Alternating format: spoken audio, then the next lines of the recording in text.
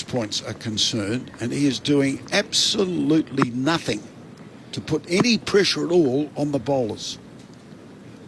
Slip in place and a kind of fifth slip as well. Hardy to Silk this time off the back foot. He punches and he can't beat the fielders on the offside. No run. Dot ball to finish the over. 3 for 120. Tasmania. Silk is 22. Jake Doran is 19. I've got to go and take a Bex. Got a headache. Sorry. Well, it's almost drinks, Kim. Can you wait till drinks or... Can you wait till drinks? Well, yes, I can. I mean, you can't go early. We've been talking about it. You can't call for the early drink when drinks is just about to come, Kim. Well, the way... You've called for gloves. But, mate... I don't know what I've called for. Look, I want you to give me one more over. Get through, because it should be drinks after this Rockacholi over. Husey. Honestly, I'd show more intent now at the age of 70. Then Murray Goodwin will step in and take control. Muzza from down south. Oh, Kimberley. Corey Rockacholi around the wicket to Doran and hits him on the pad. It's turned away off the legs towards the fielder at by and leg, and they take a run, albeit it's a leg by. So Doran gets off strike, one to the score. It's the first sundry of the innings, 3 for 121. Back over the wicket. As here the umpire. Rockacholi will be over the wicket to the right-hander. He's got a short leg, a leg slip, and a regulation slip as well. Rockacholi flights it, and Silk comes down the pitch and knocks one wide of mid-on for a single. Well, he could have been doing that 55 overs ago. A bit of footwork. It's a beautiful wicket to come down, just ease it into the gap to the left of mid-wicket. Yeah, that's positive footwork, positive that, but that's the first one we've seen this year. So Silk is 23 now. Doran's back on strike on 19. Around the wicket it goes Rockacholi again. Angling in towards Doran, trying to cut, can't beat the fielder at backward point. There's one out on the boundary at deep backwards square, not all the way to the boundary. He's almost there. He's just made some signals, the guy on the boundary, trying to execute a plan, trying to see who it is out there. Rockacholi to Doran defending on the front foot. Who's there? Aaron Hardy is just given a little, gave a few hand signals like throw it up. He'll try and sweep. He'll get hit on the pad. He threw about 15 different signals out to the players inside, closer to the pitch. Rockacholi in that headband. Bowl's full, and that is so nice. Doran is defending, and Josh Inglis likes it. Yeah. He's got that mixed hybrid accent, the Aussie-English accent that Josh Inglis has. And it's hit the middle of the bat. They're beauties. But you need a positive wicket keeper for sure. They set the standard. Rockacholi trying to make something happen. Going back is Doran, hits him on the pad and rolls towards the man at short fine leg for another leg by, and that is the over. You hear from the umpire, and drinks. So another sundry to the board. Tasmania 3 for 123. Jordan Silk is on 23. Jake Doran is on 19. As we'll pause for drinks in just a moment. Kim, I'll get you to jump out, go have your lie down, go. Well, I don't know why the drinks... Take a rest. Why the batsmen need a drink. They just parched. had it 10, they are parched. 10 minutes ago. It's been so long between drinks, as they say, for Jordan Silk and Jake Doran. The score is 3 for 123. It's 58 overs bowled in the Tasmanian innings. Silk is 23. Jake Doran is 19. WA earlier today were bowled out for 347. Cameron Gannon, the first wicket of the day to fall for 10, caught down the leg side. The last wicket to fall was Cooper Connolly on debut, his first-class match. Played here in a Sheffield Shield final. He made 90 before he was caught off the bowling of Ian Carlisle, guiding one straight to slip, with Beau Webster was waiting with the safest of hands. There's been 3 wickets to fall in the Tasmanian innings so far. Matthew Wade didn't get the greatest of starts to his farewell red ball match. He was gone for 1. LBW to Gannon in just the second over. 1 for 1 was the score. Tasmania were 1 for 17 at lunch. The other 2 wickets to fall. Charlie Wakem for 33. He holed out to Hilton Cartwright off the bowling of Corey Rockacholi.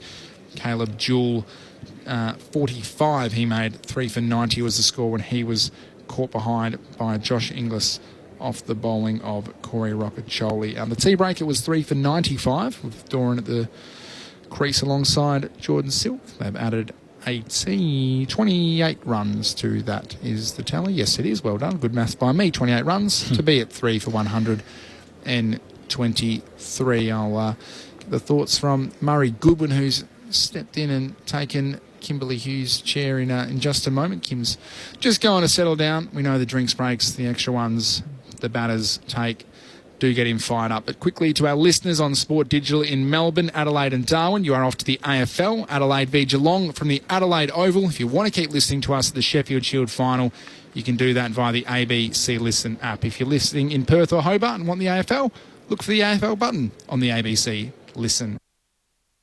Hey, want to hear something really funny? Well, of course. The Melbourne International Comedy Festival is back. Woohoo! Yes. Kicking off with the gala on the ABC tonight. You ready for a big night of comedy, yeah? Then the All-Stars Super Show next Wednesday night. Seems to be a little bit loose, a little bit crazy. A brilliant star lineup for the Melbourne International Comedy Festival. Have a great festival, everybody. Starting with the gala tonight on ABC TV and streaming on ABC iView. ABC Sport.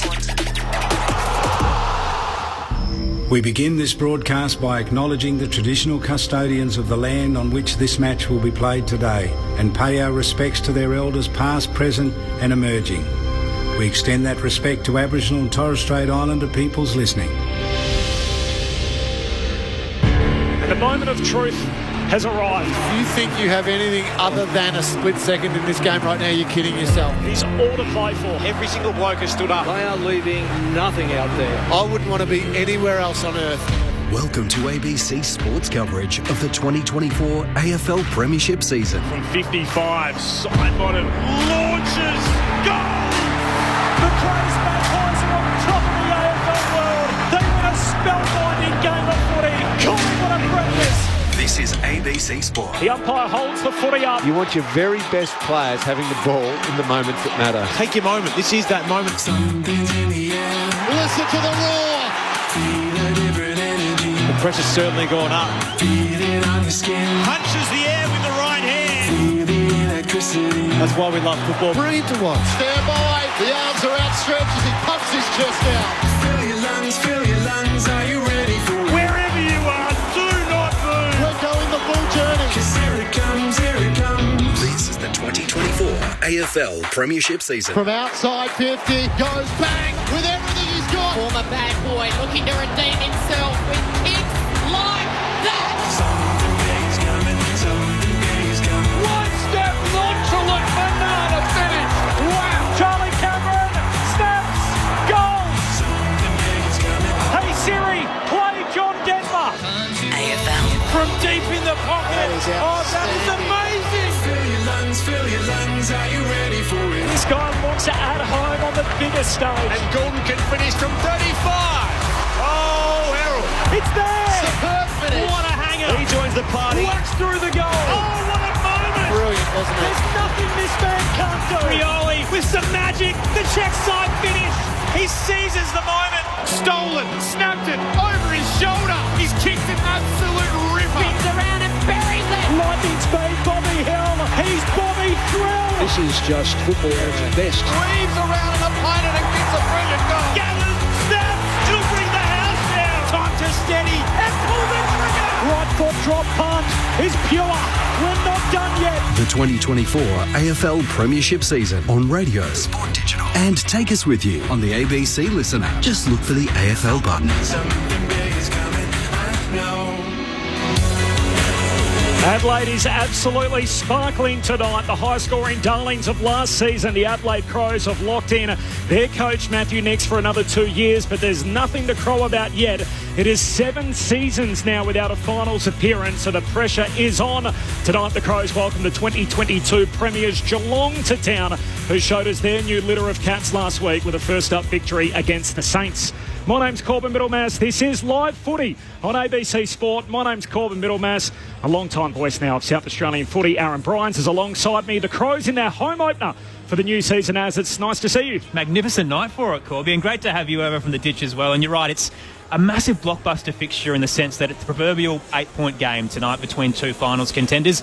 And you and I, being sandgropers, would know more than anyone that the pressure cooker of a two-team town, the uproar if Adelaide cannot get the job done tonight, at least if they're non-competitive tonight against Geelong, considering they've just signed their new coach, could be massive. And the Cats, they just continue to look in contention, a side that has only missed finals 3 of the last 20 seasons, and they've won 4 flags in the last 2 decades. It's an unbelievable run of success and list maintenance, and the cherry on top of it all, Corby, Patrick Dangerfield, Tyson Stengel playing against their old sides, which I'm sure will get the crowd up in arms across this evening. So there'll be plenty of atmosphere, plenty of emotion, and a lot riding on this contest, considering it's only round 2. Storylines are plenty. There are subplots all over the place. You mentioned Patrick Dangerfield, who of course made his name in these parts playing for the Crows, left as an All-Australian. He's now the captain of the Cats. Taylor Walker, his first outing for 2024, having missed last week in defeat. And Tom Stewart, what a story he is. At 24 years of age, he made his debut. He's now a 5-time All-Australian in the last 6 years. So many things to look out for. Death, taxes, and late changes for the Cats. You can absolutely bank on that. Tonight there are 2. So Atkins and Duncan are the 2 that come out. Atkins is listed as injured. Mitch Duncans has a pretty good built-in excuse. He's on the plane back to Melbourne to be with his pregnant wife who is about to give birth. So Mitch Duncan is out of here, and he's out of the Geelong team tonight. The 2 ends, Mitch Nevitt, who's playing just his 11th game, the 21-year-old. He's going to start as the tactical sub for Geelong. And Brandon Parfitt, their premiership sub, is in there starting 22 tonight. Meanwhile, for Adelaide, there's no late change. Ned McHenry is their sub. We have 2 very qualified men in the experts chair tonight. Over 300 AFL games between them.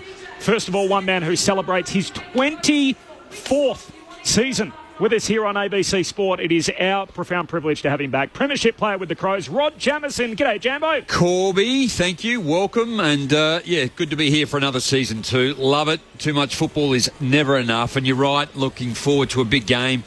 Adelaide coming off that loss last week against the Gold Coast. Probably only played 1 quarter, and that was their last, and they almost got across the line. And looked at Geelong, and they're so hard and difficult to beat down at Geelong. But when St Kilda almost pushed them to 8 points, and then to see the Saints get up last night over Collingwood, you think, hey, they're up and about. So, look, both sides tonight are pretty evenly poised.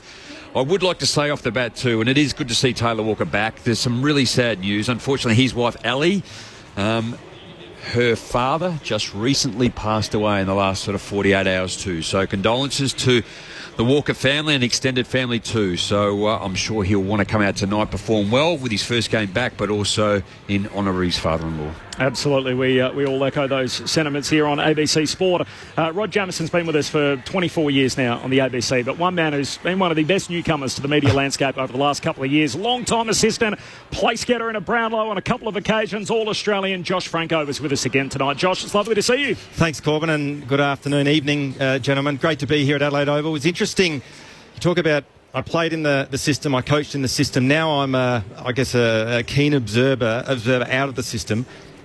I guess the narrative leading into this season in terms of Adelaide was so positive, but in the space of 24 hours, that narrative turns negative. So the pressure does build on Adelaide tonight. It's a massive game here, Friday night footy. Adelaide Oval, there's going to be a massive crowd. They need to get the win. They've just signed their coach for 2 years. They've got to get the 4 points tonight. Let's start there. So that's the big news locally of the week, is that Matthew Nicks has inked a 2-year contract extension, so it takes him through to the end of 2026 with the Adelaide Crows. Jamo, not so long ago you were a part of these discussions on the Adelaide Crows board. Take us inside what happens when a coach is re-signed and what this conversation would have looked like, not just this week, but I imagine going back a period of time. Yeah, look, it was something that we actually spoke about. I've been off the board now 12 months, and it was something that we sort of commenced way back then. And certainly he came in his first year, COVID hit, he's in his 5th year this year, and I've always chatted to Mick Malthouse and David Park and to our ABC colleagues and just go, like, how long does a new coach need? You know, once you get your own people in, not only your coaches who you implicitly trust, but you've got to build your list because you ultimately inherit something that you may not want and you may want to build on it, and you've got to fill some holes, and players are exiting either through age and or injury or exit the club because they get traded out and you get new talent in. So, look, he's into his 5th season now. And I'm super comfortable that they have reappointed him for all those reasons too, that he's really crafted his team. He's a well-connected coach, and you can see the growth. And I guess outside the first couple of years, where through that COVID period where it did challenge the club and also challenge him, he's managed to get him on the right trajectory. And even last year, it could have, but there's so many games that they lost under, 2 goals in the end. I think it was 6 or 7 games that could have got them into the top 4. I was quite bullish last year, but I'm certainly bullish this year about them making the top 8. Historically, Jamo, the Adelaide Crows crave success. They don't accept mediocrity. We've never really seen a coach go more than 2 seasons without playing finals before getting ousted. Matthew Nicks is the first ever to do that, and it feels like a new era at the Adelaide Crows after Andrew Fagan's departure. It's all about culture now and getting that synchronicity between the playing group and the coaching staff. Do you actually like this current approach of backing in Matthew Nicks for 6-7 years over that ruthless nature of chasing success? Well, I think there's a history, Aaron, that when teams or clubs try and do that, it just doesn't work, because you need a coach to come in and ultimately wants to play a style or implement a style. And the only one that I feel, and I'll be open for the discussion, is Ross Lyon. I've just always amazed me wherever Ross goes, he can almost manipulate or change the style within a short period of time. And everyone talks about that they play a Ross Lyon style of football. So I think in terms of, you'd probably go, okay, we have our current coach. If we talk Adelaide, we have Matthew Nicks.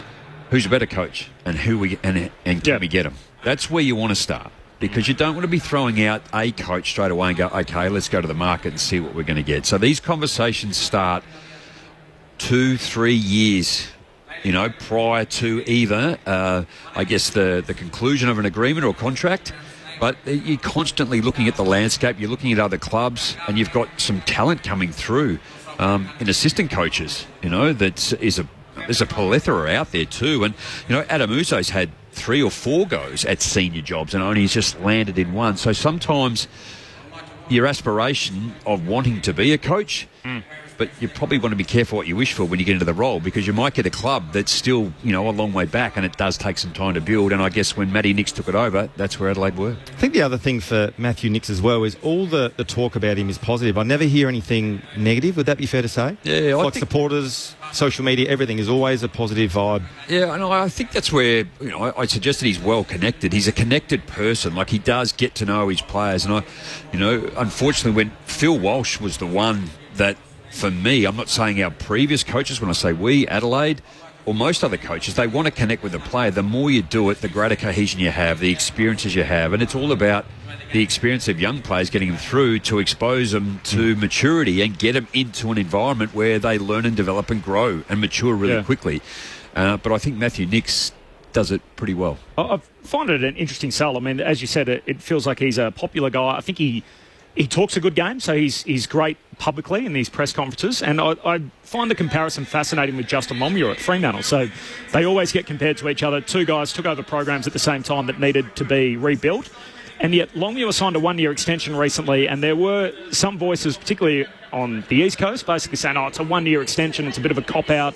Yeah, he's got till the end of next year now, but are they really showing their long-term commitment to him? And Longmuir was 2 games above 500, so won 2 more games than he's on his record than he's lost.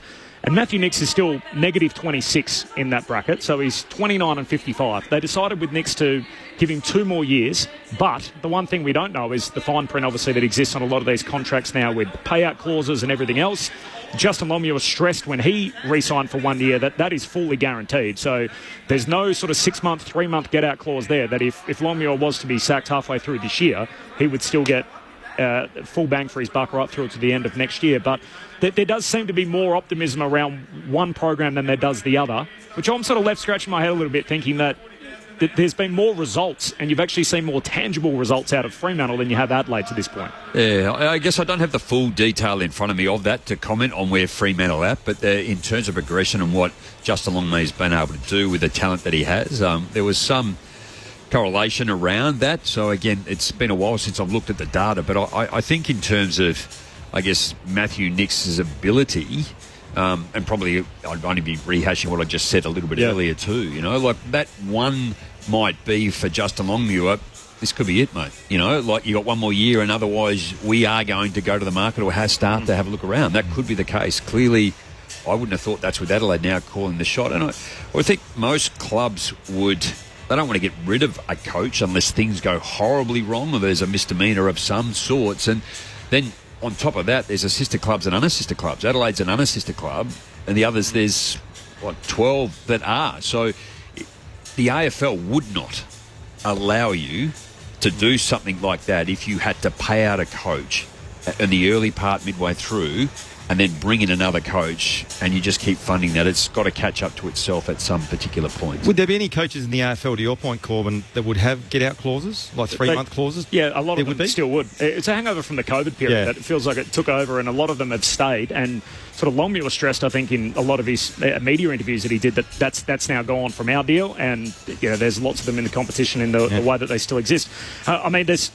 I like it in the sense that it's a bold move, because you think if this doesn't start well for Adelaide, you can have a contract through for the next 12 years. It's still going to be pretty hot for Adelaide. But the time's now. This is their 7th year since they last played finals, and they're getting a little impatient. Well, I agree with you, Corby, too. And I don't not say to the Adelaide supporter base and members and people that follow their club, be passionate and be bullish with your club. Doesn't matter who you barrack for.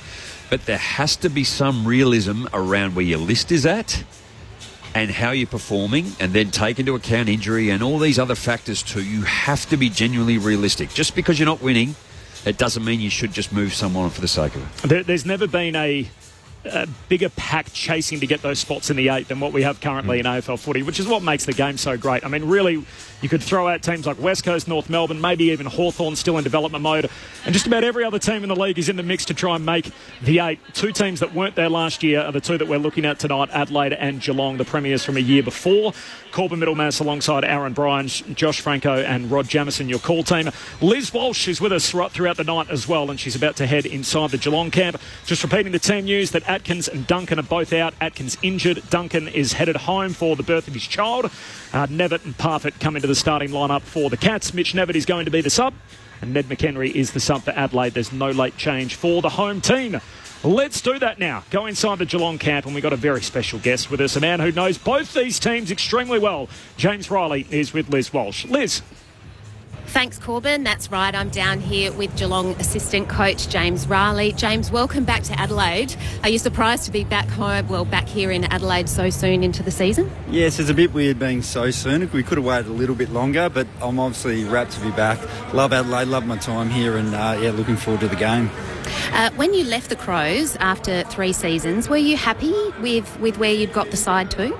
I think so. From where we were, I came in 2021. We're a very young side. I think you can't understate how young we were. And then to build each year on, and then last year to be very unlucky not to make finals. And the way we played, we're probably pretty proud of. And I'm wrapped where the club's at the moment. And now, obviously, over in Geelong, I know Chris Scott said during the week that, he wasn't going to pick your brain too much for intel on Adelaide, but have you been able to provide any intel on the club tonight? A little bit. I know their forward line pretty well, and they're pretty strong, and I like how they want to move the ball at times. But, not too much. I think the way we played against St Kilda is probably how we want to play again here today. So, to be honest, there's been a few individuals come up to me and ask a few things, but we're focused on playing our way. You come into tonight's game after you just mentioned a win over St Kilda, a thriller, 8 points. What are the key learnings you're going to be taking out of that match into tonight? Probably just the way we defended the ground. The ground at GMHBA Stadium is pretty similar to here. It's quite a skinny ground, quite a long ground, so we want to play a pretty similar way. We had 63 entries. We'd be rapt to have another 60-odd entries, so if we can get the ball forward and press the game, it'd be great. And Patrick Dangerfield last week was your top possession getter. He had 25 touches, 8 clearances. What sort of a standard is he setting for your side so early in the season? Yeah, he's just had an amazing pre-season. I think he's best for a fair few years, so he looks a lot younger than what his age is, and he's going really well through the midfield and getting the ball forward. He also pinches us forward and hopefully can kick some goals like he did late in the game. Ollie Dempsey earned himself a Rising Star nomination out of that game too. Kicked 3 goals, 9 score involvements. That's not bad for 8 games with Geelong. Ollie was asked midweek about his pre-season and he mentioned you specifically as really helping him. Can you give us some insight into his game? Oh, look, it's really, I've just got him when he was ready, to be honest. He was being developed really well. He's obviously got that basketball background. He was a late rookie pick, but he's just ready to go. He had an amazing pre-season. His pre-season games against Carlton and Essendon, he was probably one of our best players as well. So, he's an exciting talent and we need those guys to step up for sure. A bit of inaccuracy plagued you last week. You kicked 16 behinds. You're the forwards coach. I got that right. Has that been a specific topic for discussion? Not really, but yeah, they're playing me a little bit at Adelaide, so maybe it is me. I don't know. But we kicked a lot out of bounds on the full. But look, that's probably a little bit of credit to Skilled as well. Their pressure, and you saw that last night. They were actually a very good team, very good defensive team, and they put a lot of pressure on us. So, but yeah, hopefully we can execute a little bit better in front of goal. The Cats haven't actually played the Crows here at Adelaide Oval since round 1 2021, and as you well know, particularly from last season, the Crows are pretty formidable when playing here at home. What's the key to beating Adelaide on its home deck? Yeah, I think it's still around the footy. You saw when Adelaide are good around the ball and they're getting it forward to their forwards one-on-one, they're very dangerous. So it's that ability to stop that around the ball and also the momentum going forward. So that'll be the things we'll be looking at. And the Crows are obviously still searching for their first win of the year. They lost last week to Gold Coast. Their efficiency inside 50 was actually below 30%. Now, obviously, conditions were tricky and they are absolutely glorious here tonight. So that'll be different. But is that something you're looking to exploit out of the Crows game? Oh, not exploit, but we want to try and stop it because we know how efficient they are up forward. They're very talented. And I said if they get some good looks inside forward 50, they're very hard to stop. So obviously we like all teams, want to get back and help our defence, and we'll have to do that today. And just quickly before I let you go, 150 games tonight for Tom Stewart. Can you put into words just what the milestone means and what he means to the Cats? He's just a great pickup for the club. He's our vice captain. Just so impressive and how he plays in contests and aggressive at pressing at the ball, intercepting. He's got it all. He's 5-time All-Australian in 150 games. And then also the work he does off the field with a lot of the young players. We're very lucky that he's at our club. Thanks very much, James, and good luck tonight. Thank you very much. Cheers. Thanks to James Riley downstairs with Liz Walsh, the assistant coach with the Geelong Football Club. Spent 3 years with the Crows, and you can feel the atmosphere lifting in the background of that interview, and that's because the Adelaide Crows are getting ready to roll and walk out onto their home patch for the first time in 2024, led out by Jordan Dawson. Here come the Adelaide Crows.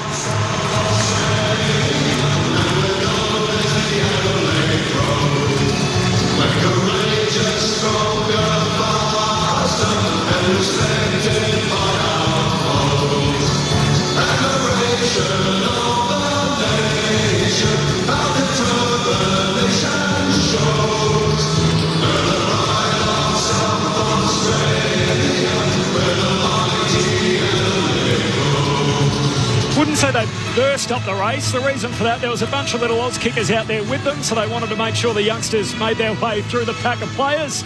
And now Jordan Dawson burst through the banner along with 22 of his mates. Ned McHenry is the sub for Adelaide tonight. They made 3 changes at selection.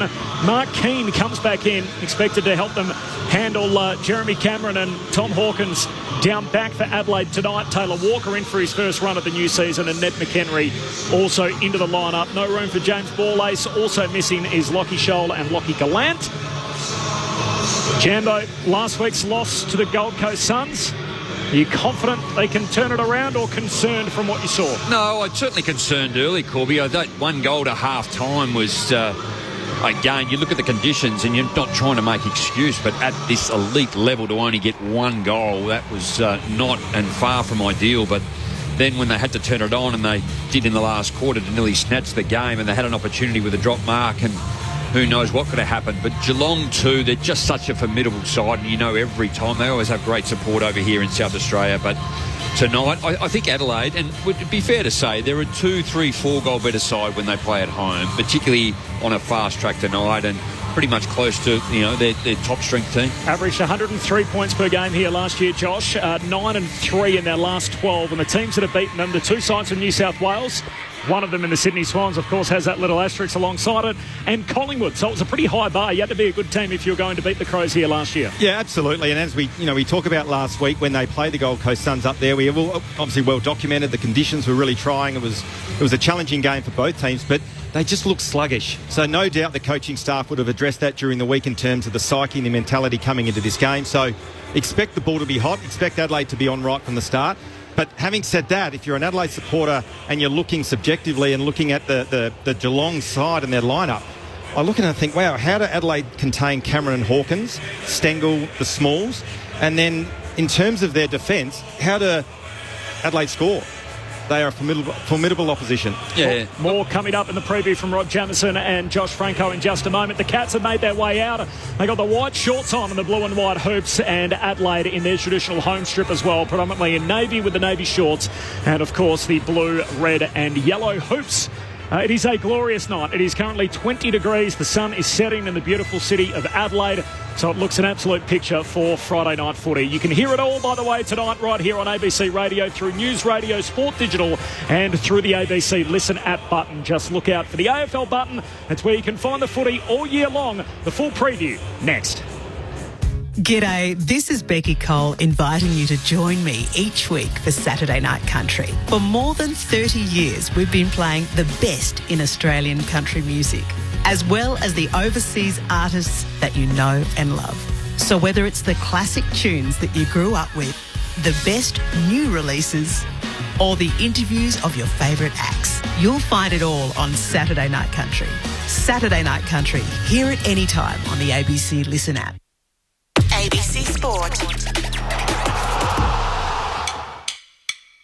Welcome to ABC Sports coverage of the 2024 AFL Premiership season. Footy's biggest weekly stage, Friday night footy. Footy's back now. Oh, footy's back, baby. Pulls the trigger on goal and goes bang. 'Cause here it comes, here it comes. AFL. This is ABC Sports coverage of the AFL. On ABC Radio. ABC Sport Digital. And on the ABC Listen app. Something big is coming, I know.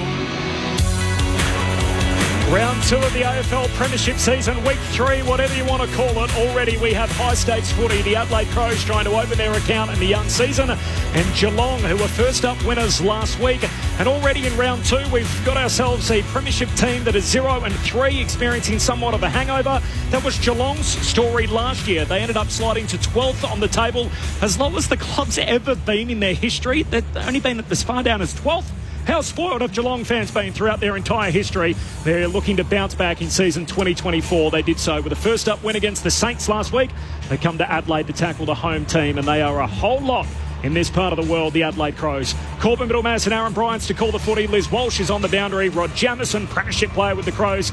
And Josh Franco, a man who's been a place-getter on multiple occasions in the Brownlow Medal, All-Australian and former AFL assistant, with you right throughout the night. Live footy here on ABC Sport. There are a couple of late changes. So Tom Atkins is out. He played every game last year. He's been listed as injured, so a late out for the Cats. Mitch Duncan has flown home to Melbourne to be with his pregnant wife, so he too is out. A couple of big names missing for the Cats. Mitch Nevitt is going to start as the sub, and Brandon Parfitt comes into the starting 22. Meanwhile, for Adelaide, they have no change. No late change, at least. Ned McHenry is the sub. They made 3 changes at selection back on Thursday night, and welcome back Taylor Walker.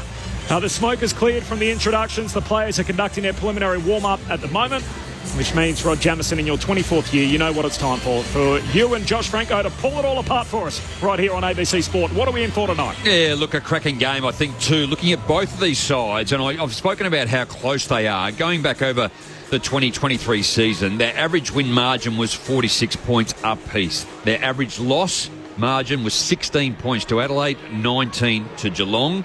The average score against, 82 Adelaide, score against 81 points. So, they've both got a great defence when they need to. They can intercept and they can run and carry the football. Adelaide was probably the quickest team in terms of being able to go from one to the other in terms of their ball movement.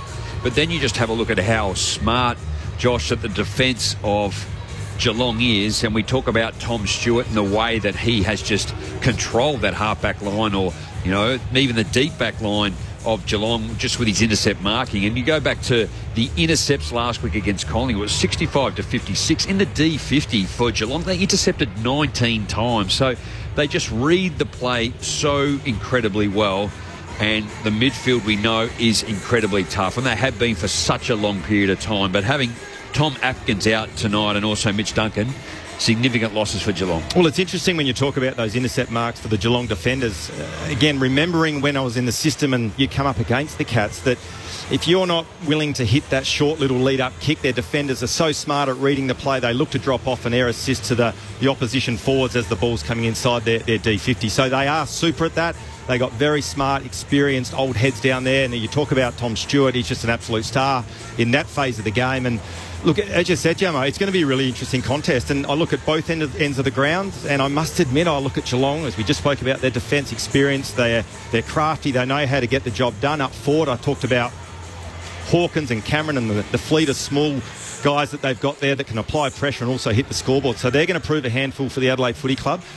One area I do like for the Crows is the midfield battle, though. Obviously, with Rory O'Brien, they've got Dawson, they've got Laird, they've got Crouch. I think they hold the upper hand in that phase of the game as well. So it'll be interesting if they can get enough supply inside 50 of the Crows.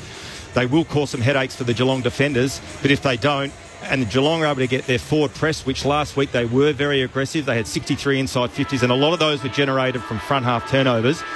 Again, it's going to be really difficult for Adelaide to move the footy. Riley O'Brien's the workhorse in the middle of the ground for Adelaide in the ruck. Reece Stanley didn't, probably Rowan Marshall last week got the better of him too. When you have a look at the 36 to 25 hitouts to advantage, 12 to Marshall, only 6 to Stanley. We know he's got a big motor, so does Blitzad, so they'll get around the ground and maybe take him to task. So you'd think that Riley O'Brien's probably going to be a bit more formidable and setting up behind the play. Both clubs, is their highest scoring quarter is the first for both these clubs. They get out 90 goals, 91 respectively, and then you have a look at the opposition too. The second quarter last year is where Adelaide fell away. The third quarter for Geelong is where they fell away. But the significant difference too is Adelaide. They come home in a power in the last quarter. They fly home, and that's where they get the majority of their goals too. So the ebbs and flow, the control in the game to manage when you don't have it.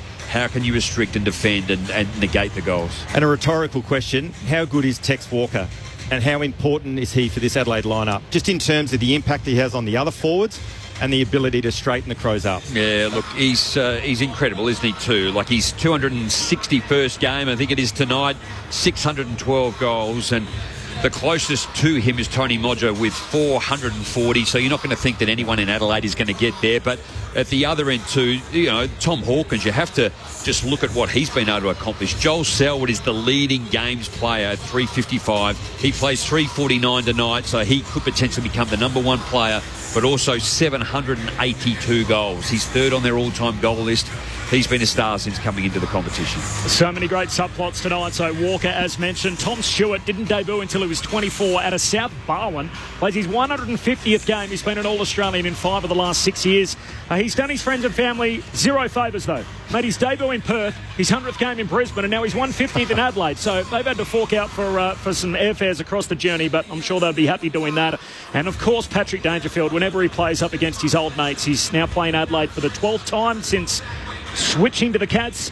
7-4 record, averages 28 disposals a game, but the last time they met, he was subbed out with a left hamstring injury. Some of the fallout, by the way, from last night's Thursday night opener to round 2.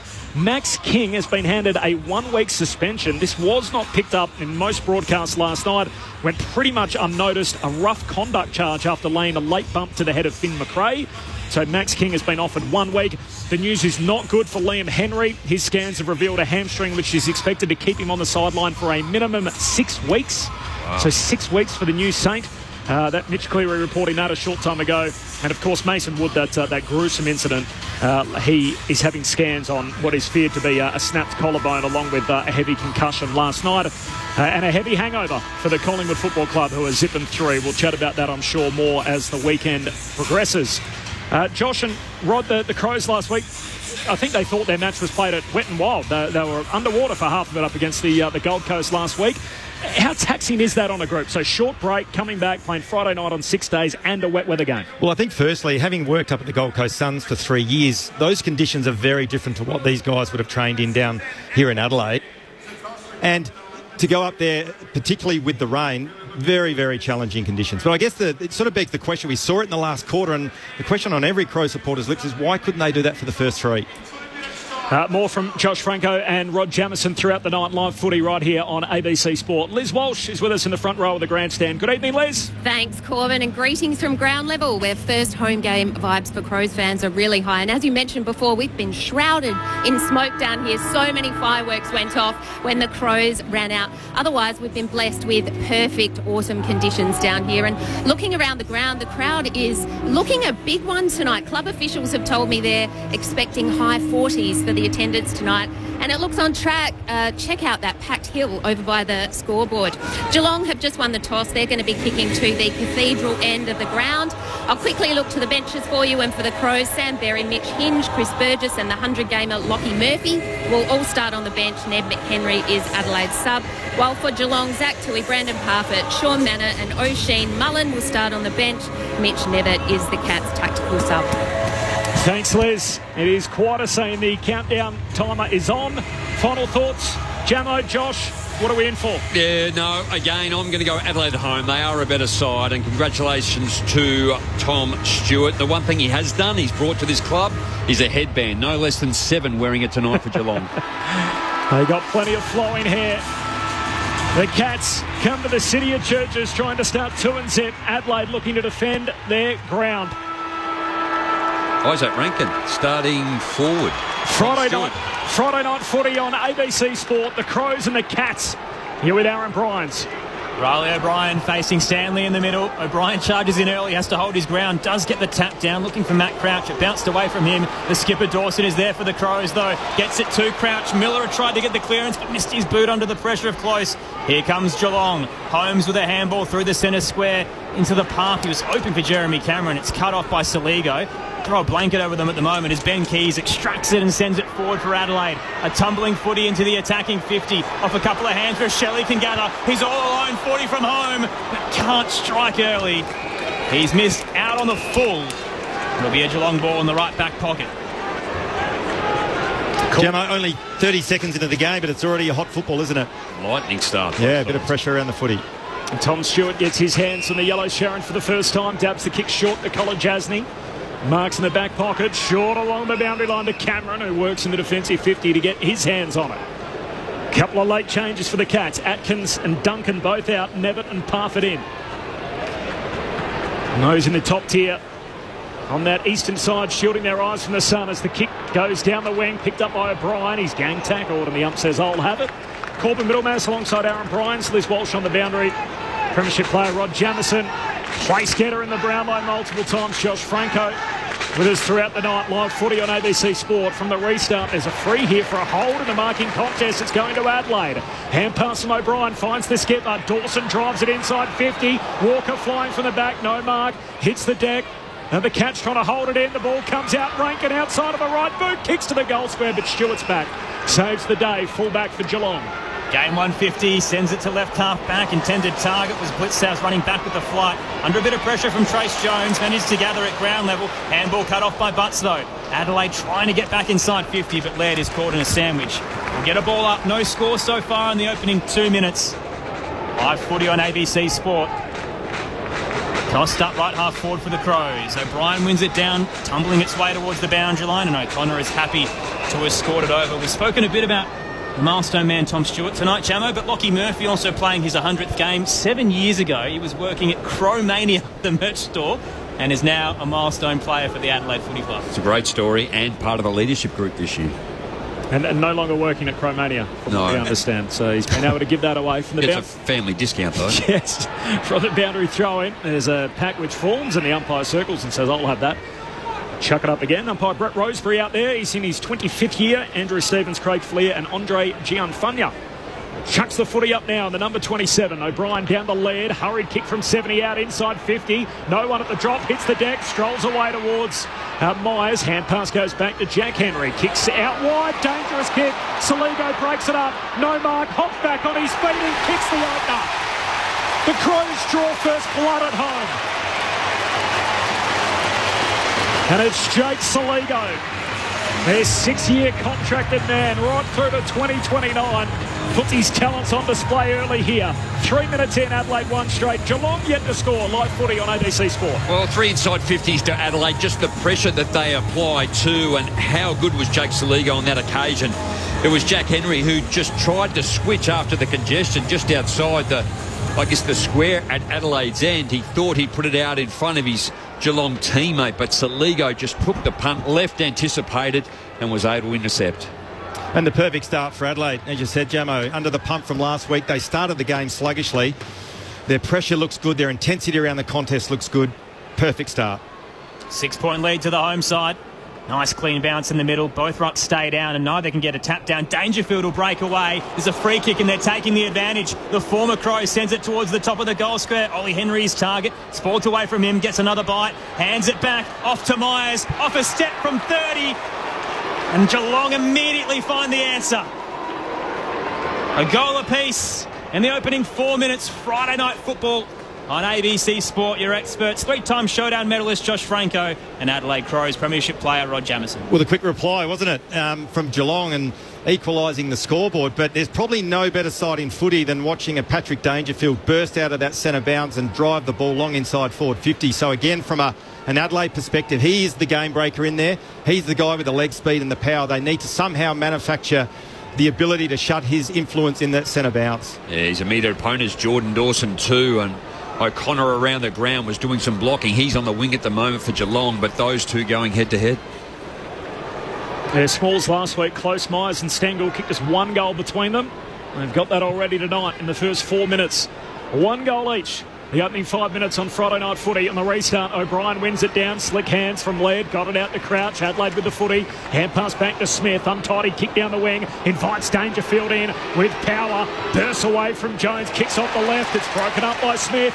Keeps it alive. Hand pass back in the field of play. Jones sockers it into the front half. Ball trickles out of play on the western side. We'll have a boundary throw in. Adelaide fans a bit unforgiving. Still booing Patrick Dangerfield. Yeah. 168 games on. Yeah, I think they'd get over it, wouldn't you? 153 for Adelaide before he left. I'm still struggling to get over it. Best and fairest and showdown medal winner as well, but some just cannot forgive. Toss back into play. Contribution, wonderful. Stanley wins it down from behind O'Brien. Dangerfield was his target, bounced off him. Berry trying to barge his way through. Blitzarves can't get away.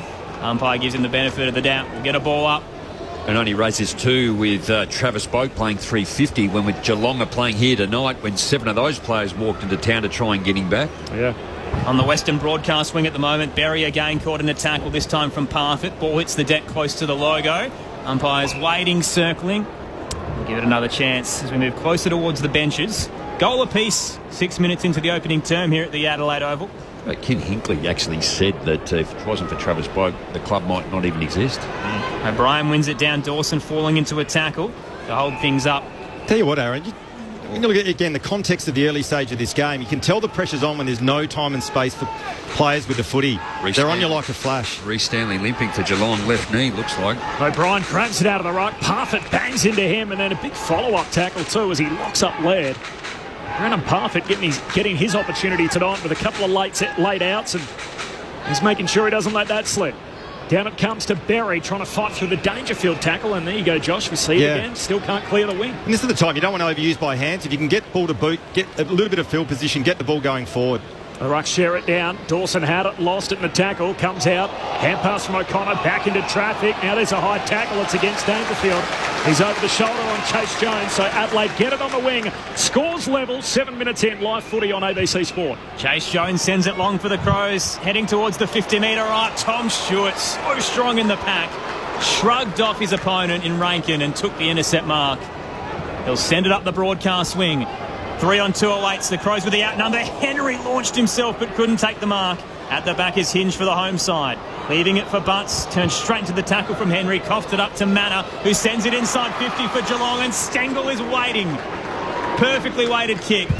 35 out from home, slight angle to the left. And again, just highlights that quick kick forward, puts the defenders under the pump. It doesn't allow opposition defenders to come across an air assist. And as you said, Aaron, Stengel was terrific one-on-one. Terrific mark. Now needs to go back and convert. Just the pressure at the moment Geelong are applying. It's 19 disposals to 15. 15 at Geelong, but Adelaide going at 42%. Geelong at 73. So that's the difference in the early stages of this first quarter.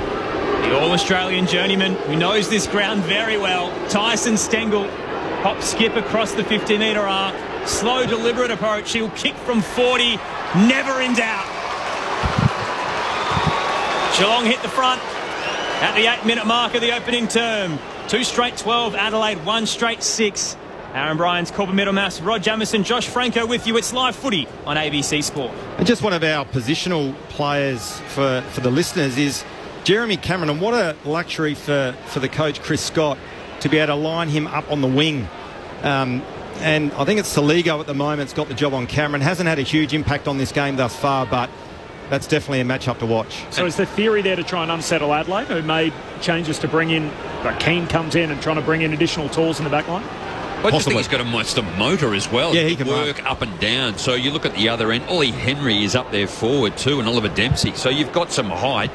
Plus you've got Hawkins deep in the square now, so you're just trying to stretch the team. Saligo standing on that eastern wing against Cameron at the moment. Hurried kick out of the middle from Laird. Bounces out towards the broadcast wing. Tui collects, does a U-turn and then sends the kick down to half forward.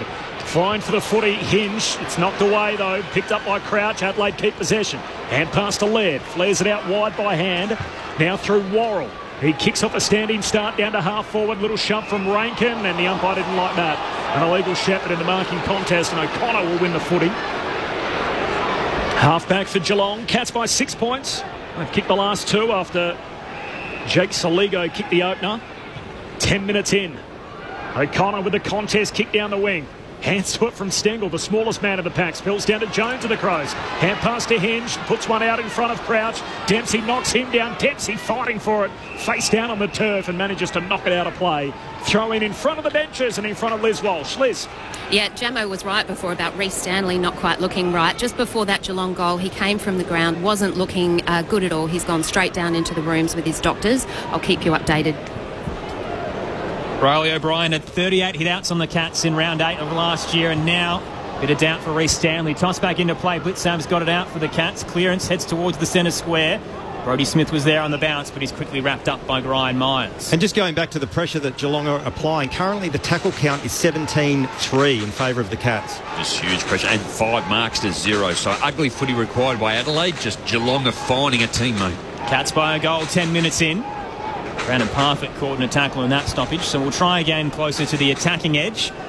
More the northern half, the left of your radio dial, where Geelong is kicking at the moment. Blitzarms wins it down. Head over the footy is Jai Clark. You'll see plenty of midfield minutes tonight in the absence of Mitch Duncan and Tom Atkins, but he's wrapped up in a quick tackle. That's where you need a third man up rule to come back in. Clear the congestion. Get it out. Let's see if third time is the charm. Blitzavs gets it out to Manor. Fendoff was high as he tried to break away. Slap Chase Jones right in the face, and the free kick will go Adelaide's way at the defensive edge of the square. I used to work with Chris Matsopoulos, who is a footballer for Perth in the WAFL for won a premiership and everything else. He used to always run with a theory that the third ball up, there was always a free kick. That was just the umpire's time to clear the congestion, and then we see one on that occasion as Jones kicks to a contest on the wing, spills down towards Parfitt of the Cats. He's tackled, caught holding the wall. Crows are away. They work it down to half forward. Murphy's got it. 70 out. Kicks deep. Walker leaps up. Hands to it. No mark. Jack Henry on the deck. Tries to usher it out, but straight to Rankin. Trying to kick it over his head, and the circus trick doesn't come off here. He misses everything. One bounce out of play. Got a bad result in the end. They'll get a boundary throw in next to the behind post. I submit you'd probably let him get away with that, but as a coach, kicking one over your head. Yep. Not so sure about that. There's not too many that would try and get away with it as well. Yeah. Geelong by a goal early doors, 12 minutes in from the boundary throw-in. Blitzarves and Walker fighting for it in the ruck. Falls down to Mullen. Spun around in the tackle. Hand pass close to the boundary line. Almost a dribble of the basketball from Isaac Rankin. He runs out of space, and we'll have a boundary throw-in again. Still right forward pocket for the Crows. They're kicking to the river end of the ground. So if you're familiar with Adelaide Oval, the Cats to the Cathedral end where the hill and the scoreboard and the open end is. Rankin is so dangerous, electrifying speed. He's lurking on the outside here. Blitzarms won it down for the Cats. Tui gets the exit out of defensive 50. Bounce off the chest of Dempsey. Hinge keeps it in play for Adelaide. Flirting with the boundary line. His underground handball to Miller just rolls over. It'll be tossed back into play right half forward for the Crows, trailing by 6 points. 13 minutes in. Burgess now into the ruck. The former Sun easily dispatched by Blitzarms, who tumbles a kick forward to Grind Myers. Shrugged off the Hinge tackle, but his handball was poor. Coughed it up to the Crows through Matt Crouch. He can't control it under some pressure from Parfitt. Ball up to come. True centre wing broadcast side. Liz Walsh downstairs. Yeah, Reece Stanley's come back on the ground. He's doing a few run-throughs on the boundary. It looked like his knee was giving him some trouble, but he does look right to go. Free kick. Spotted a tug of the jumper in the ruck contest against Burgess. It's going to Blitzarms. Right on the logo, broadcast wing. He kicks Geelong to centre half forward. Cameron the target. He's edged out of the way. Worrell the double fister into open space. Eastern wing. De Koning there for the Cats. Hand pass away towards Zach Guthrie. Steps around a would-be tackler. Now hurried kick inside the forward pocket. Miller arriving. Pumps it away. Close to the boundary line. And in the end, it's paddled out of play by Manor. And we'll have a boundary throw in 30 out from the Geelong goal. Jamo, real danger period here for Adelaide with Chris Burgess in the ruck. Not a recognised ruckman. He's already given away one free kick and lost another couple of the ruck contest. They just need to stem the flow here. You can see Geelong, they're mid, growing in confidence with him in the ruck at the moment. Hawkins doing the ruck, and we've got Reece Stanley back on. And again, the bodywork by the Geelong ruckman, stand-in ruckman by Tom Hawkins, got rid of Burgess. Adelaide do get the clearance, but it's cut off quickly by De Koning. Wants to switch it into the attacking 50. Kick straight to Burgess in the hole. Poor entry. And now Adelaide hope to rebound. Again, another poor disposal. Burgess was targeting Murphy, too shallow. Cut off by the Cats. Tui darts it in. Cue the Benny Hill music. A bouncing ball that rose over the boundary line. Messy football right now under lights here on Friday Night Football. And I'll clarify that by saying that's not a knock on Chris Burgess. It just is what it is. He's just undersized against Hawkins and the big fellas in Geelong. Josh Franco on ABC Sport from the boundary throw-in. Hawkins grabs it out of the ruck for Geelong. Hand pass out of the 50 to Holmes. Shares it with Parfitt. Lays it up to the top of the goal square. Hands on it. No mark there from Keane. Knocked away by Hinge close to the boundary line. Crouch keeps it alive for Adelaide. Hand pass to Rochelle. Kicks off the back flank. Looks for O'Brien. He's caught at the back. Crashes into Mullen. Up says play on. Mullen still fighting for it. Clever hand pass along the ground from Rankin. Gets the Crows out of trouble. O'Brien goes back by hand to Crouch. Fend off to Clark. Short kicks. Good one to Miller. And the home fans love that. Adelaide with the footy at half-back. Geelong by 6 points. Halfway through the opening term. Live footy on ABC Sport. Played a lot of SNFL footy, Matt Crouch. Worked his way back into the side and has been outstanding since. Across half-back go the Crows. Miller to Keane, then Butts.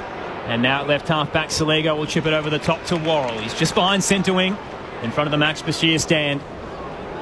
Sides do this so much better, Corby. You touched on it earlier. Just that short 45, Josh, as well. Just manoeuvring their way through the Geelong defence and midfield. It's Ben Keys, closer to the boundary line. The sun well and truly set here in Adelaide, now under lights.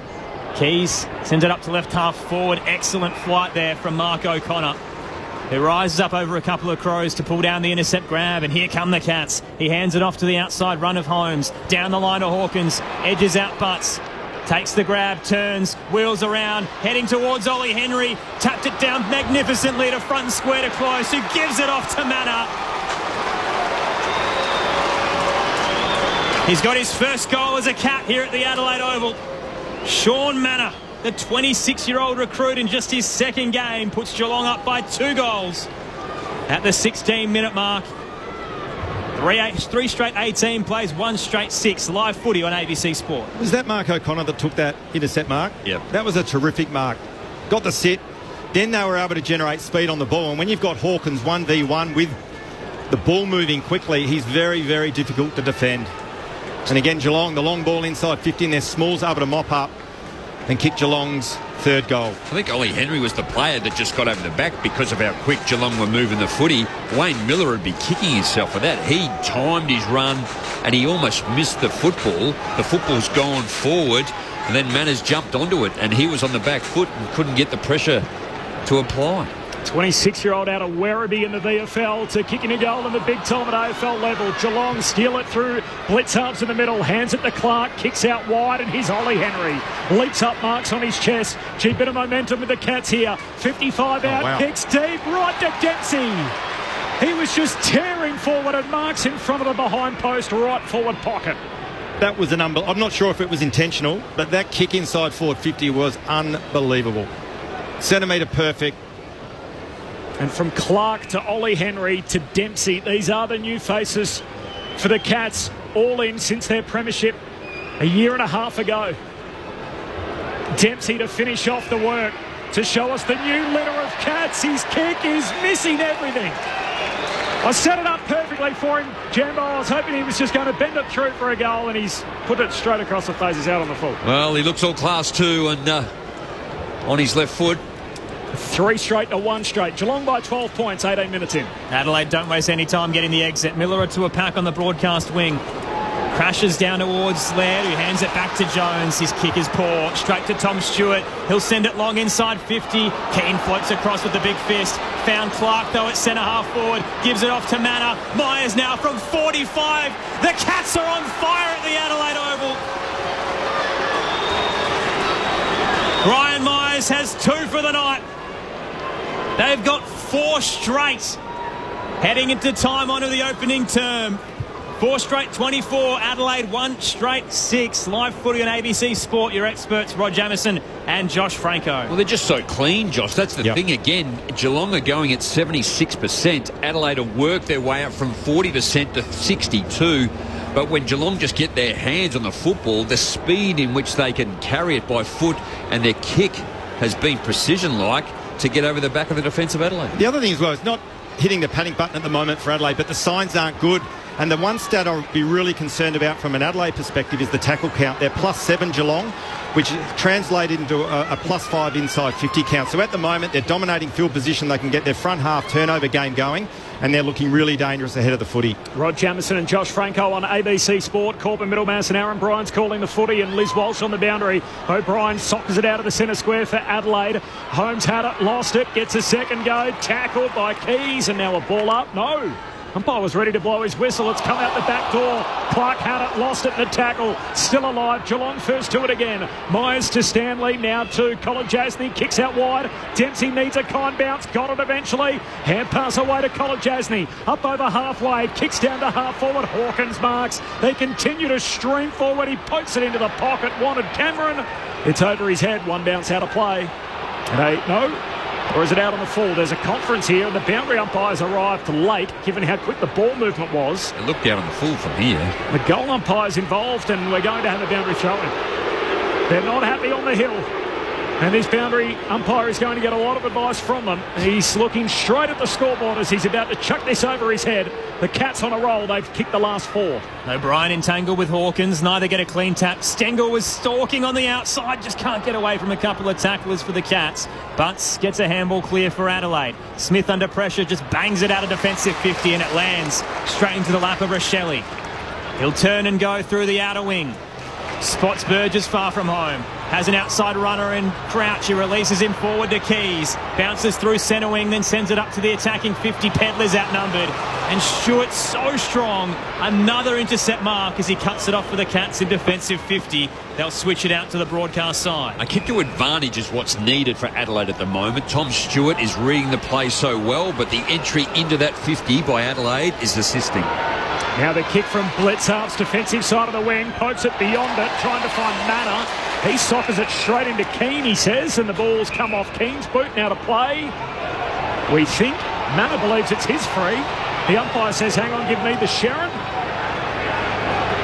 And after the boundary umpire called it out on the full, now I don't think he's so sure as to whose boot it came off. It definitely came off Josh, the Adelaide player's boot in Mark Keane. Yeah, absolutely off Miller's boot. Oh. So the Adelaide fans aren't happy, and yet they should consider this a win. Yeah, it's actually Manners kicked it into Keane's boot, and then he went out on the full. So this is a boundary throw-in on the wing, and that's a good result for Adelaide. The Cats lead the game by 18 points, 4 straight to 1 straight from the boundary throwing. Now Manor gets a chance to drive it inside 50. Kicks to the top of the goal square. Worrell a hand on it, no mark. Dempsey grabs it, he's tackled. Says play on. No whistle. Still live on the behind line. Cameron tries to handle it back into play. The goal umpire says, I think that was across the line. I think we're going to the arc for the first time tonight.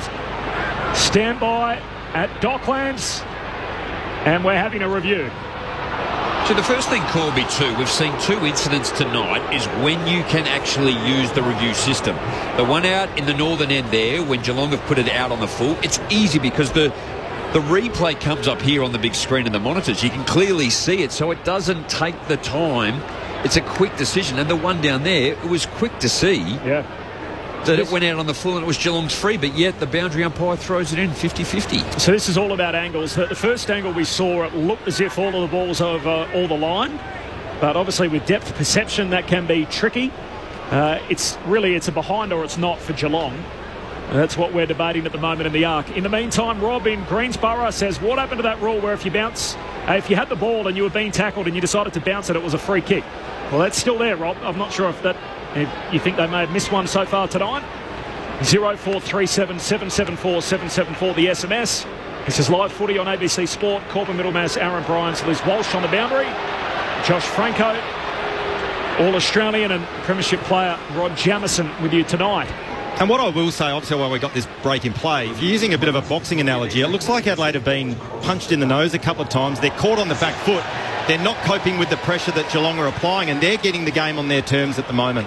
I'm not sure this is just a Bronx cheer now for how long the review took, but now the Adelaide fans are cheering them behind, which the good result there for them would have been the ball's still in the field of play. They've conceded the score and they're cheering that. Regardless, Geelong have one more point. They lead by 19 now, time on in the opening term. Exit to a pack on the broadcast wing. Blitzars gets the fist, front and square was Laird for the Crows. Hiddle chain comes from Crouch through O'Brien, then Michelli up to the centre circle to Walker. Booming kick inside 50 and Burgess had burst back. He can play on, turn a goal from 25 and kick his first goal as a Crow and his first in 2 years.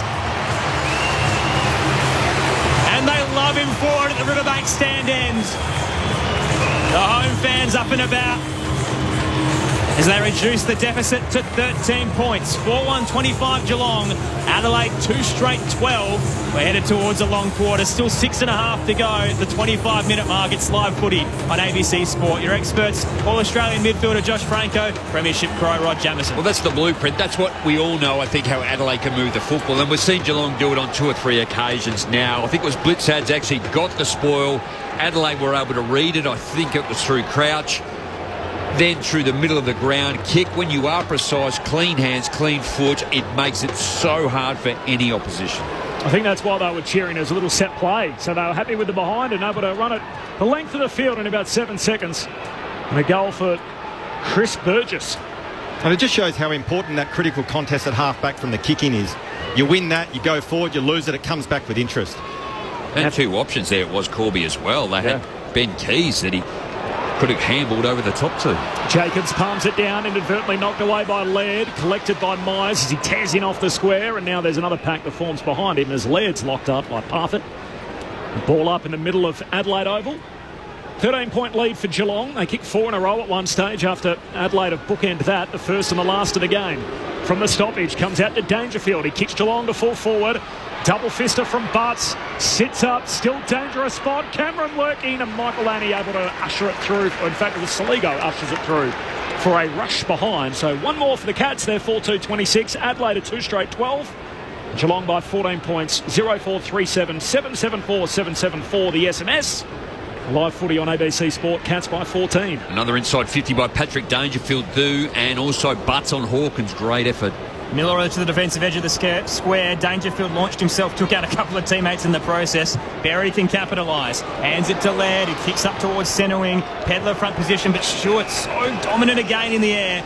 Gets a fist to it over the boundary line. He's had 4 intercepts already in this opening term. The 150 gamer for the Cats. They're currently up by 14 points. Well, what he does so well, Aaron, as well, he tries to get a smaller forward or a forward that's not as tall or as big, so it allows him to go that third man up and be dominant aerial. O'Brien won it down for the Crows to Berry, then Jones. He's wrapped up by Manor, who's been everywhere so far in this opening term. 6 touches and a goal in his second game. Will get a ball up in the centre square. O'Brien grabs it out of the ruck for Adelaide. Quick kick forward, dumps it straight to Stewart. Wanted to claim the mark. Umpire says keep rolling. Hand pass away towards Dangerfield. Ugly kick inside 50 off balance. Over the top of it, the Crows able to get it out through Keane. He hands it to Miller. He's getting a free here. It's coming back to Keane. No, it's going against him. I think he's called incorrect disposal. Right. Flicked it up. So threw it out to the umpire off his... Bit of Gaelic football style. Yeah, off his backside. So Close is going to get it. He kicks it all the way to the goal line, and in the end, a millimetre short from going through. And for the second time in a matter of minutes, Saligo's there to save the day. Knocks it through for a rush behind. 4-3 to 2 straight. Geelong by 15 points now. 27.5 goal opening term. Yuck. Poor exit from Mitch Hinge. Went up towards left half back, but over the boundary line and out on the full. It's hard enough exiting your D50 without handing it to Geelong on a silver platter with an out and a full kick. Jack Henry can send it right back where it came from. 2-on-2. Hawkins the meat in the sandwich. And knocked away from him over the boundary line in front of the scoreboard. You mentioned Gaelic football there, Jamo. We've got 4 Irishmen playing tonight, all from different counties. I'm sure we'll touch on it across the broadcast, but Geelong have 3 of them. Just a testament to their recruiting. They only have 1 first-round pick that they actually drafted out there tonight, the Cats. Toss back into play. O'Brien wins it down as Hawkins lost his footing. Spilled towards O'Connor, though, for the Cats. Here's Manor with the sidestep, check side entry for Geelong. Spoilt away from close, so Brian's now caught by 3 tacklers. Lost control of the footy, umpire whistle stays away. And ball's now held up closer towards the scoreboard, and this time we'll get a ball up. 30 out from home, right forward pocket for Geelong. They're up by 15. Hawkins doing the ruck work, lending a hand though. Smith coming through, dumps a kick out to half-back. Michael Annie, hand pass to Miller, runs into Stewart, just got a hand pass away. Great work attacking it at pace. Saligo bounces off the would-be tackler, kicks down the wing for Adelaide. Forced to spoil. Burgess from the back, lands in the lap of Mullen. Middle of Adelaide Oval, kicks out wide in the broadcast wing, bouncing footy close to the long sleeves. Collects, hand pass goes back to Blitzarves, off the left for Geelong. Kicks down looking for Myers, no mark. Hits the deck, Hinge, hand pass inside to Dawson. He shares it by hand with Laird, and now off to Smith, kicks across the half-back line. Miller able to kick the Crows out to the wing. Had to hit Keys perfectly between 3 Cats. Landed in his lap, forward of centre wing.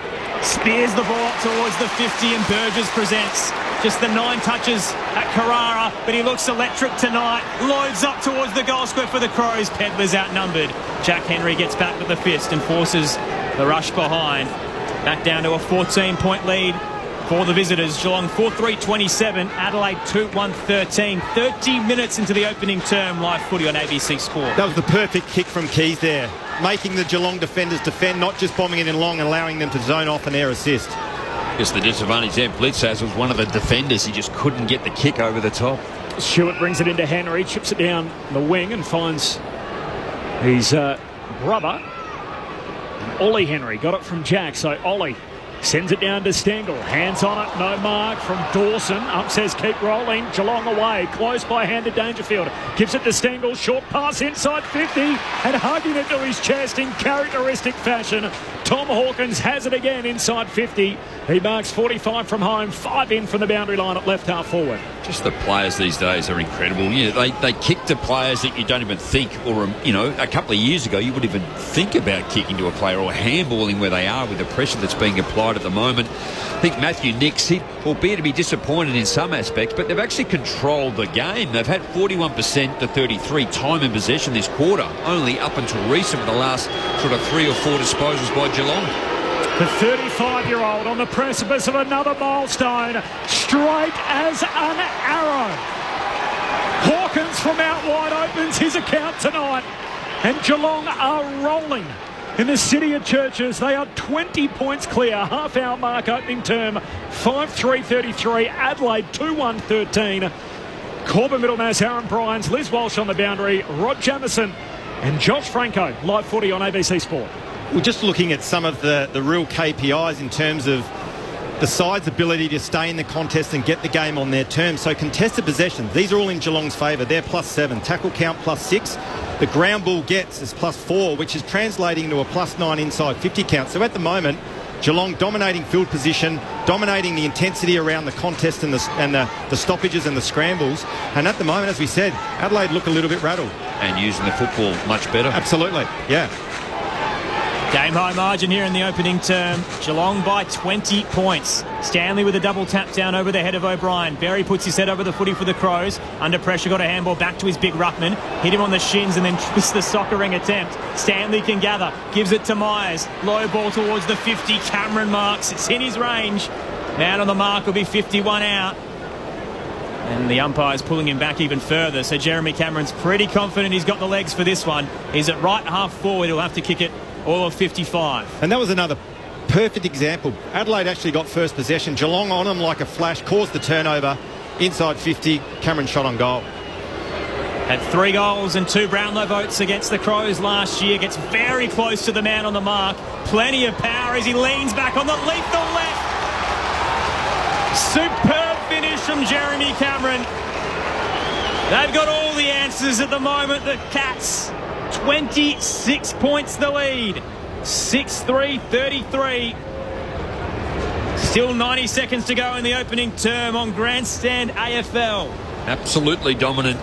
18-8 inside 50s. And the 6 goals straight every time pretty much they've gone in. Yeah. The other 3 are rush behinds too. The pressure that Adelaide have really forced it back. So first class, first quarter by the Cats. And I guess they're a side as well where you hear the narrative that they're too old, they're too slow, they're this, they're that. At the moment, every year, don't they? Yeah, you hear that, but they just manage to find a way. And they're obviously, as we said, dominating this contest currently. And it's Adelaide have got their work cut out to get back in it. Just height, speed, tall, smalls. Crooked bounce up, says keep going. Middle of the ground. O'Connor gets a hand pass along the ground, still inside the centre square. Crouch, first one there to pick it up clean for Adelaide. Hand pass out in front of Dawson. A rare midfield win for the Crows. Links up here with Berry, kicks inside the attacking arc. Walker the target. Fist comes in from DeConing. Footy comes back to Walker. Got a hand pass from Fogarty. Gives it back to Fogarty. Hand pass away from Berry into the pocket. Berry might be able to chase his own footy. Zach Guthrie's there first. Knocked into the behind post, and now there's some confusion as to whether the ball hit the post or not. I think I know what's coming next. He tried to just run it through the behind so they could maintain possession as opposed to the boundary throw in deep in Adelaide's 50. Here we go, off to the video. And this is what I love too. They're a smart team. They do think their way through the situations that they play in.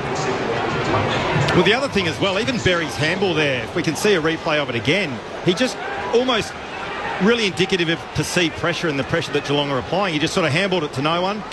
That's a good one. Very quick review. We saw the ball clearly hit the behind post. Umpire says that means it's a boundary throw-in.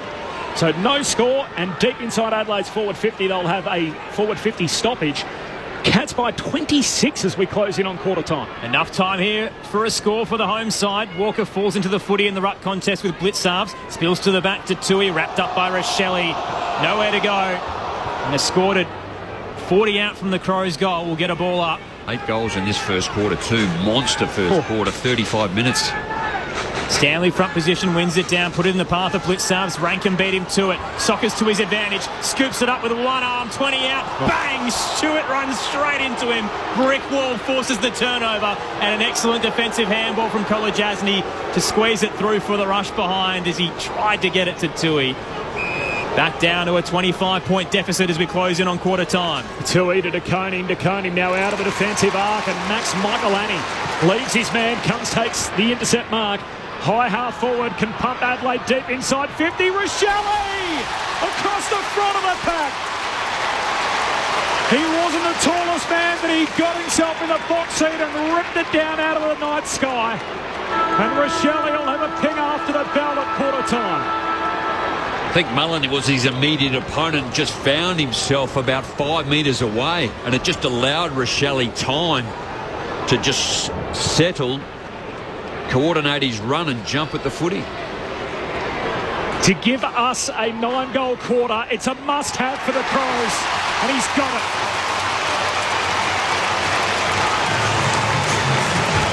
Geelong's lead as wide as 26 points is now 19 at quarter time. Adelaide 3-2-20, Geelong 6-3-39. The Cats by 19 points at the first break. The goal kickers for Geelong, Brian Myers has a couple, one each for Cameron Manor, his first in AFL footy, Stengel and Hawkins. Meanwhile for Adelaide, one each for Saligo, Burgess and now Rochelle coming after the quarter-time siren. We've had 9 goals and only one other opening quarter so far this year. It was when Brisbane put 7 past Carlton. On the first Friday night of the year, they led 7 goals to 2 at quarter-time and ultimately lost that game. But we have 9 goals in the opening quarter here tonight. 6-3. Geelong 6-3-39. Adelaide 3-2-20. There is a whole lot of sport happening tonight on the ABC Listen app. If you want to follow along with any of it, all you got to do is jump onto the ABC Listen app and you can toggle across on the Listen Live link to various sporting events that are taking place. Just a little sample, the Sheffield Shield cricket. It is day 2 action from the WACA ground. A double header in the NRL, the Warriors and the Raiders, while the Roosters play the Rabbitohs. What a rivalry that is in the nightcap. In the NBL tonight, Game 2 of the Grand Final Series between the Jack Jumpers and Melbourne United. And even some Super Rugby. The ACT Brumbies up against Moana Pacifica, all in one spot through the ABC Listen app. It is quarter time at Adelaide Oval. The road team Geelong lead it by 19 points. The thoughts of Rod Jamieson and Josh Franco in just a moment. This is live footy on ABC Sport. It's the most magical time of the year, right? Footy season. This season, you can get your footy live and ad-free on the ABC Listen app. Unbelievable! AFL, NRL, men's, women's. Whatever you fix, we've got you covered. If he does, he bounces it through. Every goal, try, mark and tackle. Called by ABC Sports' expert commentary team. A wonderful goal! Game, set, bingo! 100% pure footy, live and ad-free on the ABC Listen app. This is ABC Sports coverage of the 2024 AFL season. Every match on the ABC Listen app. Look for the AFL button. O'Brien down the lead, hurried kick from 70 out inside 50. No one at the drop, hits the deck, strolls away towards Myers. Hand pass goes back to Jack Henry. Kicks out wide, dangerous kick. Saligo breaks it up. No mark, hops back on his feet and kicks the opener. The Crows draw first blood at home. Holmes down the line to Hawkins, edges out butts. Takes the grab, turns, wheels around, heading towards Ollie Henry. Tapped it down magnificently to front and square to Close, who gives it off to Manor. He's got his first goal as a Cat here at the Adelaide Oval. Laird, who hands it back to Jones. His kick is poor. Straight to Tom Stewart. He'll send it long inside 50. Keane floats across with the big fist. Found Clark, though, at centre-half forward. Gives it off to Manor. Myers now from 45. The Cats are on fire at the Adelaide Oval. Crouch through O'Brien, then Rochelle up to the centre circle to Walker. Booming kick inside 50 and Burgess has burst back.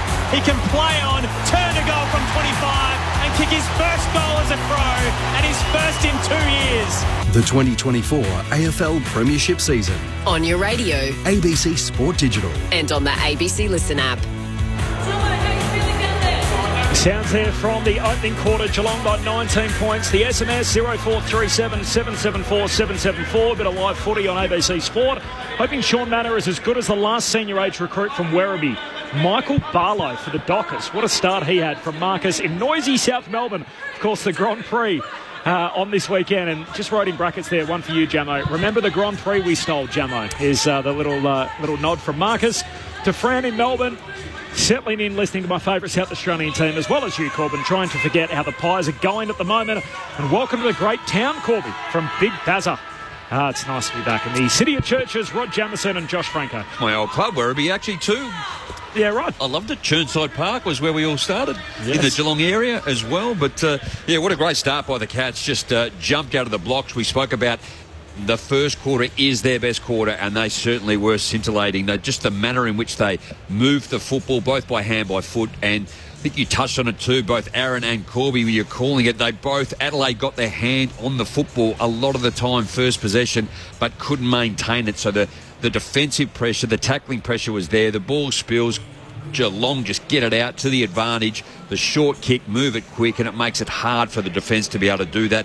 Adelaide, Laird continues to win the football. I thought Crouch was great in tight too.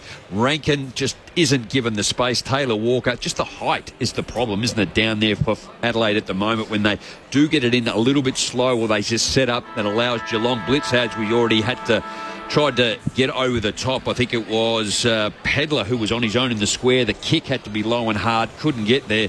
the height of blitzers, was able to get it and knock it through for a rush behind. So a tremendous first quarter by the Cats. Yeah, and look, without overanalyzing the statistics side of things, I'll just read you some numbers. Obviously in favour of Geelong, the contested footy +6, tackle count +8, ground ball gets +5, inside 50 +8.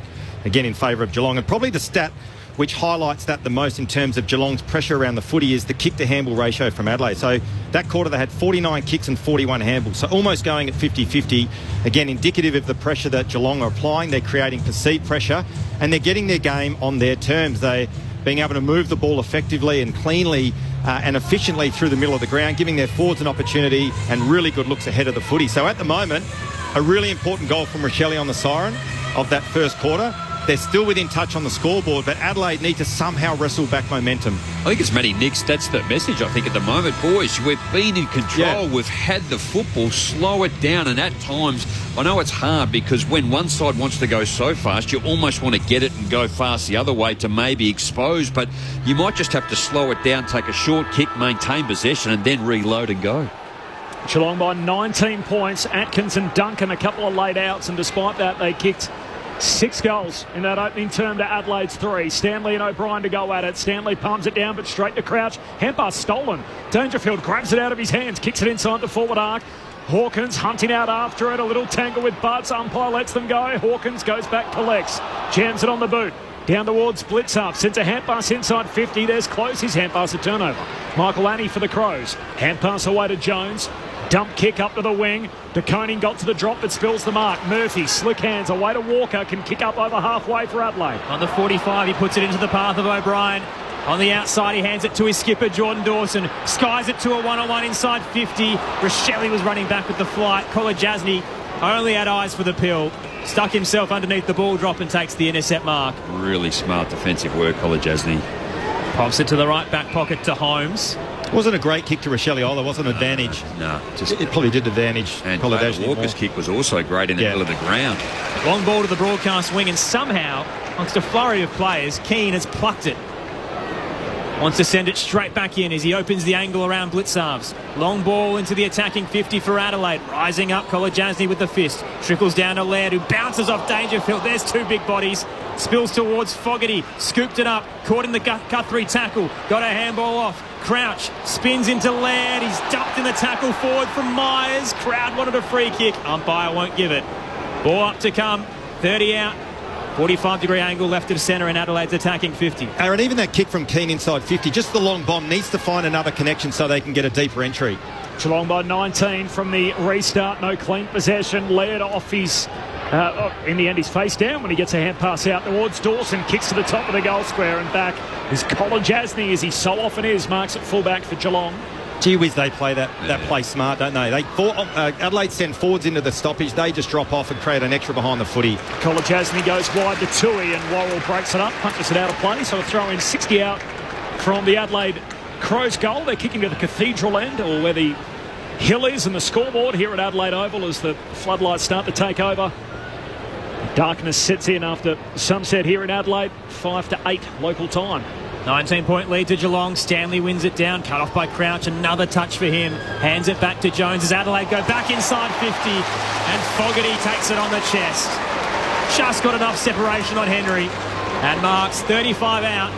Slight angle to the right. Well, certainly a better start by Adelaide too. It's been in their forward 50 for part of this first quarter, being only 2.5 minutes. But just it started the same way this second quarter, Corby and Aaron, as it did in the first, where Adelaide, Matty Crouch got his hand on the football. Dangerfield comes through, exposes the footy, goes down into their forward 50. It just happened so quickly. Goalless last week in the wet. Darcy Fogarty looks to open his account at home. Perfect kick. And Adelaide strikes first in the second term. Back down to a 13-point ball game. Geelong at 6-3-39. Adelaide 4-2-26. 3 minutes in, live footy on ABC Sport. The first quarter, Josh, it was 18 turnovers to 14. That's the stat that you don't want to win, and 6 of those were by Tom Stewart.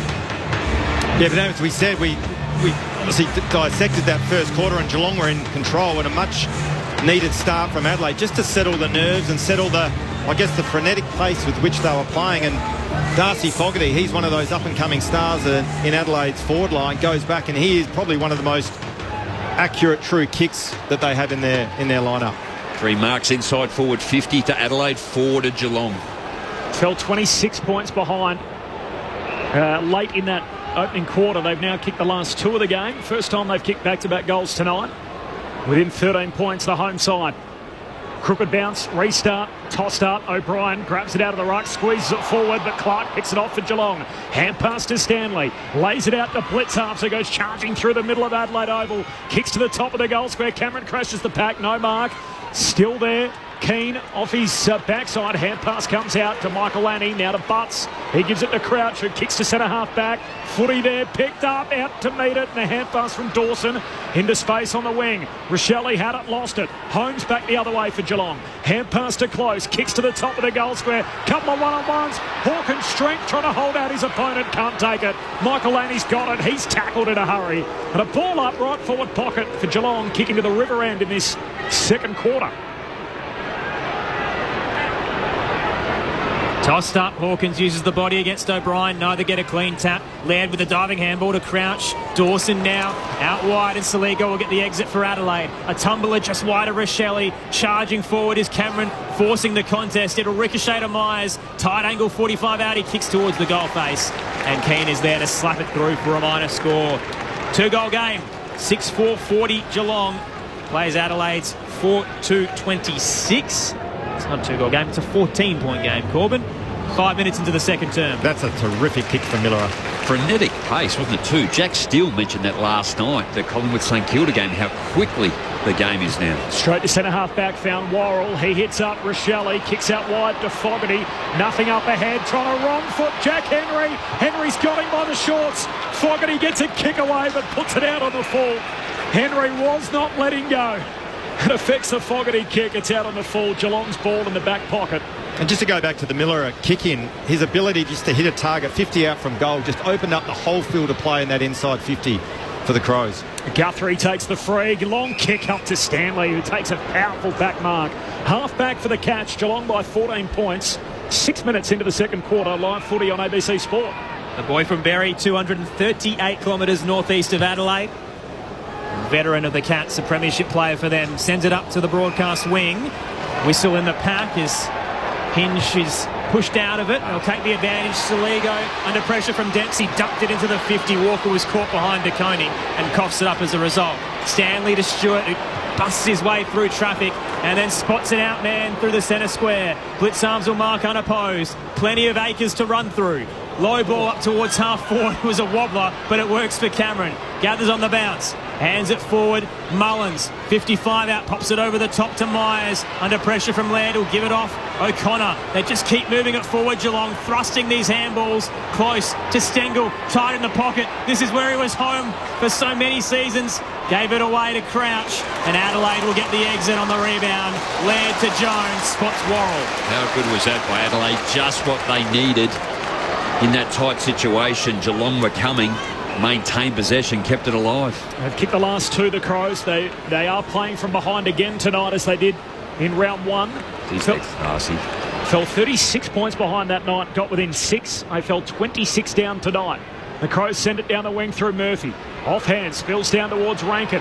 Look away, hand pass in the air to Rochelle. The 1-2 with Keys. And now a little 3-man weave. Hand pass back inside to Rankin. Kicks to Burgess, who marks it right half forward for the Crows. I don't know if you guys ever did junior basketball where you run the little 3-man weave and the hand passes in between. That's footy's version of it. And now shot at goal results in front of the scoreboard, 40 out for Burgess. Well, Jam, I don't know if you agree, but I reckon that you can sense the game has turned a bit, hasn't you? Yeah. Adelaide's pressure's really good. They're getting a lot more clean ball. They're able to get some more flow in their ball movement. Pressures from Geelong has just dropped a little bit. Burgess, tight angle, 5 in from the boundary line. That is pure. They've kicked 3 in a row, the Crows. They're right back in this game. A second for Burgess. He's Adelaide's first multiple goal kicker tonight.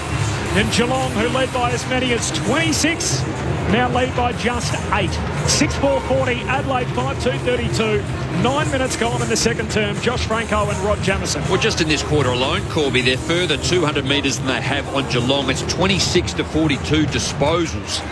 And whilst Geelong are going at 81%, Adelaide have improved to 76%. So 6-5 inside 50s, absolutely using the football way cleaner and more composed around the congested area in this second quarter. Absolutely. We spoke about the contested ball differential in that first quarter in favour of Geelong. Now it's 13-10 in favour of Adelaide. So they have lifted their work rate. They've lifted their intensity. O'Brien puts it down the throat of Dawson. Quick clearance to come for Adelaide. They're rolling at the moment. Rochelle was the target, knocked away from him by Mullins. Towed back to him, though, by Rankin. Rochelle loses his footing. Caught in the O'Connor tackle. Just gets a handball away, but gives it off to Clark. Here comes Geelong. Holmes turns through centre half back. Pops it in the path of the broadcast wing. He was trying to get it to Manor, but it was too shallow. And turning and cutting it off is Miller. Adelaide now advancing up to left half forward. Perry was the target. It bounces off him, though. Dempsey can knock it in the path of Holmes. Holmes wanting to get back onto his right foot. Sends a hand pass to Jack Henry. The premiership cat. Oh, ugly kick. Goes very short. Made it tough for Myers. He does well in tight confines. Hand pass to Matter. Now to Dempsey. Hand pass to Myers. Tumbles a kick to Clark. Centre half forward. He's outnumbered. Bursting through Smith in the other direction. Left it behind. Here's Blitzarves. Centre half forward. Gives it to Close. Hits up Ollie Henry. Searching lead. Marks at centre half forward. 40 out. That was the one, wasn't it, too, from an Adelaide perspective. Jai Clark, Brodie Smith left his opponent, came in, intercepted, loose ball, but just couldn't handle it under pressure. Blitz is clean for a big man down to pick it up, and that short kick forward. Adelaide defence caught napping. And it's easy sitting up here in the commentary box, Jamo. A lot of pressure out there. Way but it's one of those things. Too, by the way. Yeah, Brodie Smith just needed to keep his feet in that contest. Ollie Henry, the former Pie, skips in. Drop punt is good. And the Cats keep the Crows at bay.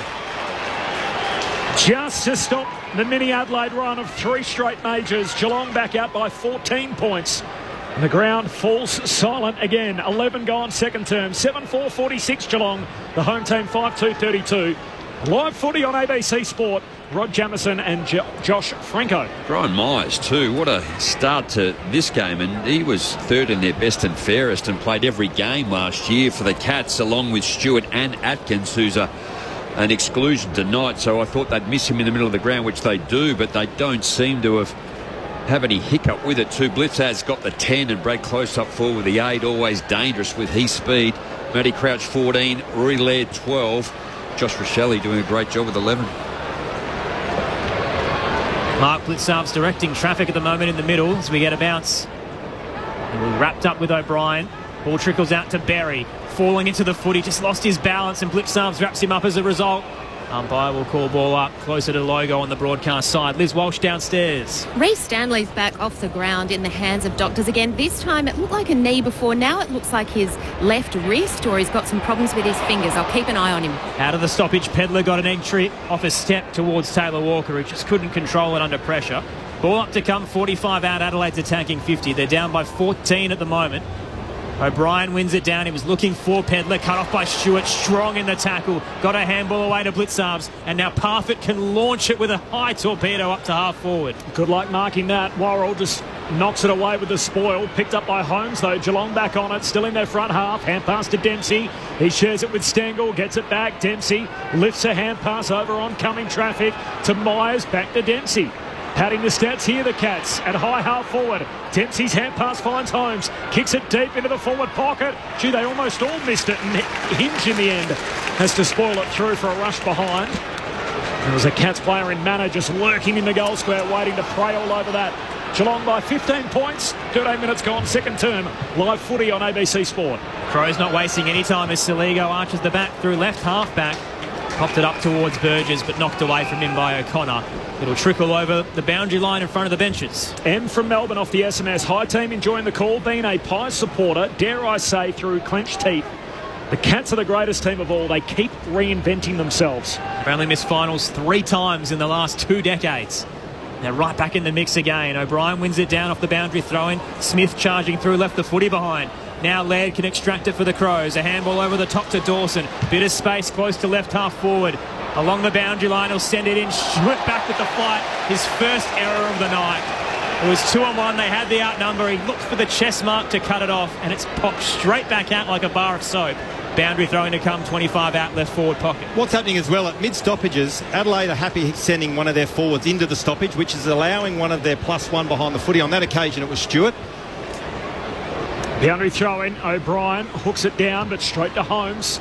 The off-contract Cat, a high up and under to half-back, and Dangerfield at the drop. And there's the reception. And when you give Geelong a spare behind the footy, it's very, very difficult to score. And he manipulates it to get himself in Tom Stewart just to be that loose man. Yep. Second-year skipper kicks down the wing. It's a turnover. And Max Michael Lanny takes the intercept mark in front of the benches. Geelong by 15 points. And Michael Lanny is going to send it back to the same spot. Walker in the pack. He didn't fly. And in the end, Stewart takes the intercept mark. And we're back where we started. Back find a way, Corby, to separate Fogarty and Walker. They have to not. Otherwise, it's just congested. It's 2-on-2 plus the third man up from Geelong and Stewart. It's just too difficult to win that contest. The other thing I'd like to see Adelaide in that occasion, just to hit a shorter connect so then they can get a deeper entry. That long ball in plays into Geelong's hands. The thoughts of Rod Jamieson, Josh Franco, live footy on ABC Sport. Dangerfield looked to send it up the broadcast wing. This is where they need Aaron, sorry about that. That's where they need to get another connect. Not the long bomb in.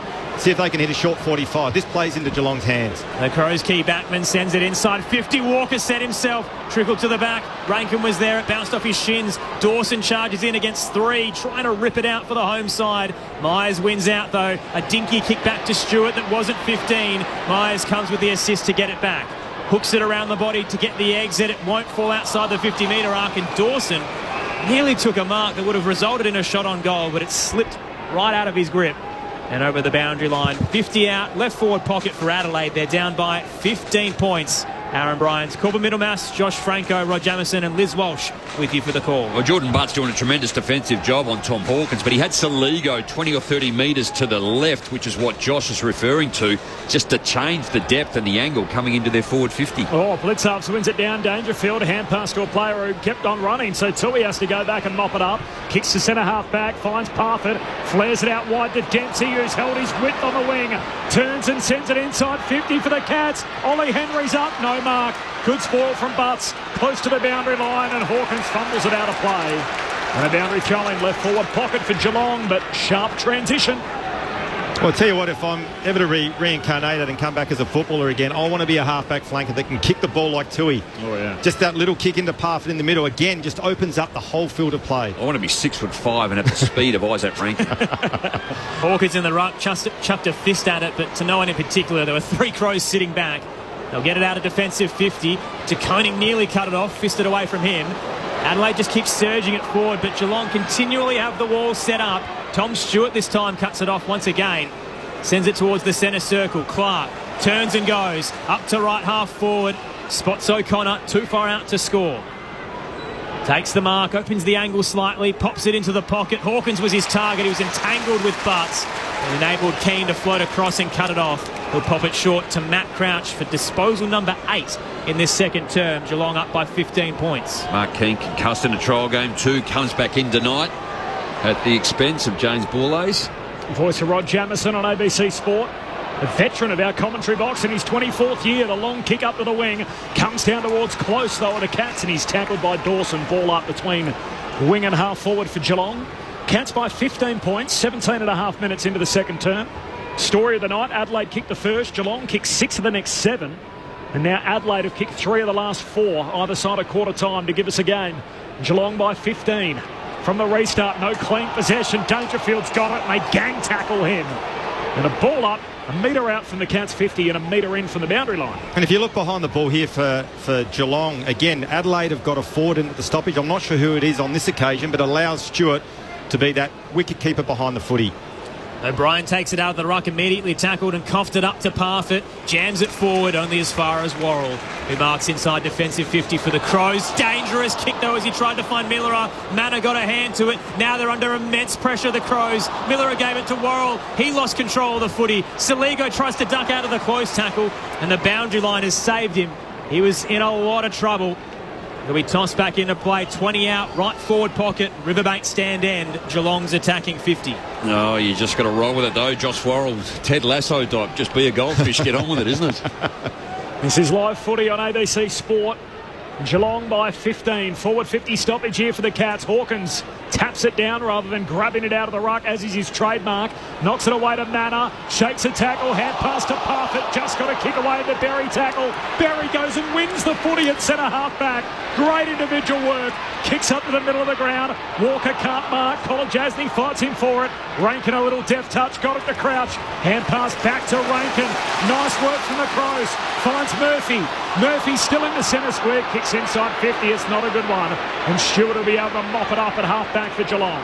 Chips it just 5 metres to Tui, but it's enough to open up some space. Tui takes a bounce in defensive 50. His kick a little poor as he hopes to switch to Kolajasny. Saligo's caught him in the tackle. Ball comes out. Whistle stays away. Stanley gets the high exit. Up to right half back. Adelaide again have the numbers, but they've cleaned each other up. Pedler colliding with Dawson.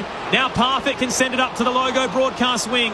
Cameron trying to gather. Worrell cuts it off. Caught in the tackle, but he gets away with it for Adelaide. Crouch to Smith. They're surging inside 50. The Crows. Rankin launched himself into the night sky. Couldn't bring it down. Rochelle at the floor of the footy though. Hands it over the top to Pedler and he sprayed it. Had more time than he realised. 25 out from goal. The minor score to the Crows makes it a 14-point game once again. Time on in the second term. Live footy on ABC Sport. Hot footy, Gemmo. Oh, how good Jake Saligo too. Just his composure. He just sat. I think it was Kolajasny. Just could not exit the defensive area of Geelong and he kept it in, and then Adelaide were able to apply pressure. Here he is again. Kick-out's coming back. Saligo, hand pass to Crouch, away to Pedler. The 1-2, hand pass with Laird. Can he finish better here? Pedler decides to pass. Wants Fogarty in the pocket. No mark, and in the end it's knocked out of play by Stewart. They're under siege here, the Cats, but they're not conceding, which will please Chris Scott. They kicked the last goal of the game. It came at the 11-minute mark. We are now 21 minutes into the second term. I think I'm right, Colby, too. Luke Pedler, when he first started, I think his first 6 shots on goals were all behinds. Well, left footer. The boundary throwing. They got a lot of those, the Crows. Walker wins it down. Stewart, back pocket, gets it out of the defensive arc.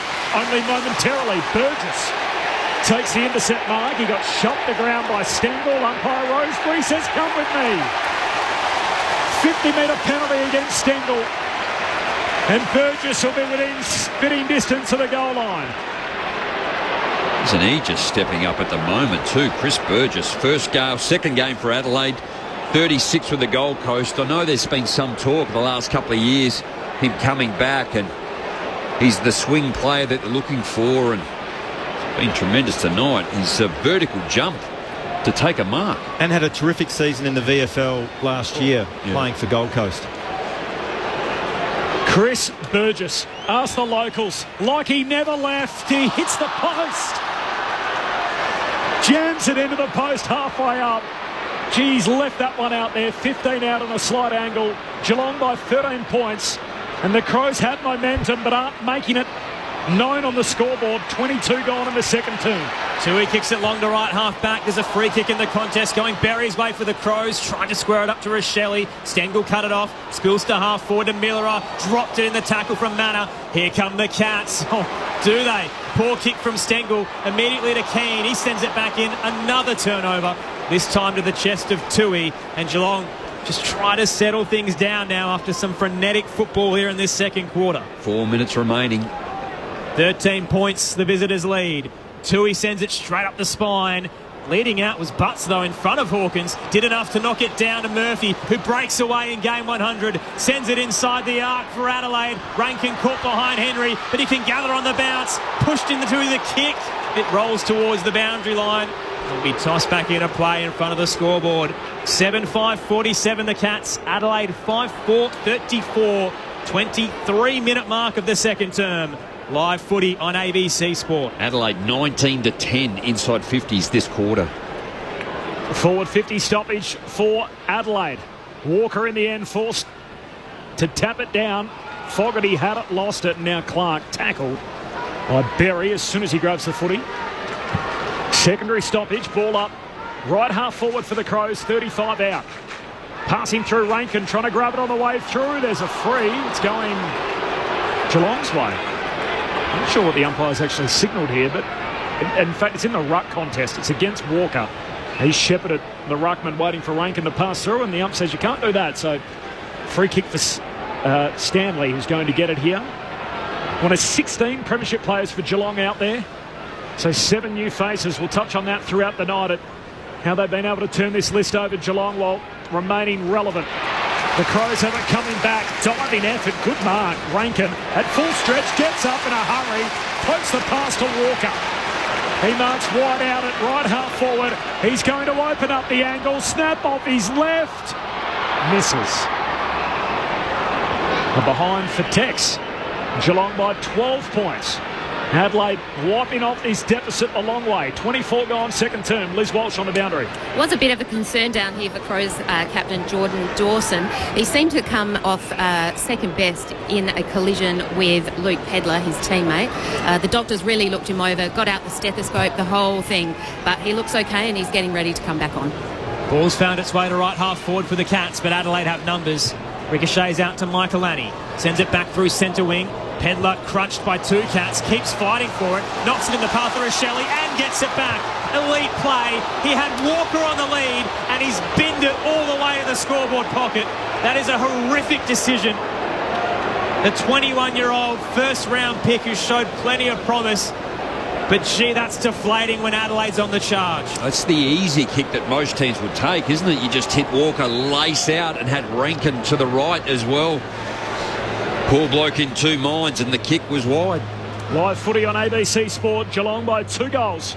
As we tick into time on in his second term, Rankin got a play on it. Gets boot to ball, but it sails wide and out on the full. Off the SMS, Rod from Hobart. Ball handling errors very costly for the Crows. Yeah, it is. They're still going at 67%, but in this quarter for Geelong.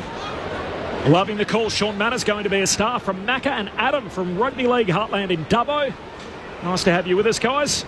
0437 774 774. Live footy on ABC Sport. Again, Geelong try to clear. Again, it's coming back. Hinge, hand pass down to Smith. Kicks into the pocket. Fogarty taps it out wide. One at the boundary line. Rankin keeps it alive, and in the end, he misses. Puts it out on the full again.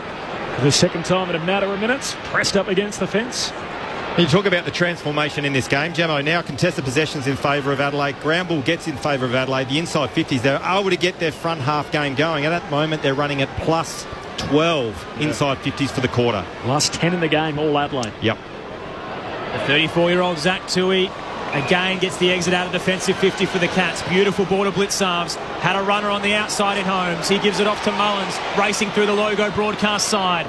Gives it over the top to Ollie Henry. Then to Holmes. He turns straight into a bulldozer. Keane bowls him over. Ricochets out to Stengel, though, for the Cats. They'll keep charging. He squares it up to his skipper and finds Patrick Dangerfield. 45 out, straight in front. Corbin, I just saw you clapping that Stengel. It was unbelievable, wasn't it? Just in the hands of the right person to make the right decision when you're under the pump. Stengel was outstanding. His vision and then execution, terrific. And how often do we see guys inside 50 turn and look for home rather than looking laterally like they would on any other stage of the ground? As soon as they get inside 50, and yet there was the option. 40 metres that way. Well, that's the importance of Myers and Stengel, isn't it, too? They are composed into that environment. Dangerfield loads up, but the crowd will tell you the story. Plenty of power, no accuracy. Out on the full. Free kick to the Crows, right back pocket. Riverbank stand end. They're currently trailing by 2 goals. Gee, there's been a lot of out of bounds on the full this quarter. Shooting for goal as Hinge out of the defensive arc finds Murphy. Better. In front of the benches. Hand pass inside to Saligo. Crows up into the front half. Short spearing kick to Pedlar. The lefty looks inside 50. Goes deep. Hands up and mark from Jack Henry. Rankin was waiting out the back. And they really fall out there with this Geelong defence, and Henry takes the intercept mark. Poor old Pedlar's last 4 disposals haven't been great, have they? Oh, he had Rochelle laid out again too. Decided to go the long option and intercept mark. It's just the harder kick when you've got to get it over the top of your opposition. He's getting the ball, though. Oh, I'll give him that, He's a brute. Henry winded to Coney, and his kick finds a pack on the wing. Adelaide win it back. Crouch, hand pass away to Millerer. Sends it inside 50. Fogarty crashes the pack. No mark. Spills down to Rankin. Hand pass to Walker, and he sprays it. Is the footy flat? There are Ball's getting sprayed everywhere across the goal face. Almost like there's glad wrap over the top of the goal face. And it's out of bounds in the opposite pocket. So boundary throw in right forward pocket for the Crows. Geelong still lead the game by 2 goals. We've gone a wee bit without a score. 28 and a half minutes into the second term. Port Adelaide had a historically high 24 behinds here last weekend, and it's carried over to round 2. Tossed back into play. Geelong have the numbers in defensive 50. Hawkins uses the body to free up Zach Guthrie. Long ball to left half back, and the siren will beat Geelong on transition. They won't mind because they're up by 2 goals at the major break. 7-5-47 plays Adelaide's 5-5-35. The Crows had all the momentum in the last 10 minutes, and they only have 3 behinds to show for it from that surge. Game on Friday night footy. Great to have you with us, Sarah Bryans, Corbin Middlemass, Rod Jamieson, Josh Franco, Liz Walsh with you for the call on ABC Sport. Cats by 12, so Adelaide playing from behind for the second straight week. The story of the night, Saligo kicked the first goal inside the opening 3 minutes, and then Geelong took over. They kicked 6 of the next 7 and led by 26 points at one stage. The Crows had a burst either side of quarter time. They kicked 3 in a row, and the last goal in the match came at the 11-minute mark of that second term. In fact, the last 4 scores are all behinds. 3 to Adelaide, 1 to Geelong. I'm interested to hear the thoughts of Rod Jamieson and Josh Franco as to how Chris Scott would feel about that. They were under siege, the Cats, and yet they still walk off with a 12-point advantage. Much earlier tonight, Tom Atkins and Mitch Duncan both came out before the bounce. Mitch Duncan is flying back to Victoria to be with his pregnant wife, while Tom Atkins was out injured, so Mitch Nevitt is the starting sub for Geelong, and Brandon Parfitt is in the starting team for the Cats. Nevitt and McHenry, the 2 subs, neither of them required to this stage of the match. Half time. Friday night footy, round 2. Live footy on ABC Sport, on ABC Radio, News Radio and Sport Digital. Now the thoughts of our analysts, Rod Jamieson and Josh Franco. Yeah, I think what Chris got, he'd love the fact that they've actually been able to defend when they've just been under siege. 24-11 inside 50s that quarter. When you just have a look at the players that were able to do it, Mannion was able to do it. Then you work your way down to like Mullen and his run and his defence. We just saw, the work of Tom Stewart, as we always do. Kolodjasny, their composure to sit under the football and manoeuvre and find a way to be able to do it. But to the assistance of Adelaide in the way that they actually dropped it into the forward 50, it just came in high, the kicks were wide.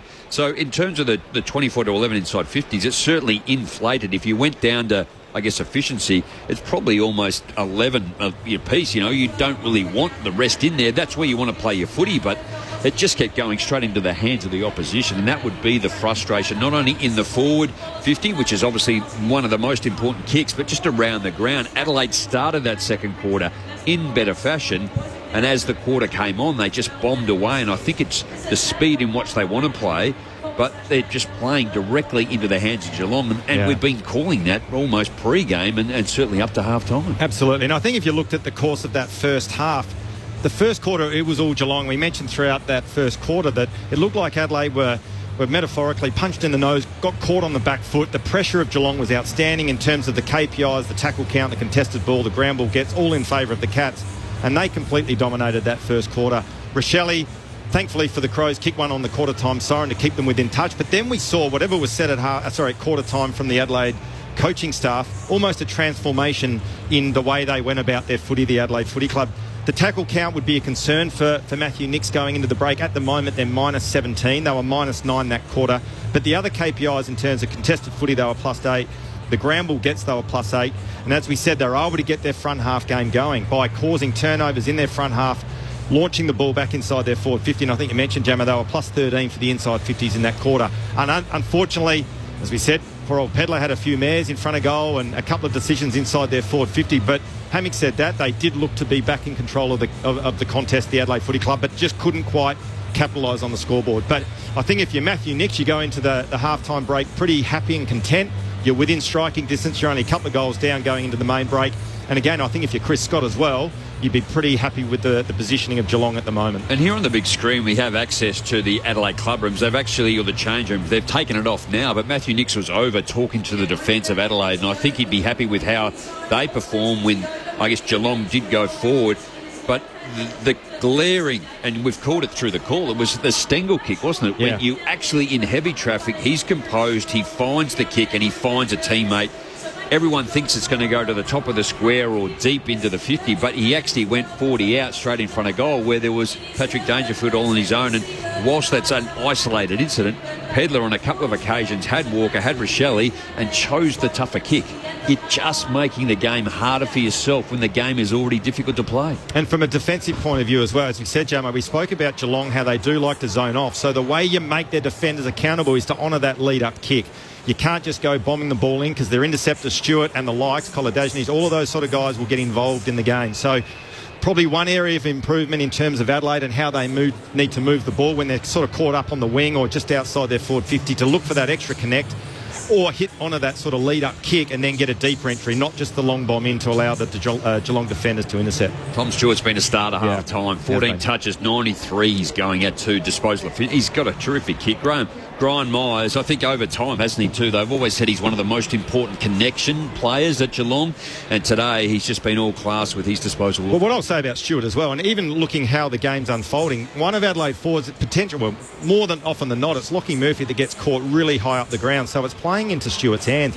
He's almost playing that quarterback role that's able to read the play, get to the contest, air assist, and as you said, he's having a real impact. Just Paddy Dangerfield, I actually looked at halfway through that second quarter. I just go, where is he? He hasn't had a real impact. He's had 11, but he's only going at 36. And again, maybe the game is quick and he's just picking his moments and playing a percentage of the game. The defence in Tui, he's getting back there. Max Holmes also doing the thing. Kolodjasny, just tough, but when you have a look, I've really been impressed with Mullen, albeit he's only had the 5 to half time. He's got some horrific speed. He just gets down the ground and just breaks away from his immediate opponent. So just we know, we spoke about how much the talent that Geelong continually put through this team. Absolutely. And talking about talent, I reckon one player Chris Scott would be asking for a lift and demanding is Jeremy Cameron. Hasn't really had an impact in the contest currently. He's only had the 3 disposals, I think. I haven't got my glasses, so it's a bit foggy. But feels like the majority of those came in the first 5 or 6 minutes too. Yeah. So he hasn't had any impact at all, so he'd be looking for a lift from Cameron. You actually don't have my glasses. No, I don't have yours on, But from Adelaide too, Corby quickly, Matty Crouch, he gets a lot of the footy, but he doesn't cover the distance. You know, when you have a look at, say, Tom Stewart, metres gained 288 as an example, of Brian Myers 199. You go, Matty Crouch has had 20 disposals, 141. So that's really been the knock on with him. Wins the football, gets in and under, handball out, brings a mother in, but hasn't been penetrating with a kick. But geez, he can tackle hard. Rochelle, good lad. Rankin's been a little bit fumbly, hasn't he too? The backline, Miller has probably been the standout. You have a look at Chris Burgess, he's been tremendous too. So lots of areas where Adelaide can lift with a couple of their players around how they use the football, and I think that will give them a much better chance of getting back into this game. The Crows dominated that second term. They kicked 2 goals to 1. They were a little inaccurate towards the finish though, kicked 3 behinds to end of the quarter. Then Geelong still lead it by 12 at half-time, having led by as many as 26. Corbin Middlemass and Aaron Bryant's calling the footy. Josh Franco and Rod Jamison, your experts. Liz Walsh on the boundary. Just before we hit the newsroom, a couple of quick ones off the SMS. The Crows intercept marks. Is that due to the Cats' lack of contest? From Bill. You got one for us on that, Jamo? The Crows intercept marks? No, I think again the pressure's been good, and that's where we're sort of the game is so definitive around the contested and the uncontested, but the way the pressure that they're using the football, I think it's been cleaner when it has gone forward for Geelong. But I think, you certainly look at Butts has been really good. Burgess has pushed back too. I think Worrell's been okay. So they're actually doing what they need to do. But there's just been critical times where Geelong are so much cleaner with the football, and that's making the difference in front of goal. James of Q, good call, guys. I'll always wonder how Dangerfield feels when he goes back to play against the Crows. He's doing it for the 12th time tonight. He has a 7-4 record against his old mates at Adelaide. They're his favourite team to play against as well, Corby. He averages 28 disposals per game against Adelaide. He hasn't had his kicking boots on so far tonight. And one for you, Josh. Chris from Perth. Please ask Josh about his son. What type of player is he, and how is he preparing for next year's national draft? Which one? I've got 3 of them. The most promising one. You're kidding me, aren't you? Pick your favourite one, please, I'll plead the 5th there. So you have a couple of lads... I've got 3 sons. One's 20, one's just turned 18, and one's 16 and a half. They love their footy. They enjoy their footy. And they're eligible father-sons? I think so. Yep. Speedy? Yeah. Quick? Oh, Hey? Port Adelaide been ringing the They family... got more hair than me, that's all I'll say. Port been ringing the family home about any of the three? I don't know. Well, are they all right footers? No, I've got my youngster's a lefty. Is he really? Yeah. Yeah, right. Yeah. We haven't got much out of Josh so far on that. Well, maybe by the end of the night, we'll see if we can learn a little bit more about Josh's young blokes. But there you go. So 3 of them all footballers? Yep. All play a bit of footy. Yep. So there you go. The Franco Footy Factory. Just footballers coming out of Josh Franco's house. I'd take a punt on them. I'd have a crack at them. Yeah, there you go. Take a punt. They might end up in Adelaide colours yet. Gee, imagine how that would go. No, that wouldn't happen. Yeah, there you go. That's been ruled out nice and early. Maybe one of the other 17 teams.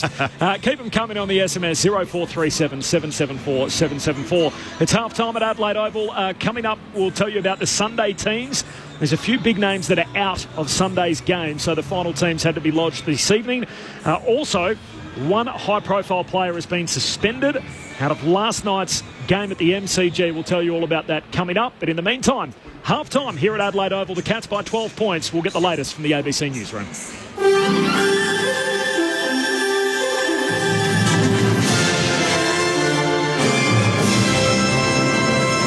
ABC News with Glenn Lauder. The Australian Border Force is shutting down claims that a capsized boat carrying dozens of Rohingya refugees off Indonesia was seeking to go to Australia.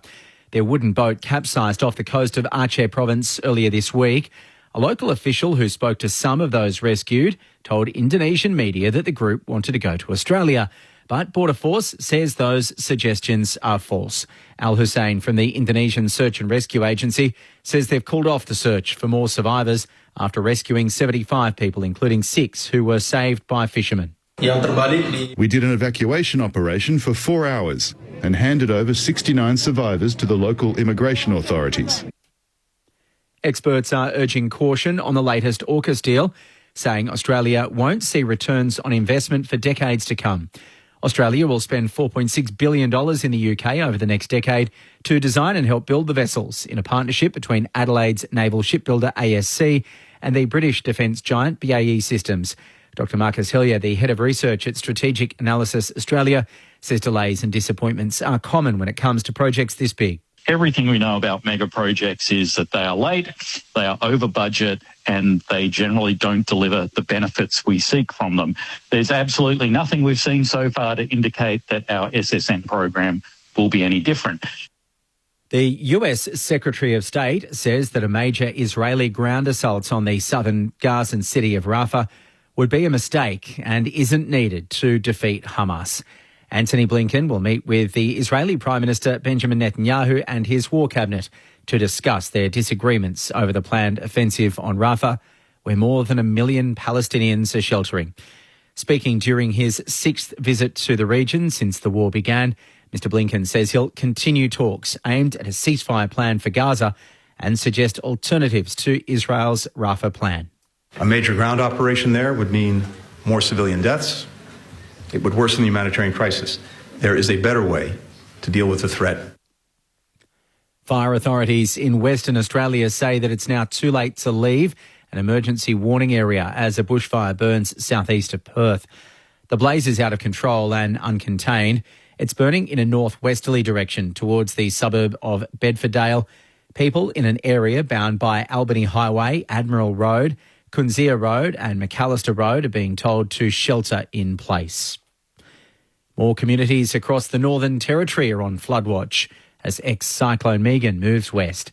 With the story, Melissa McKay. The Bureau and authorities are keeping their eye on some communities in particular. They're watching Papunya, Yuendamu, Nirapi and Tea Tree in particular as this system continues to move west. It's heading sort of south and we're told sitting around the border of the Northern Territory in Western Australia at the moment. It's expected to move into WA eventually as it continues to sort of dissipate. But there are some real concerns in terms of flooding and significant rainfall as it continues to move south. Advocacy organisations are calling for the winner of tomorrow's Tasmanian state election to amend draft legislation banning gay conversion therapy. The New South Wales Parliament has passed a bill criminalising conversion therapy after a marathon debate. Along with Western Australia, South Australia and the Northern Territory, Tasmania still allows the practice, despite introducing contentious draft legislation last year to ban it. Equality Tasmania's Rodney Kroom says urgent action is needed. The Tasmanian bill had so many exemptions that it's worse than useless. And we're hoping that whoever wins the election in Tasmania tomorrow will proceed towards a much more effective ban on these destructive and harmful and futile practices. And the United Nations General Assembly's adopted a resolution to promote safe, secure and trustworthy artificial intelligence systems. It's the first global resolution of its kind and encourages countries to safeguard human rights, protect personal data and monitor AI for risks. The US ambassador to the United Nations, Linda Thomas-Greenfield, says that it's an historic agreement. The groundbreaking resolution adopted today cements global consensus for safe, secure, trustworthy AI systems that both advance sustainable development and respect fundamental freedoms. That is the latest from ABC News. For more at any time, you can download the ABC Listen app. The ABC presents a new drama series that takes you behind the walls of the sacred. Baba, I should be your VP. You put yourself above the almighty creator. And into a story of family, love, secrets and betrayals at a Sydney mosque. Love's not a bank loan, Asa. Never needs to be repaid. The ABC's groundbreaking new drama, House of Gods. Sunday nights on ABC TV and streaming on ABC iView. This is ABC Sports coverage of the 2024 AFL season. Every match on the ABC Listen app. Look for the AFL button. Stanley wins it down, cut off by Crouch. Another touch for him. Hands it back to Jones as Adelaide go back inside 50. And Fogarty takes it on the chest. Darcy Fogarty looks to open his account at home. Perfect kick. Rankin, look away, hand pass in the air to Rochelle, the 1-2 with Keys, and now a little three-man weave, hand pass back inside to Rankin, kicks to Burgess, who marks it right half forward for the Crows. Burgess, tight angle, 5 in from the boundary line, that is pure.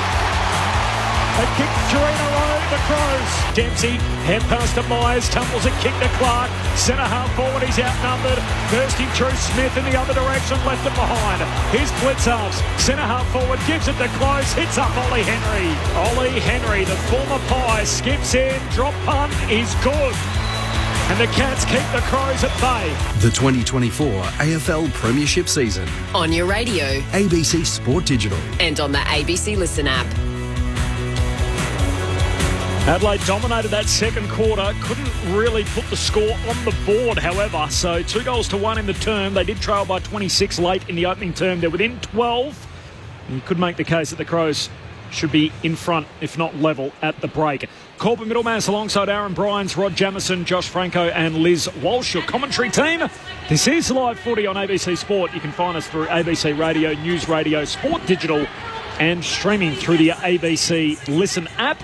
Just look out for the AFL button. There is a whole lot happening on the Listen app tonight, including Game 2 of the NBL Grand Final Series between the Jack Jumpers and Melbourne United.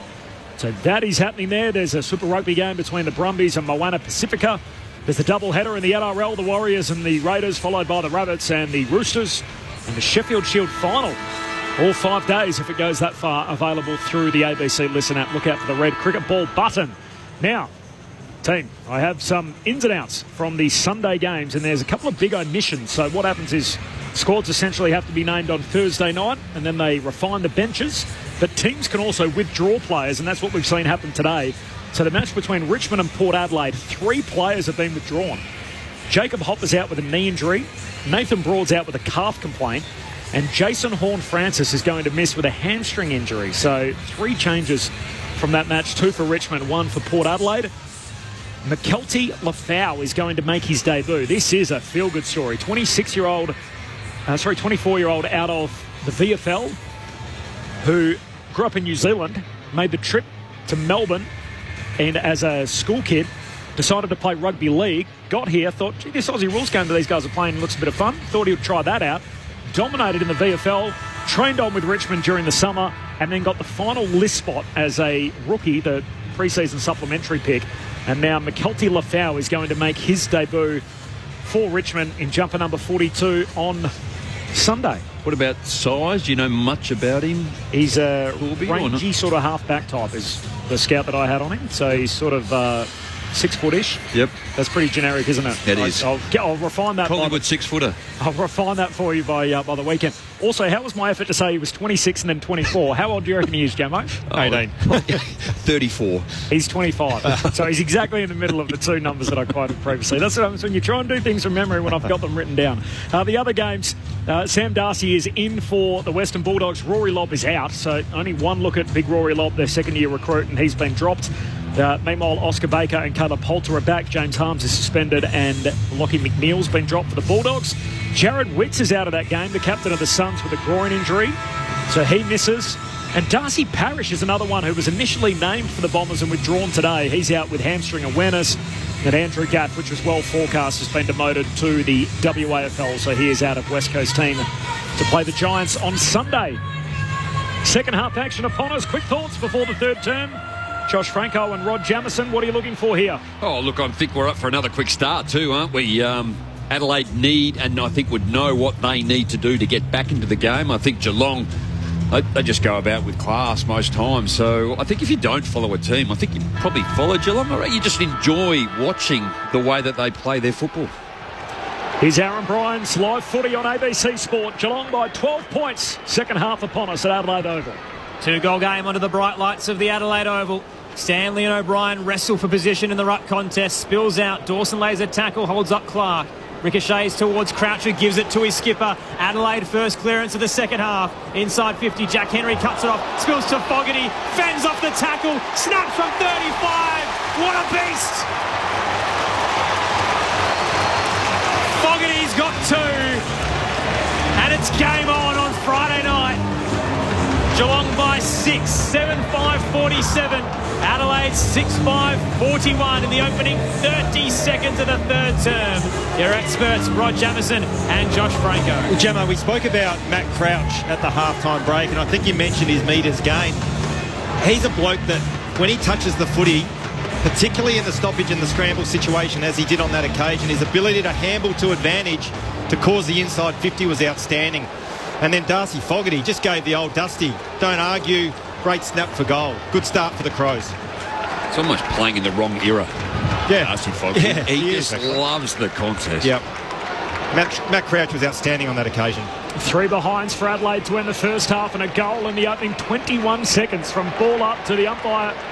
Signalling the goal is how long it took. Adelaide with some go forward again here. O'Brien gets a free kick for the ruck infringement. Gives it to Dawson, to Michael Annie. He kicks out to half forward. Weighted hand pass from Walker. Shoots it past Keys. He goes back, collects. 55 out, kicks inside 50. Fogarty, half volley pick up. Fend off again. Sidestep. Hand pass away towards Crouch. Trying to get back on his preferred side. Kicks to the top of the goal square. Walker!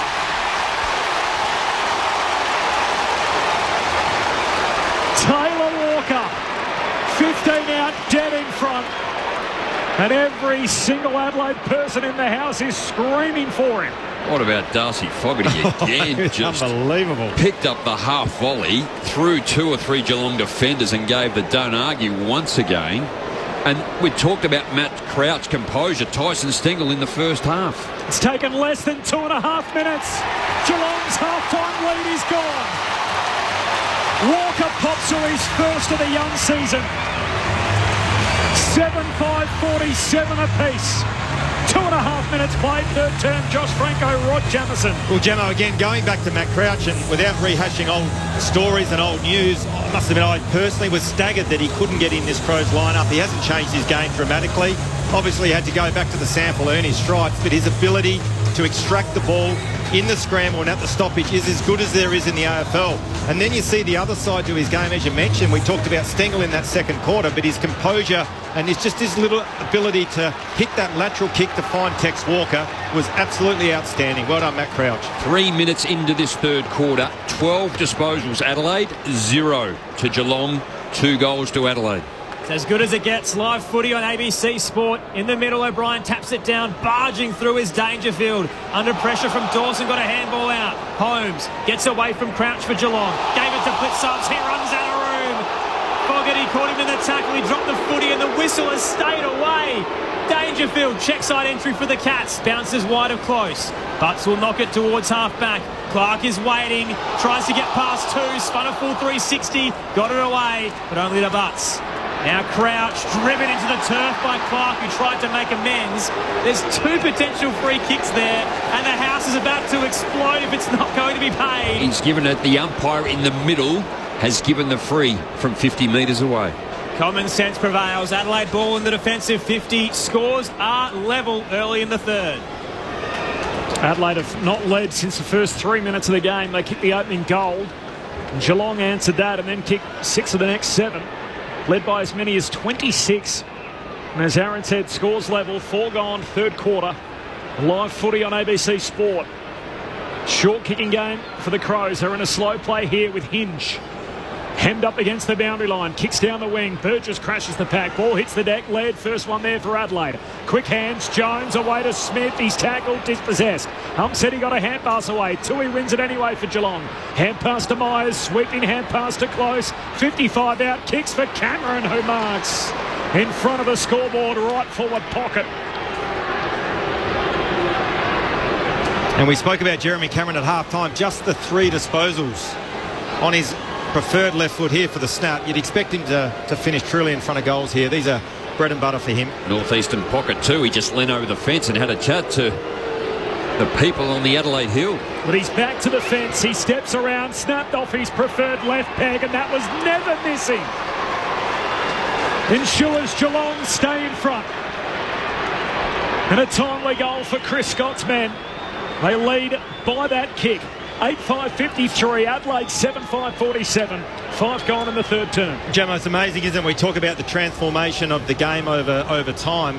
That kick probably 20, 25 years ago, the coach would be pulling his hair out saying, what are you doing? Go back and kick a drop punt or do whatever you do. But the modern day footballer makes that kick look so easy. And he knew what he was doing. He knew what he was. The left foot, again, his ability. So many. What an acquisition that Geelong were able to do. And when you have a look at Geelong and we talk about the talent in the team, it's very rare that they'd leave Geelong and go to another club. Even with a Parfitt, when he wasn't in the ones, he was happy to stay and stick around in a club where the culture and the talent was just oozing.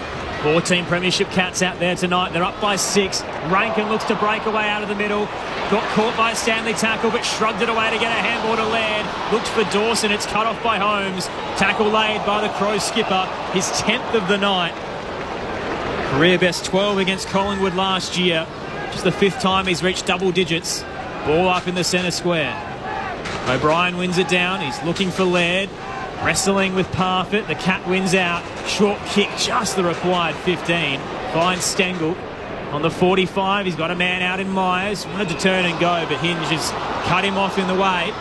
Just behind right half forward, kicking to the Cathedral end. Myers sends it into attacking 50. Hawkins got hands to it, couldn't control it. Falling over the footy was Fogarty. Tackle laid on Manor, holding the ball. Rory Laird just kept fighting. And it's an Adelaide ball in defensive 50. They're down by 6. He's worked hard again tonight, Rory Laird. Centre half back, 3-time best and fairest winner. Takes him equal with Simon Goodwin, Andrew McLeod and Mark Rasciuto. It's the equal most club champion awards in the history of the footy club to Berry and now short to Michael Annie. Cats by a goal. Crowd very much involved. Adelaide have been really good after quarter time. Short to Worrell. Worrell out to Butts. With a sore ankle after last week, but he's pulled up and taken his place next to Tom Hawkins. Goes short to Saligo and short to Rochelle. So you can see what Adelaide are trying to do and the difference in the way in which they're moving the football. Oh, that's not a good kick. Rochelle sprays it wide and just puts it in the lap of the TV commentary crew in the front row. A free kick for the Cats. They'll get it back across the half-back line through College Asney. So Geelong by a goal. Live footy on ABC Sport. 8 minutes played in the third. Gives it to De Koning. Up the centre square he goes, looking for Blitz Sams, who was edged out of the contest. At the back is Worrell, who dummies Dempsey into the jump. Long ball up towards centre wing. Pedler floats high. Plunks it and is bowled over by Blitz Sams. 50 metres. The former pick 11 will be marched towards the attacking 50. No pressure this time to rush his entry. Oh, this is the important kick that he hasn't been able to nail. Will he honour his teammates this time? Luke Pedlar decides, no, I'm going to go back and take the set shot. Has he got the journey, Gemmo?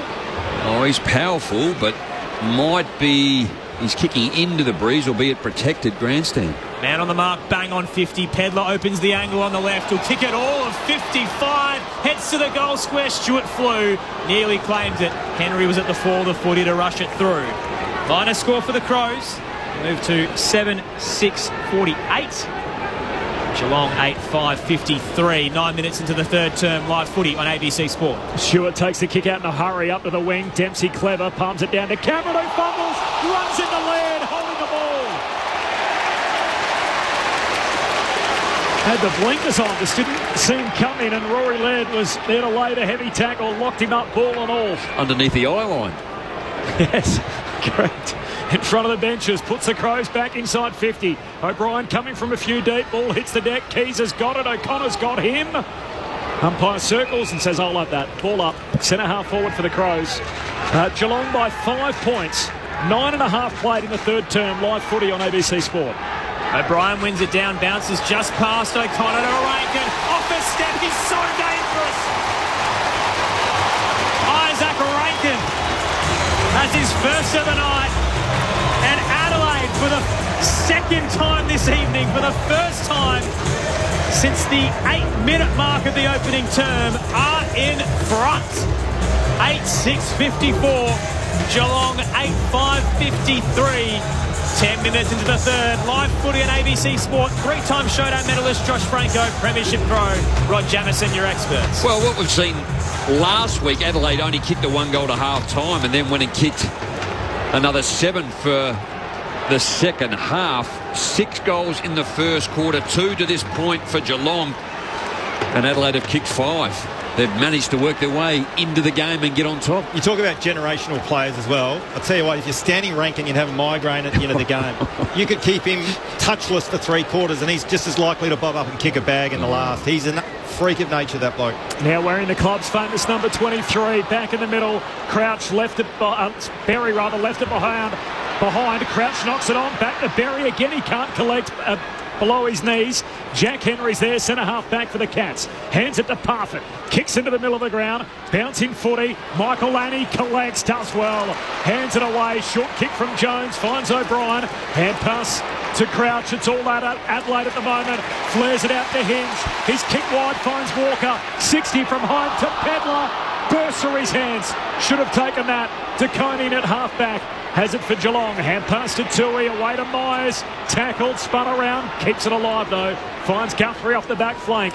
Kicks Geelong up over halfway. Michael Annie can't mark.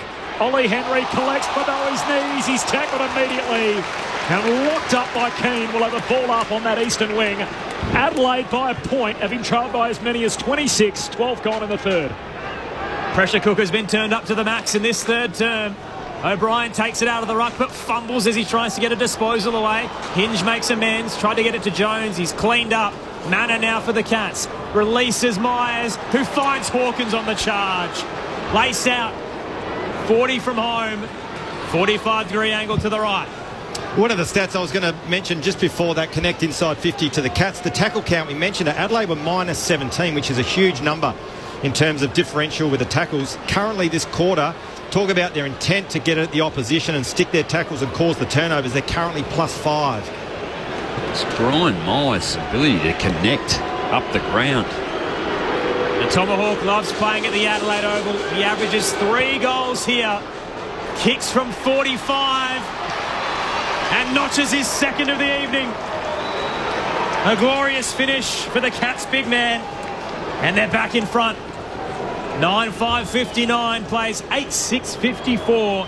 13 minutes into the third term. Live footy on ABC Sport. Well, banging on about Geelong's efficiency when they get hold of the foot there. They're at 82%. Adelaide probably at its highest for the night at 80% now. So both sides fully aware that they need to maintain. They need to move the ball quickly when they can, but they've just got to keep possession.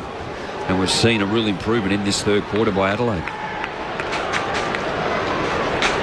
Dave from Albany enjoying your great call of the seesawing game. Congrats to Jamo on his long service delivering the best analysis.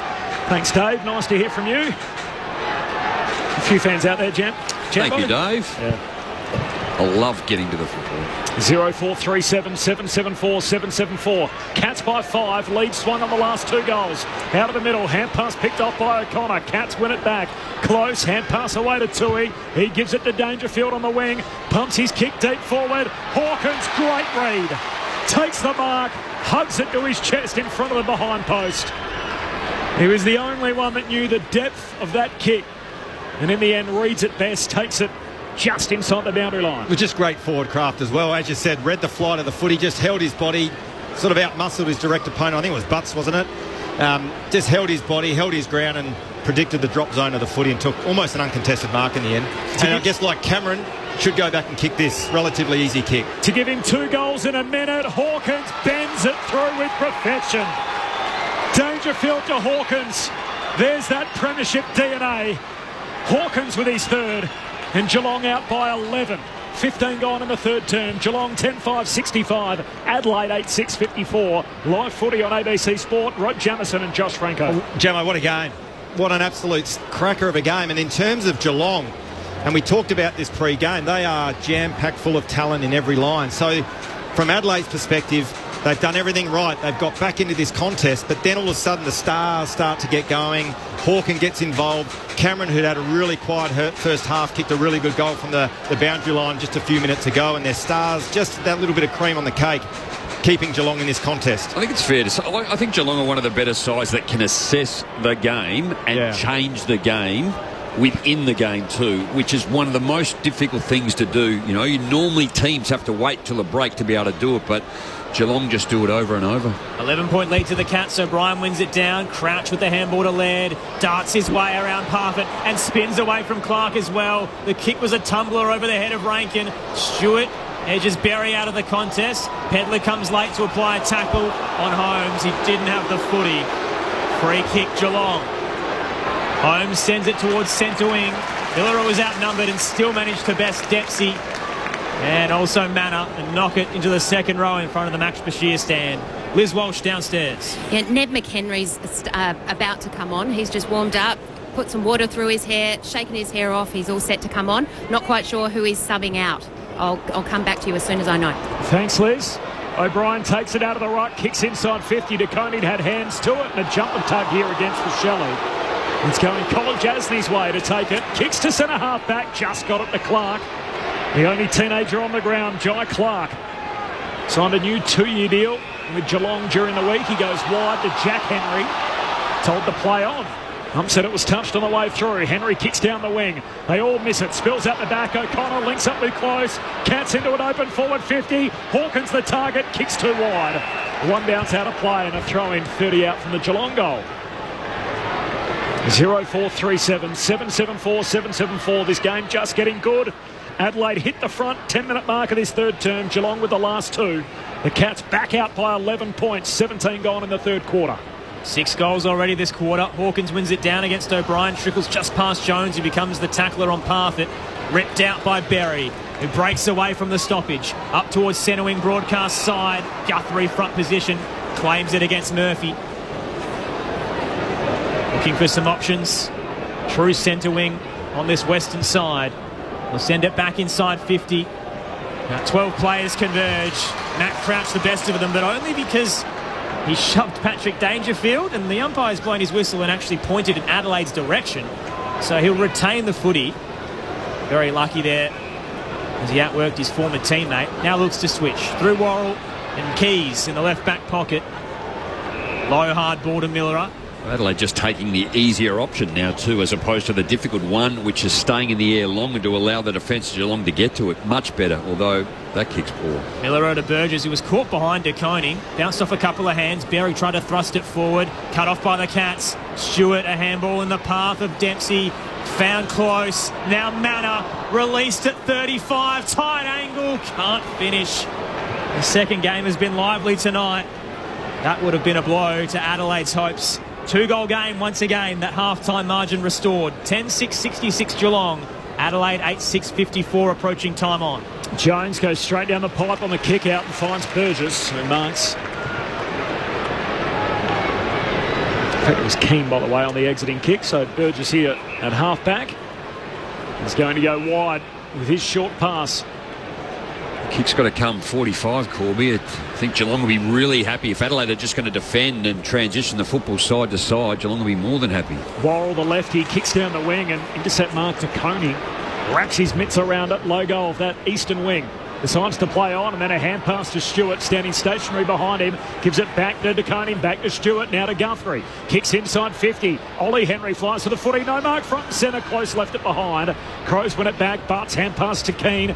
Jams it on the boot, spills out towards half-back, still Adelaide over the footy. Laird's hand pass, there's an idiot on the ground here, right in the middle of the stoppage, so that's why there was a bit of confusion. So, interestingly, Matt Crouch here has just grabbed one of the players who's tried to hang on to his arm.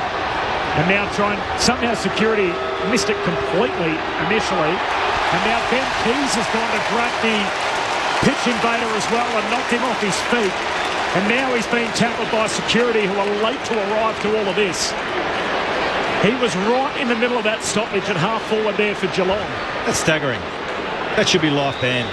He's wearing a black T-shirt and black shorts and was right in the middle of that play, and then was hanging onto the arm of Matt Crouch, who went to grab him, slipped past him once, and then it took Ben Keys to basically knock him onto the ground, and only now the 4 or 5 security guards have come over to apprehend him. Just get him off. Yeah. They're on the far side of the ground, and now they're going to walk him all the way over here to the main grandstand.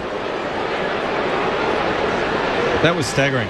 So one of the security guards has lost their walkie-talkie radio in the process as well, and you're right, Jamo, they're going to literally walk him from the far side of the ground, the eastern side, to the western side and down the race.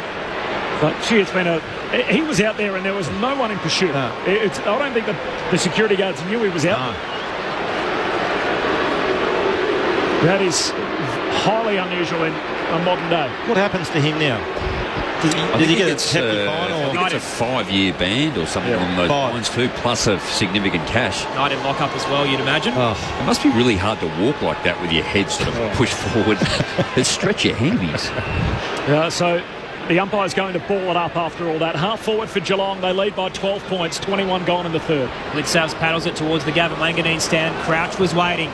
Releases Hinge, the Crow up through centre wing. Huge launch! What a height there from Tom Stewart. Couldn't claim the mark, but gee, he could go to the Olympics for the high jump with that one. Geelong on the counter. Dangerous kick across the centre square. Blitzavs collides with Murphy. Play continues. Jones handball across the deck. He's trying to find Laird. Ripped away by Clark. Got it off towards Myers for the Cats and dicks it over the top to Manor. They want to take the advantage as he's brought to ground. Clark tried to send it inside 50, but they'll bring it back to that mark forward of centre wing on the broadcast side. There is action everywhere. It is box office footy on Friday night here in Adelaide. Geelong up by 12. I wanted Tom Stewart to take that. Man. Oh, that is an incredible attempt. He had it. It went straight through his fingers. What a vertical leap. He had his knees next to the ears of Pedlar. That's how high he leaped in the air as the ball slips out of play half forward for the Cats. And what about the contest between Murphy and Blitzavs? People you hear say that the physicality's going out of the game. That was a wonderful contest. Ned McHenry's on the ground as Liz forecast to us, so the sub's out there. We'll work out who's coming off for the boundary throw-in. Geelong by 12 points, 22 gone in the third. Hand pass straight to the boundary line. The umpire says that's not enough intent to keep it alive. The Cats find the safety of the boundary line. It's against Dangerfield and a free kick for Adelaide in the back pocket. Liz Walsh on the boundary. Thanks, Corbin. That's Rochelle who's coming off for McHenry. I have to say, Rochelle was actually swilling a bit of the pickle juice just before this third term, so I don't know whether that has anything to do with it. Crouch's kick, smashed back towards the 50 by Jack Henry. Spoil. He fights again against Close, dropped the footy. Hinge there to try and help. Michael Lanny, the smart escorting of the ball over the boundary line. 35 out, left forward pocket for Geelong, currently up by 12. You'd imagine the Rochelle subs are an injury. Has to, Jamo. 15 disposals, one goal, and a potential game breaker. Liz will have her eyes all over it. Toss back into play. Blitzavs wins it down, double tap straight in the path of Stengel, kicks it towards the goal square. They've got the outnumbered Geelong. Dempsey gathers, draws in Miller. The check side square up to Henry. Was it 15? Gee, get out the tape measure. They've paid the mark to the Cats here, and Oliver Henry will go back from 25 out, 45-degree angle to the right. There's a measure app on your phone now. You don't need a tape measure. Not sure if it's got the distance from the commentary box to the outside, Jamo, but you can give it a go. Ollie Henry, fresh off a career-high 41 goals last season. Already has 2 this campaign. It's low, it's hard, but it's home. And Geelong push away. Henry's second makes it a 3-goal game. Geelong 11-6-72. Adelaide 8-6-54. Still 5 to play in the third. Live footy on ABC Sport. Liz Walsh downstairs. Have to say, I didn't see Sam Berry come off the ground. Maybe he did that when the pitch invader was being taken off. So Sam Berry, tactical sub out of the game with Ned McHenry in for him. We'll give you a chop out there, Liz, because Champion Data had also subbed out Josh Rochelle. So there's clearly been some miscommunication there from the Crows to the staff downstairs. I'll tell you what also, fellas, is that Knucklehead ran onto the field that had that holding play. Adelaide were actually going right at that point in time. So I don't know if he's an Adelaide supporter or not, but he hasn't done the Crows any favour. Currently inside 50s now this quarter of 12-7. And again, momentum well in favour of the Cats currently. So seemingly tactical sub, Sam Berry out, Ned McHenry in. Geelong on a roll. They're going forward again out of the middle. Dangerfield fights through the tackle. Hand pass into the space for Dempsey. He gives it off to Hawkins. Single step. Bangs for another one. The Cats are purring here in the third. Tomahawk with his 4th. And Geelong have kicked 4 on the bounce. Back out by 24 points. As many minutes travelled in the third term. Geelong 12-6-78. Adelaide 8-6-54. Corbin Middlemass, Aaron Bryans, Liz Walsh on the boundary. Your ABC Sport experts. The live footy that we're broadcasting. Rod Jamieson and Josh Franco. Just incredible composure. You know, in a time in the third quarter where Adelaide have jumped out of the blocks here at Adelaide Oval. They do talk about the opposition, that it is a cauldron coming here. There'd have to be close to 40, 45, maybe 50,000 here. It looks packed, but they just always find a way. Majority of the time they find a way to get back into a game. And the Tomahawks, 3 disposals this quarter, 3 goals. Yep. They kicked the last 5 last round, Adelaide, so there's still plenty to go. Burgess taps it down in the middle. Went straight towards Rory Laird, who's wrapped up by Jai Clark. And we'll go again. No Mitch Duncan, no Tom Atkins tonight for the Cats. The 2 late outs, but the youngsters in the middle are getting it done. Off the ruck contest, Dangerfield head over the footy. Dawson on his tail as the 2 skippers collide. Subs now wrapped up by Burgess. We'll see if third time's the charm. 24 points the lead to the Cats. Tossed up, bang in the middle. Blitzavs over his head with the tap. And another quick tackle laid to hold things up as Pedler's caught by Parfitt. Let's see if Corbin can get the job done.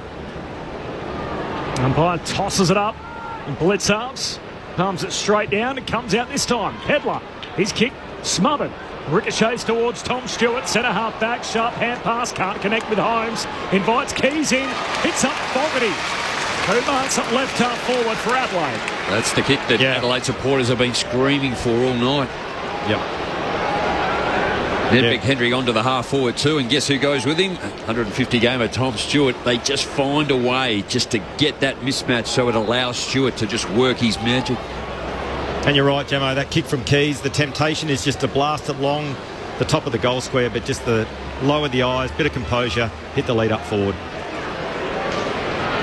Fogarty on his way in for his second in the term. He's dropped, pun, hits the post.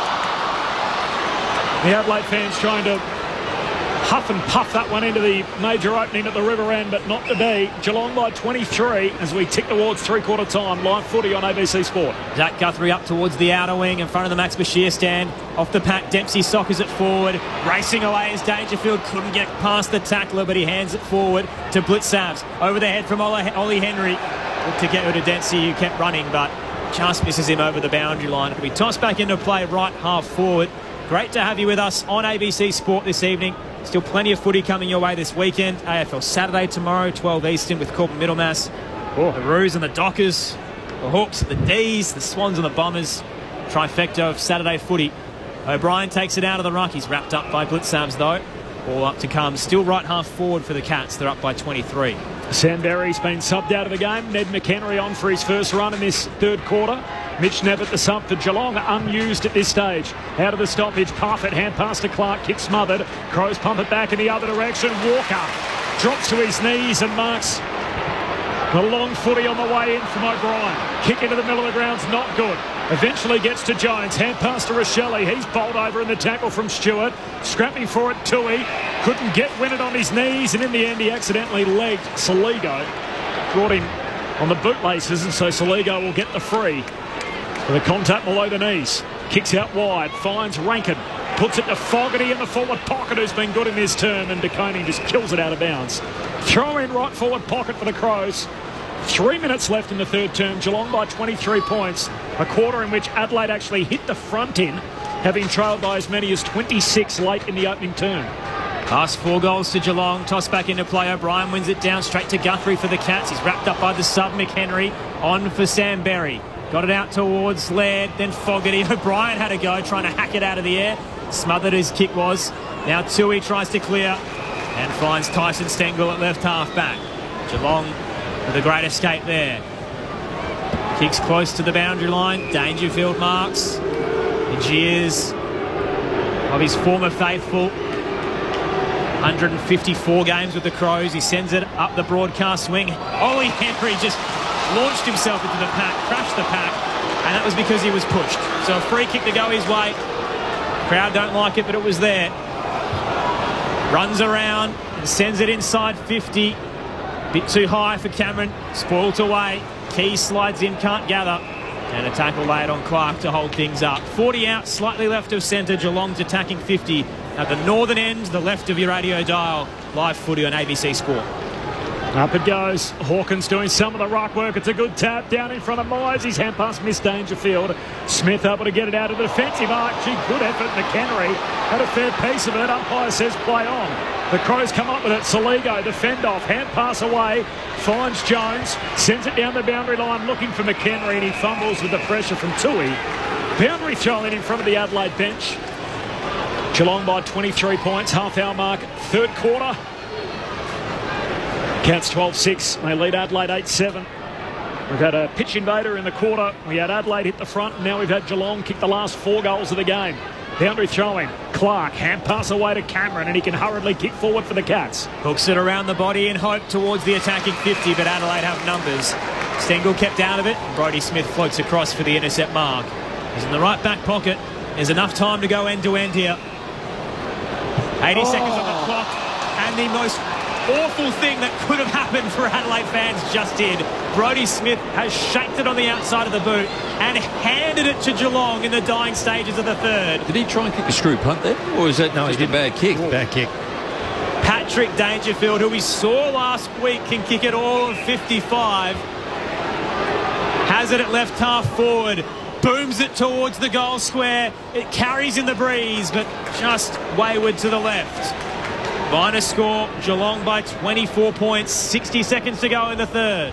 I'm not sure the Crows have been over halfway since the pitch invader run on the ground. It's been all Geelong.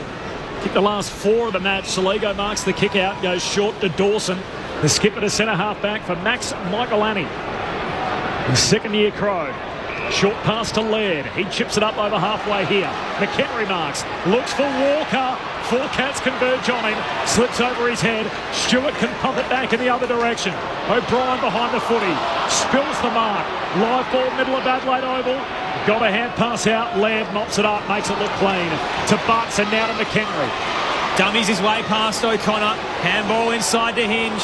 Over the top to Dawson, who can charge through half forward. The skipper from 55. It's way with left. And Fogarty did his best to keep it in play in the end as he smashes it into the left hand behind post. So you'd think it'll be a boundary throw in here as the umpires converge, and we're getting another score review. Darcy Fogarty just bang. He's ready to burst the ball then. He's had a good quarter, Darcy Fogarty. Yes. The boundary umpire was literally pressed up against the padding on the behind post. It's hit it clean. And it's hit the post and deflected off there, but the boundary umpire threw his head back in the motion. You know, like when you're standing behind a cricket net and practice going on, the ball hits the net and you still flinch as if the ball's going to hit you even when you got the protection. It has to be all over, doesn't it? So I would have thought that's probably going to be a throw-in. Spot on, Jamo. Boundary throw in here, so left forward pocket for Adelaide. The waning moments. This is where they need Rankin to pull a rabbit out the hat. Yeah. 17 ticks on the clock before three-quarter time for the boundary throw-in. Dangerfield drops to ground, got a hand pass out to Hawkins, who's in defence to lend a hand. Knocks it out to Dempsey. Hurry ball. Kicks it, but it's intercepted. And Butts takes the intercept mark at left half forward. And he turns and points to the big sticks and says, look, I'm very rarely this far down the ground, but I'm going to have a look as time expires. And Jordan Butts, playing his 62nd game, has never kicked one. And it's an important kick. A big kick in his career, but enormous in the context of the night. He's not going to have the trip from 52. Leaves it at the top of the goal square, and that'll do us through three quarters. Geelong by 24 points. They win the term by a couple of goals. It was a quarter in which Adelaide hit the front at the 10-minute mark of the third term. Geelong responded with the last four in the game. There was a pitch invader who was involved in a tangle with two different players. He grabbed the arm of Matt Crouch, and after he ran away from him when security finally woke up to what was going on and tried to hunt down the pitch invader, he was then put on his backside by Ben Keys before eventually he was helped from the playing arena, but certainly a moment that the security here at Adelaide Oval would rather forget. Geelong by 24 points, 12-7-79, Adelaide 8-7-55, Cats by 24. The goal kickers, Tom Hawkins has 3. The couple for Jeremy Cameron, Brian Myers and Ollie Henry, while Sean Manor and Tyson Stengel both have 1 each. Meanwhile, for the home team, Chris Burgess has kicked 2, as has Darcy Fogarty, and then singles for Rochelle, Walker, Saligo and Rankin. The Crows have made their sub. Sam Berry's out of the game. Ned McHenry came on halfway through that term for his first run, and Mitch Nevitt is unused so far by the Cats. Barry says, how do you not take off Murphy instead of Berry? So he was looking for Lockie Murphy to come out of the game, but that's the way in which Matthew Nicks went in that third term. Your thoughts on 0437 774 774. The thoughts of Rod Jamieson and Josh Franco next. This is Live Footy on ABC Sport. If you love country music, you'll love ABC Country. You get a fast car. It's Australia's home of country music. The music you grew up with. You'll be the captain. All the latest country hits. I ain't proud of all the punches that I've thrown. And emerging artists. Because baby, we've been apart. 24 hours commercial free. ABC Country. It's on your DAB Plus digital radio and the ABC list. This is ABC Sports coverage of the 2024 AFL season. Every match on the ABC Listen app. Look for the AFL button. Dawson lays a tackle, holds up Clark. Ricochets towards Crouch, who gives it to his skipper. Adelaide first clearance of the second half. Inside 50, Jack Henry cuts it off. Spills to Fogarty. Fends off the tackle. Snaps from 35. What a beast! Keys, he goes back, collects. 55 out, kicks inside 50. Fogarty, half volley pick up. Fend off again. Sidestep. Hand pass away towards Crouch. Trying to get back on his preferred side. Kicks to the top of the goal square. Walker! It's taken less than 2.5 minutes. Geelong's half-time lead is gone. Walker pops to his first of the young season. O'Brien wins it down, bounces just past O'Connor to Rankin. Off the step, he's so dangerous. Isaac Rankin has his first of the night. Geelong on a roll. They're going forward again out of the middle. Dangerfield fights through the tackle. Hand pass into the space for Dempsey. He gives it off to Hawkins. Single step. Banks for another one. The Cats are purring here in the third. Tomahawk with his fourth. The 2024 AFL Premiership season. On your radio. ABC Sport Digital. And on the ABC Listen app. He kicked 3 in the quarter alone, Tom Hawkins. He's got 4 for the game, as you heard in that audio bite. It is Geelong by 24 points at three-quarter time, and the Crows, as they have done all season so far, playing from behind. 12-7-79 Geelong, Adelaide 8-7-55. Corbin Middlemass and Aaron Bryans, Liz Walsh on the boundary. Your thoughts on 0437 774 774. But now the thoughts of the Premiership Crow, Rod Jamieson, and the All-Australian Josh Franco. Why would you want to be a coach, hey? 47% time in possession to 33 in that quarter in favour of Adelaide once again. They just started so well, but I just keep going to Geelong's game and the way that they manipulate and they work their way back into it, their run, their overlap handball, their handball receives. They want to continue to go forward to put the defence under pressure. We called it in that quarter that Adelaide were happy to go sideways again, which allows Geelong to set up. It's only one part, but Geelong can just do that without having to put... And we have seen when Adelaide go fast, but they were able to find the player lead up on a couple of occasions, but weren't able to get it through where they needed to, Josh. Yeah, and absolutely, totally agree with you there, Gemma. In terms of Adelaide's ball movement, one thing I've written down at the end of that third quarter was more risks, use the corridor more. We saw last week Port Adelaide take on West Coast. Port Adelaide have an absolute thirst to go back through the corridor to get speed on the ball. Currently 4 goals down. As we said, it's not hitting the panic button just yet, but I'd love to see Adelaide take a few more risks. Does that mean a Jordan Dawson spend more time at half-back, who kicks the ball well? They've got Brodie Smith, who's normally a good kick. Miller also uses the ball well off half-back. Can they get a bit of run and drive? But in terms of the mentality, forget about going long down the line, looking to go lateral. Let's see if Adelaide can hit the corridor, find a spare in there, take some risk, get some speed on the ball, and put Geelong defenders under the pump rather than going slow and allowing their numbers to get back to their assist. You know, like that Rankin in the middle of the ground. Yeah. As dangerous as he is up forward, as he's going forward right now, he's blistering place around the ground. Adelaide, the clearance work, they need to do better in that area. They are 34-28 in favour, but it's their efficiency when they get hold of that first possession. They haven't been able to bust out of a congested area to settle down, to lace up, which we've seen Geelong do several times in that quarter. Yep. The NRL tonight, the Warriors beat the Raiders 18-10, and approaching full time, the Roosters 48, the Rabbitohs 6. So lopsided footy in the nightcap as round 3 of the NRL continues. All eyes on the AFL then, the truly national game.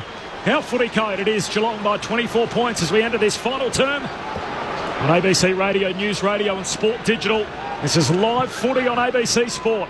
Cats by 24. O'Brien in the middle wins the hit out. There's a free kick. The non-controlling umpire spotted one. There's a hold and it's going Adelaide's way. And they build some early momentum here in the final term as Dawson kicks inside 50. Jack Henry spoils, but it goes closer to the Adelaide goal. Collar Jasny knocks it to DeConing. Hand pass to Stewart. Back to Jack Henry for the back pocket. Kicks out to half-back. Close has got a fly in the air. He's not tall enough for that. And Dawson takes the intercept mark. High half forward for Adelaide. Just his second mark of the night, the skipper Dawson. But he's been lively elsewhere. 12 tackles and now 17 touches. He'll switch across half forward. Finds Hinge in the centre square. Too far out to score. He's calling for a lead. Desperate as Geelong flood back. He'll send it into the left forward pocket. Nick Henry flew, couldn't claim it.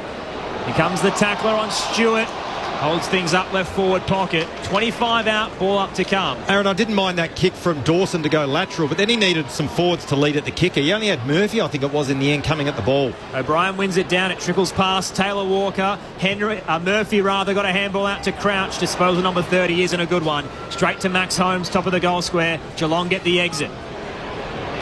It's coming back though. McHenry, hand pass away towards Hinge. The lefty puts it back inside 50. Punched away by Stanley down there. It's a chance for the Cats here through to Coney. Hand pass to Mullen. Just got his kick out of defence. Ollie Henry had hands to it. No mark. Keen for the Crows to Worrell. Set upon straight away. Got his hand pass out. And Hinge can put it back inside 50. But Stewart just put up almost like it was directed at him as he marks it fullback uncontested. Another intercept. I have to pull my eyebrows out. I got no hair. 24-point lead for Geelong. Early doors, final quarter. And there's Dangerfield with a strong contested mark in front of Dawson. Has it at right half-back. Mitch Nevitt, the sub for the Cats, still unused. The 21-year-old in for his first run of the year. Dangerfield bowled over as he tried to open the angle around Dawson. He kicks up the broadcast wing off a pair of hands. Worrell's at the back for Adelaide. Kicks around the body, close to the benches. It'll carry towards the boundary line. And Clark ensures it'll make its way over as he thrusts it into the benches. But we are privileged to sit up here and call the game of football. But to your point, Josh, as well, they had Josh Rochelle low. They had Miller low. Like it's the short 10, 20, 30-metre kick, hard and bullet-like to him as opposed to the consistent 30, 40-metre kick in long. Yep. Thoughts of Premiership Crow Rod Jamieson tossed back in and Blitzab's got it straight towards Manor. And an excellent delivery inside 50 finds Jeremy Cameron. He got some space on Worrell. and takes the mark. Tight angle to the right, 45 out. And I think even to that point, Jamo, Adelaide don't have a Tom Hawkins that can just outbody and take that big, strong contested mark. You know, Tex Walker's more your lead-up type player. So to bomb it in long, one, doesn't help Adelaide's forwards, but it also plays into the hands of the Cats defenders. Packed house at the Adelaide Oval, but you'll hear a pin drop if Cameron can pull this off. Kicks from 50, leans back on the left. Never a chance. Minus score on the right-hand side. Geelong up by 25 points. 3 minutes into the final term. 12-8-80 plays 8-7-55. Live footy on ABC Sport. This is where I reckon Crouch has to look inside. Take a risk. Yeah, his eyes are going there, but he's going in reverse. He goes back. So you got Mitch Hinge here. That's good. Now they need to get a handball to seize. To Keane, he goes short to Hinge, so centre half back, short kick to Laird. Rochelle trying to go corridor. He spots up McHenry, comes in from the wing, marks, and now he's in the middle of the corridor. Sells a dummy, gets around a couple. Great kick to Burgess. Marks at centre half forward. 55 out, looks for Walker, one out in the cage. He wins that battle. Walker marks right forward pocket, 15 out. You need to get back into coaching, John.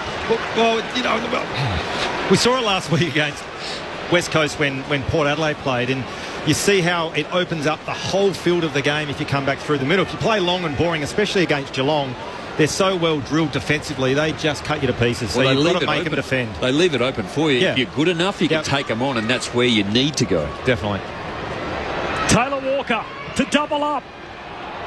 Yes. Just. The Geelong defenders, Tom Stewart on the line, is pointing at the Ben Keys goalpost. He's saying, I thought I clipped the post on the way through. And the Adelaide fans back at Adelaide Oval will be absolutely wild about that. We're going up to the arc. Walker thought he kicked it. The Adelaide crowd thought he'd kicked it. And it's the same goalpost at the cathedral end of the ground that is in question. I'm going to say all clear, Corby. I'm going to go 6 points. I've seen a replay. No spike on edge. Flat line, it's a goal. It's fair to say their own one.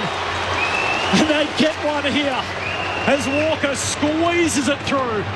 And Adelaide is still alive in this game. Geelong by 19, 5 minutes gone in the final term. The Cats 12-8-80. Adelaide skip out to 9-7-61. Taylor Walker with his second. Live footy on ABC Sport. Josh Franco and Rod Jamison. So, Gemma, again, talking about Adelaide's ball movement, you go slow, it allows Geelong to get their numbers behind the footy, get their game going. The long, slow ball in plays into the hands of the Cats defenders, as we've said all night. On that occasion, they've got to take some risks and try to hit that ball back through the corridor, make Geelong defend. Then all of a sudden what happens is you get a 1v1 Taylor Walker, ball's kicked to advantage, and he marks the ball. Like I say, it's not rocket science, but that's what I think Adelaide have to do. The margin is still 19 points. They're still well in this contest, but they still need to take risks back through the middle. And Ned McHenry's football smarts to just get around 2 or 3, and Adelaide away again here. O'Brien straight to Saligo, arches the back, sends it into the pocket. Walker wrapped up by Henry, fisted away. Tui was front and square. Hand pass sold Kolajasny into immediate danger. Fogarty wraps him up. Ball up to come. 35 out, straight in front. Adelaide's attacking 50. They're hungry. It's Stewart there, loose again. They kicked the last 5 against Gold Coast. O'Brien down to Walker again, jams it forward. Low and hard, straight to Tom Stewart. Another intercept mark in the defensive goal square. He'll send it wide to Kolajasny, and now out to Stengel, who marks under pressure in front of the Gavin Wanganeen stand. Taylor Walker just with a kiss to the black armband after popping that second goal through, as we mentioned earlier in the night. Unfortunately, his father-in-law passing to 62 years of age with a short battle with cancer just yesterday, as the Cats able to work the footy down to half forward. As Tui, hand pass to Myers, gets a handball away to Manor, zigging, zagging, shakes a second, would-be tackler, off the right, Peggy snaps goalward, but misses to the near side. He's kicked one already tonight, the 26-year-old out of Werribee in just his second game. And would have been something special. Geelong by 20 points. Time also a little worry for the Crows. 7.5 gone now, final term. They need 4 from here to win it. Great awareness by Manor then too. Wayne Miller was closing in and was just about to grab him. Keen to Hinge, then Worrell. Chips it to McHenry. No one's on the mark, so he races through the broadcast wing. This isn't the kick. No. High ball to the outnumber, and Tom Stewart again. His 10th mark of the night. And disposal 25 coming up. He loves playing the Adelaide Crows. Add that on top of game 150. It has been his night. He sends it back to right half forward for Geelong. Jack Henry crunched in the pack by Worrell. Keys was waiting for it. Spun in the tackle. His handball a turnover. Straight back to Geelong for Max Holmes. He can't really get it away cleanly as he hands it over to Paul Parfitt, caught in the meat grinder. In fairness to McHenry there, didn't have a lot of options ahead of the ball. There wasn't a lot of movement from the Adelaide forwards ahead of the footy. Josh Rochelli's been in the middle there, just on the wing. Oh, O'Brien won the hit out and then grabbed the footy, banged it forward, kicks it out on the full. Handball only, Ruckman. Yeah, he got a bit excited. He thought, I've won this one-on-one battle and now I have the footy, and thought he was a midfielder. Not to be. Free kick for the Cats. De Koning off the back flank, sends it back down the wing, almost lands in the lap of O'Brien. He spores it away, but straight to blitz halves. The Cats keep it in the front half. Away to Dempsey, hand pass to Stengel, great kick. Cameron out on the lead, takes the mark, right half forward. He missed one from here a little earlier in the term, and now he's not going to snap this, is he? I think he's thinking about it again. Here he goes. He catches Worrell on the mark, napping. He snaps on the left boot. He misses. Again out to the right. So one off the drop punt, one off the snap. Couple of behinds in the term for Cameron. Geelong by 21. Time running out for the Crows. 9 minutes gone, final term. That's 50 metres too, by the way. The umpire hadn't called play on. Stengel took 2 steps. Regardless of the pressure, Crouch got the kick away to Worrell, left back pocket. They just Not play a lot of movement. Football, don't they? Yeah. They honour the person in a better position every time. Worrell sends it up the broadcast wing, the western side. And Brian gets a fist on it against De Koning. Rolls to the back. Keys charging onto the footy collar. Jasny was there to meet him, and he won out in the end. Courageous. Hands it off to Dangerfield, then Dempsey. Dumps one high up towards half forward for Geelong. Butts had the height and weight advantage over Stengel and takes the intercept mark at left half back. Adelaide need an answer. Down by 21. Geelong failing to put the game to bed here. They've left the door ajar. He's got the switch on if he wants it. Short kick to McHenry, who just isn't looking. He's only got eyes down the line, and you're right, Josh. There are a plethora of options across the field. Instead, he'll chip it down the line. Short kick, just the required 15 to Keane. The Irishman from County Cork, which is right next to County Kerry with Mark O'Connor. His kick smothered. Got it back. Down the line, was looking for Fogarty, a little wide, and off hands. Carries over the boundary line.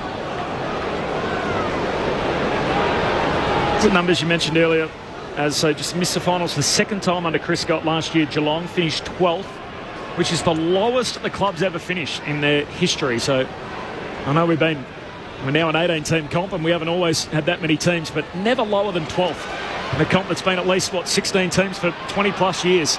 Out of the middle. Adelaide drive it forward. No mark, though. Spills down towards Colin Jasny. Hand pass away to Dempsey. Gives it by hand to O'Connor. He thought he was legged in a tangle with Dawson. I think his boot, actually, the heel of his boot inadvertently hit Dawson's wrist as he went to lay the tackle. So O'Connor was looking for a free kick, thought he was legged, and Dawson was holding his wrist thinking, damn, that hurt. Boundary throw-in half forward for the Crows. Geelong by 21, 11 gone, final term.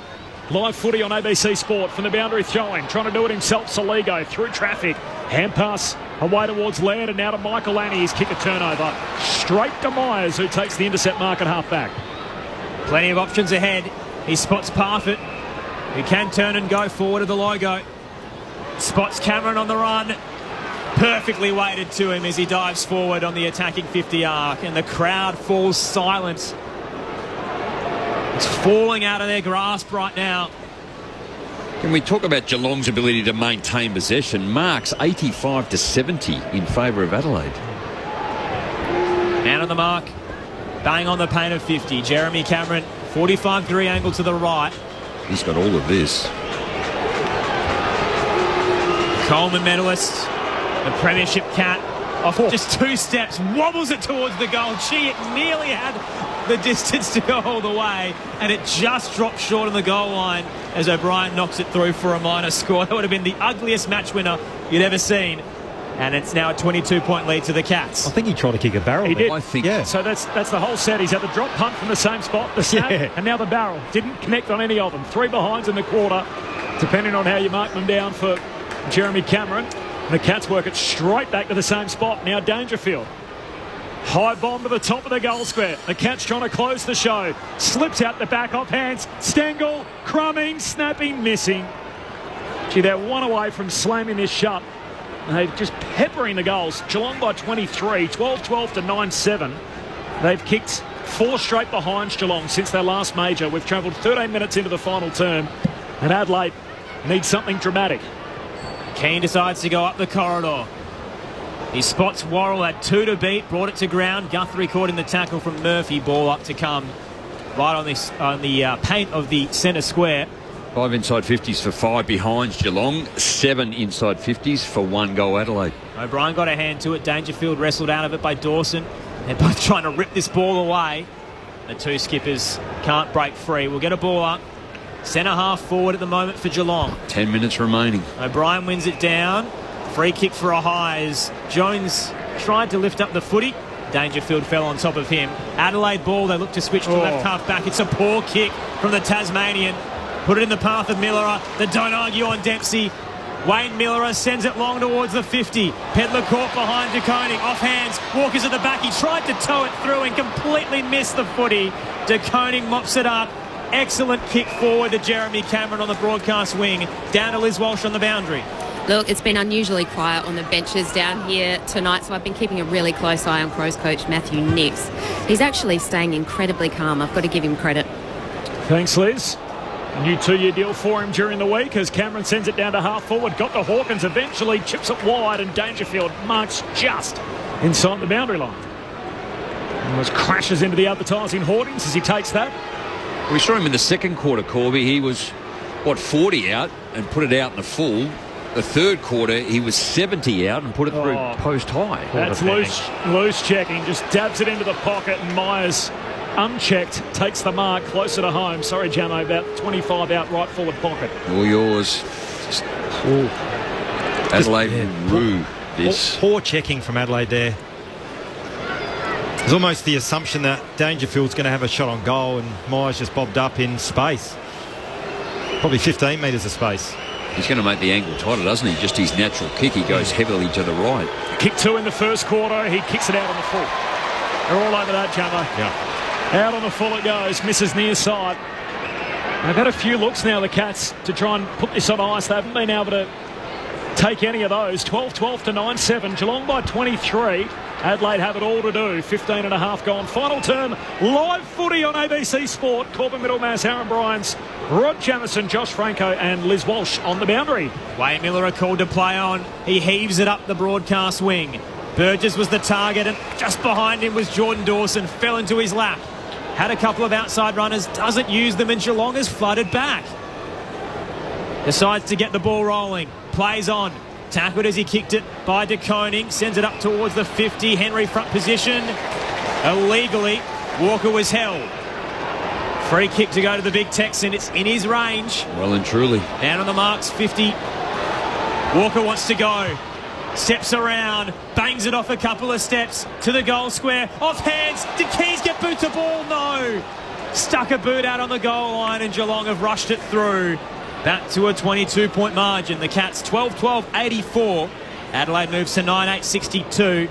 Still 7.5 to play here at the Adelaide Oval. Blockbuster Friday night fixture. Great to have you with us on ABC Sport. 6 rush behinds to Geelong and 4 to Adelaide. That's unusually high. Stewart goes straight down the pipe for the Cats. Here's Hawkins, picks it up, a fend off, hand pass to Parfitt. Handball out in space. Myers hunted out after it. He's edged off it by Hinge. Collects for Adelaide. Cuts back through the middle of Adelaide Oval. Hits up Rochelle. Marks attacking edge of the centre square. Looks inside the forward 50. Wants Walker. He slips over. Hunting the footy at half forward, and the ball slips out of play. Throw in 35 out from the Adelaide goal. So the argument last week was that Crows fans wanted Taylor Walker to play in what was an 8-point game against Gold Coast. Back spasms and a 2-hour flight isn't enough justification. He doesn't look himself tonight. No, that's fair. That's fair. I wasn't sure if that was the kick then, or was that Walker's? Oh, it's been a big week, personally, though. 44,000 in attendance for this Friday night fixture. Toss back into play. Blitzarms won it down. Straight back towards the boundary line. Keys can't track it down. Well, there's 7 minutes and 8 seconds left on the actual playing clock, which is a long time in the modern game, but it's almost at the point now Adelaide have to hit the go button. And it's only 22 points. Yeah. It's not that far, but they just haven't looked like this quarter. Toss back in. 30 from home for Adelaide. O'Brien won it down, bounced off the chest of O'Connor. Blitzarp's trying to use the body, rips the footy out, but gave it back to the Crows. Ruckman, who says Ruckman can't kick? Wow. He's launched it from 30, low and hard. It's exactly what Adelaide needed. They've got a lifeline. 16 points the margin. Still 7 minutes to go. Geelong 12-12-84, Adelaide 10-8-68. It's live footy on ABC Sport. To answer your question, Aaron, I think I said Ruckman shouldn't kick the footy. Well, I would have supported you on that too. I apologise to Riley O'Brien. What a finish. Oh, wow. Well, look, you know, certainly at this stage of the game, don't they, like, sides plan and train for this too. Like, either they are behind and they pull the trigger and they get going. 16 points, 3 goals in just under 7 minutes is absolutely achievable. Yep. And conversely too, Geelong are that quality, they would defend accordingly in practice. They've kicked the only 2 goals this final term, Adelaide. 16 points is Geelong's lead. They've missed a few chances to put it on ice. Back in the middle, O'Connor. Hand pass away towards Blitzarps. He wanted to give it to Clark. He didn't think it was coming. Now he's in trouble. Ball held in. Good tackle, Crouch holding the ball. Here they go. Crouch made sure that wasn't coming out. Hand pass out to Dawson on the wing. Kicks inside. 50. Walker, no mark. Fogarty keeps it in front of him. Fogarty collects. Hits the post. Fogarty in an unguarded goal square hit the post. He was 10 metres out. And Adelaide putting thorns in their own paws at the moment. Geelong by 15 points. 20 played final term. Just the pressure of the game, wasn't it? Terrible drop though, wasn't it too? Yeah. Just rushed it. Had so much more time. Holmes races out a defensive 50. Long ball to the outer side. Bouncing through the Max Bashir stand. At the back, Oliver Henry a couple of paddles, but misses the footy on the third bite. Gives the Crows some time to close him down. Tackle laid and we'll get a ball up. I think it's a free kick, Aaron. Free kick for a high tackle. It will go Adelaide's way. Right half back, Brodie Smith. Looks to switch through half back. Michaelani marks. Now Dawson to the defensive edge of the square. Worrell over the top. He's got McHenry alone. Marks true centre wing broadcast side. Lowers the eyes. Hits up Rochelle. Too far out to score. They've got the numbers over the top. Rochelle instead will boom it long. Heading to the goal square. O'Brien's there. So is Fogarty. He's put it down. 2 errors in a matter of minutes. The game is there for the taking, and Darcy Fogarty doesn't want it. Geelong have the numbers here. Kolajasny's kick smothered. Ricochets to the top of the goal square. Through the legs of Clark. Walker snaps around the body. He's missed. Minus score on the right-hand side. They're doing everything to bottle it right now. 14 points the lead of the Cats. 5 minutes to play on ABC Sport. 7 more possessions for this quarter. 6-12 inside 50s in favour of Adelaide. They have had every opportunity. They've had the last 4 scoring shots for 1 goal, 3. All of a sudden we got a game. 14 points, Geelong's lead. 21 gone in the last. A heap to play out yet. Live footy on ABC Sport. The kick out to half-back from Tui. Finds Blitzarps. He turns and kicks down the wing. There's a free for a hold. It's going to Butts. Stengel tugged his jumper and Jordan Butts will keep it in the front half for Adelaide. Free kicks this quarter, 7-0 Adelaide's way. Butts sends it to half forward. They come from all directions. Hands on it, no mark from the ruckman and O'Brien. It comes down towards the Cats. Big tackle and the umpire says ball up. Rankin just locks up O'Connor. And we'll have a ball up here, 52 metres out from the Adelaide goal. Coming home to the Cathedral end. Cats by 14, Crows with the momentum, 22 gone in the last. O'Brien and Blitzarps both get a couple of hands to it. Spills to Crouch. Now Dawson around the body. A wobbler high into the 50. Tom Stewart. Who else? Courageous in the hole. Cuts it off. And here comes the counter. Over the top to Holmes. They're racing towards the outer wing. Adelaide's desperate to close them down. Holmes gets around Rochelle. Just sold some candy. Low towards Myers. Reels it in with one arm on the logo. Forward kick a little wide. Didn't hit Manor. And rolls over the boundary line. It'll be tossed back into play in front of the Foss-Williams stand. 14-point lead to the Cats. Plenty of time to go in this final term. Great to have you with us for live footy on ABC Sport. Tom Stewart, 11 marks in defence, leading the way with 28 disposals, going at 89%. 4 minutes and change on the game clock, and there's a whole lot of footy still to be played in those minutes. From the boundary throw-in, O'Brien wins it down to Laird. Turns and kicks down to half forward for Adelaide. Rochelle tries to knock it on for the Crows. In the end, Holmes knocks it backwards to Guthrie. Handball to Holmes. Locked up by Murphy. Hunt says ball up. Clock stops. And a forward 50 stoppage for Adelaide. 40 metres out from their goal at the Cathedral end. They've kicked the only 2 in this final term. It's great anticipation there by Murphy. Anticipated the handball out the back. Stoppage, 40 out from goal will go Geelong's way. Holmes, as they threw a blanket over them, got it out. The kick only as far as Butts. Forward of centre wing, trying to use O'Brien. Bounced off him and over the boundary line. Will be tossed back into play. Inside 50s this quarter as well. 15-6 Adelaide's way. All over the Cats at the moment. 3.5 minutes to go. Three-time showdown medalist Josh Franco, premiership crow Rod Jamieson, your experts. O'Brien wins it down. Dawson gets the clearance. Tumbler up towards right half forward. Was Murphy taken in the back? The umpire says no, they converge. And we'll get a ball up attacking edge of the square for Adelaide. Kicking to the Cathedral end and down by 14 points late in the fourth. Whatever happens next, Adelaide for a second straight week left chasing the game in the last few moments after a slow start. Similar theme for Matty Nix out of the opening 2 games of their year. Quick kick in the middle of the ground from Clark. Picked off by McHenry. Breaks a tackle. Kicks inside 50. Keys back with the flight. Knocks it on for the Crows. Up to meet it. Guthrie. Bangs bodies with Rankin. Ball spits out towards Tui. Half back. Hand pass to Mullen. Calm head for the Cats. Kicks wide and Myers. Oh, did he soccer that out on the full? The ump says no. The ball was already out. And a throw in 60 metres out from the Adelaide goal. 3 minutes to go. How good was that contest from Guthrie? Yeah. 3 minutes plus time on. Geelong by 14 points.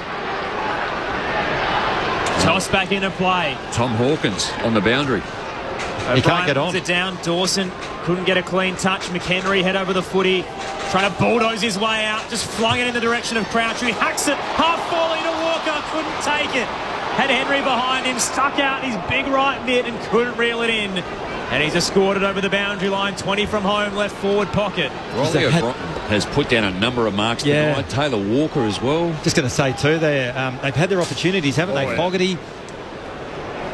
Here we go. They need a score here. Toss back in. Walker in the ruck contest. Diving fist didn't carry. Flicked forward in the path of Rochelle. Stewart cuts it off. Bounces towards Keys. He's barging through a couple and he brings down Holmes in the process. Free kick to the Cats in defensive 50. Liz Walsh downstairs. Looks like the Cats sub Mitch Nevitt's about to come on. And Patrick Dangerfield, it seems, is the only player sitting down. So it looks like Nevitt in for Dangerfield. Thanks. Thanks. There's 2 You'd minutes. be looking up at the box, Corby, just going, what? There's 2 minutes and 4 seconds left on the game clock, and Mitch Nevitt is waiting on the boundary line. The play's on the far side. So even though he's technically the official sub's been made, he's very unlikely to get in the game. The Crows are going forward. Hits Fogarty straight on the chest. Spills down towards Butts. Hand pass away to Michael Annie. High up and under. Right to the edge of the 50. Tui leaps up. Spoils it away. Malira left it behind. Socked by Parfitt. Ricochets to Guthrie. Still in close. Half forward for the Crows. And in the end, Keys tackling Clark. And a ball up right on the 50. For the Crows, they've left their run late again. Dangerfield doing some stretching on the pine.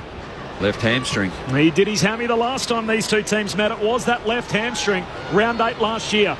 Cats able to clear the area up to the wing. Clark long ball in the direction of Oliver Henry. Got boot to ball under pressure from Hinge. Found close. Dinks it into the 50. Perfectly weighted to Stengel. He can play on. Put it in the path of Myers, who's running on in the goal square. Gathers, snaps. Game. Geelong are home. Brian Myers has his third. And they'll be marching to the exits at the Adelaide Oval.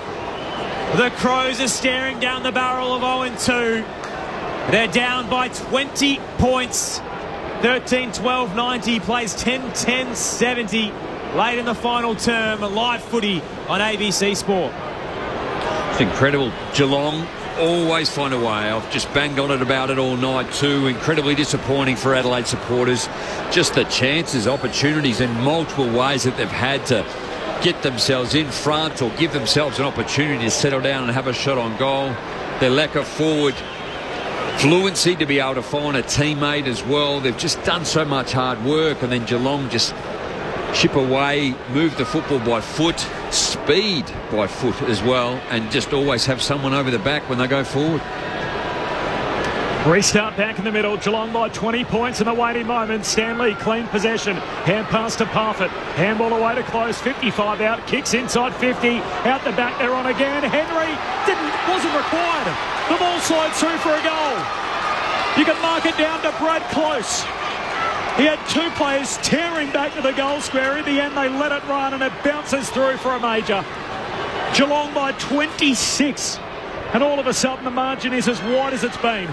28.5 minutes gone in the final term. The Cats 14-12-96. Adelaide 10-10-70. And the major concern out of the game for Geelong is the left hamstring to Patrick Dangerfield in the last few minutes of the game. But outside of that, this team is headed towards 2-0. Hey, Gemma, you'd be ruining Adelaide's missed chances. They had their opportunities in this last quarter. They were dominated inside 50s, which is currently 19-8 Adelaide's way. So that's a plus 11 inside 50s. Unable to capitalise. And as you said, the class of Geelong just take over when the pressure's at its maximum. 2019 Glenelg Premiership player Brad Close playing his debut in 2020 and has been a very good serviceable small forward. Stanley wanted down. Matt Crouch was there. His handball cut off by Brandon Parfitt. Poor kick.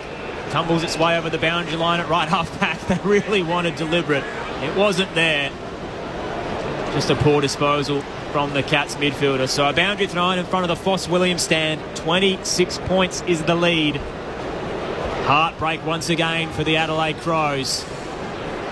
O'Brien wins it down in the ruck contest, bouncing off a couple of shins. Crouch rips it out. Handball to Dawson. Kicks up the outer wing. Fogarty presents. Hits him lace out. Fogarty from outside the field of play just wants to move the ball. Sends it to right half forward. Burgess his target. Got hands to it. Blitzarms, but only tapped it as far as Murphy. Off in to the pocket. Tight angle. Magnificent finish. A late highlight from Isaac Rankin, who shines under the bright lights. It's a consolation prize for the Crows. Rankin's second makes it a 20-point margin once again. 14-12-96 plays Adelaide's 11-10-76 as we close in on the final siren. 16 disposals for Isaac Rankin, 3 inside 50s. And we've suggested what he is capable of doing and why Adelaide have got him. And he spent a lot more time up in the forward line more than in the middle tonight. But deep in that, everyone would know, the Eddie Betts pocket, that's pretty much where he's placed it. And put it straight through with a simple and easy-looking drop punt. The Crows have been left chasing the game in their first two hit-outs against the Gold Coast, falling 36 behind and falling 26 behind twice here tonight. And now left chasing the season at 0-2. Restart back in the middle. The Crows can't collect cleanly. Crouch eventually does. Hand pass out to O'Brien as the seconds tick down. O'Brien shoots goalward. It's knocked through for a rush behind. And for Chris Scott's men, it is a perfect start for the Cats. They're 2-0. A new 2-year deal for Matty Nix. But the two he's worried about is the 2 in 0-2. We are Geelong, we're always on the ball. We play the game as it should be played. At home or far away. Our banners fly high from dawn to dawn. Down at Gardenia Park. So it finishes 19 points in the end for those doing the bookkeeping at home. That was the margin at quarter time. The Cats kicked 6 of the first 8 goals in the game. Adelaide continued to come at them and they hit the front at the 10-minute mark of the third term. Geelong flexed again. 3 of the 4-goal run to Tom Hawkins. The Cats led by 24 at three-quarter time and win it by 19. We are Geelong, the greatest team of all. We are Geelong, we're always on the ball. We play the game as it should be played. At home or far away. Our banners fly high from dawn to dawn. Down at Gardenia Park. The Crows will hit the Easter weekend with an egg in their win column. They're 0-2. Geelong are 2-zip. The premiers from 2 years ago with a dream start to the new season after beginning last year 0-3. The goal kickers, Tom Hawkins finished with 4, 3 for Brian Myers and 2 each for Jeremy Cameron and Ollie Henry. Singles for Sean Manor in his second game, the 26-year-old mature age recruit. 1 for Stengel and 1 for Close. Meanwhile, for Adelaide, a couple of goals each for Walker, Burgess, Rankin and Fogarty. Singles for Rochelle, Saligo and O'Brien. 19-point victors. Geelong having led the game by 26 points, a game-high margin late in the first term and again late in the final quarter. A couple of other notes out of the game. 2 late changes coming in for the Cats, so Atkins and Duncan, 2 of their premiership stars, didn't even turn out. And yet with 16 of their premiership players and 7 new faces, the Cats were able to get the job done. Some concerns for Patrick Dangerfield, who pulled up sore with a left hamstring injury and was subbed out in the last few minutes of the match. There was a pitch invader late in the third quarter, which I'm sure will come under a little bit of focus in the postscript. And Adelaide, it was a what might have been night. Dropped marks inside 50 for Walker and Fogarty in the last quarter, and Darcy Fogarty had another opportunity from the top of the goal square that he slammed into the goalpost. There's a bit to pull apart. We're on air for another 33 minutes. I want to hear your reactions too off the SMS 0437 774 774. But first on ABC Sport, our experts, Premiership player Rod Jamieson and All-Australian Josh Franco. Well, it's a privilege just to watch a really classy side, and the way that Geelong do it, look, all credit to them. Just the class in which they do, and particularly some of the players that have played limited football but are exposed to the experience. So Manor, tremendous. Max Holmes been around for a little while, but good. Jai Clark, you touched on it, Corby, just a young bloke and the way that he plays his football.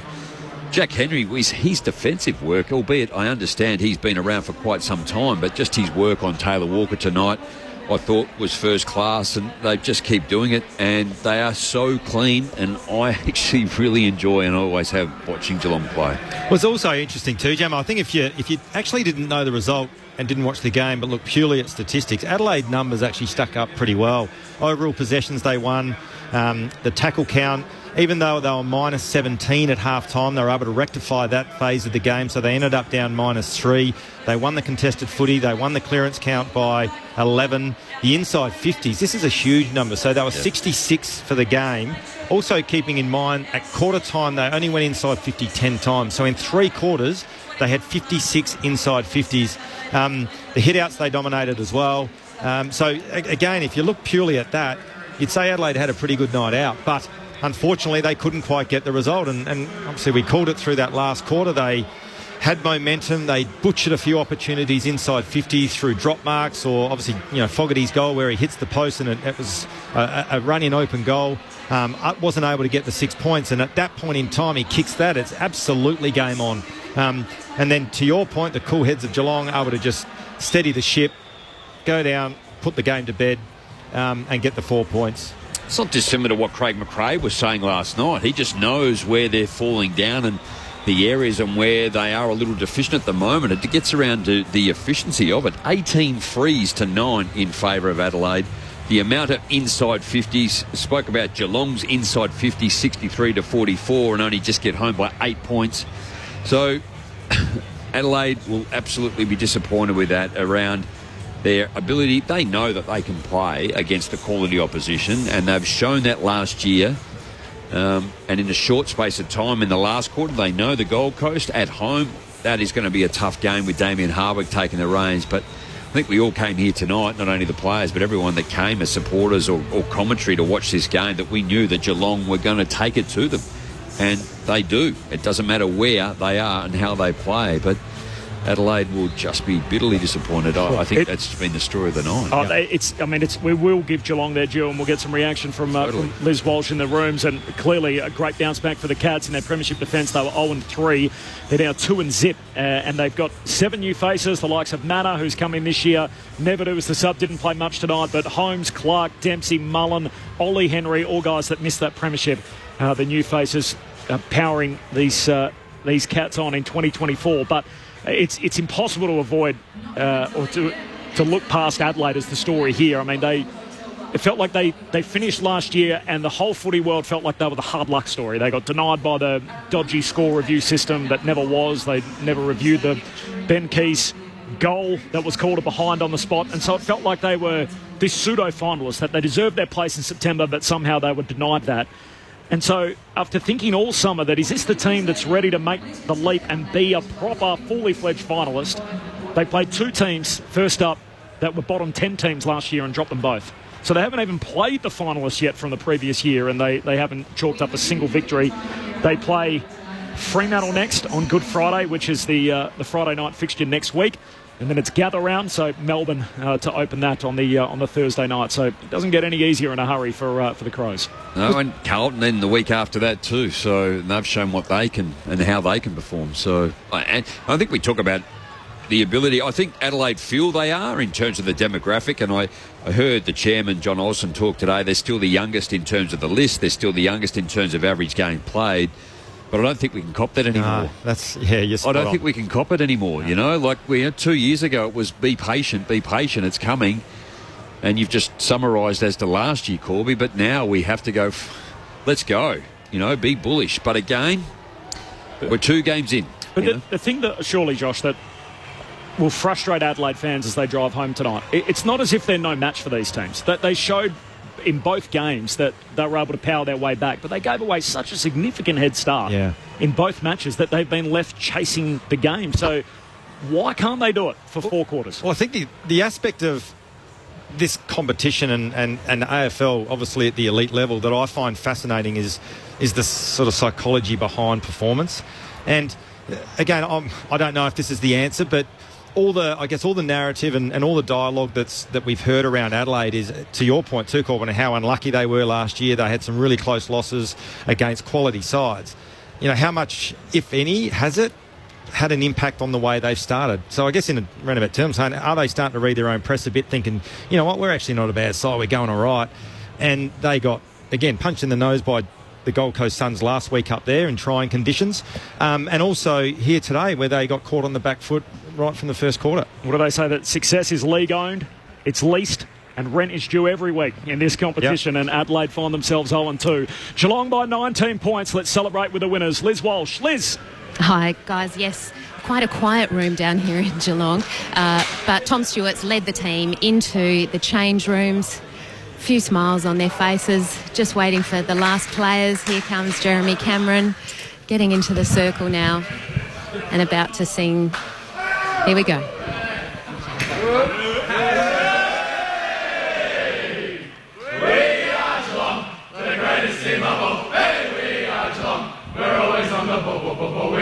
play the game as it should be played. Hey, no more far away.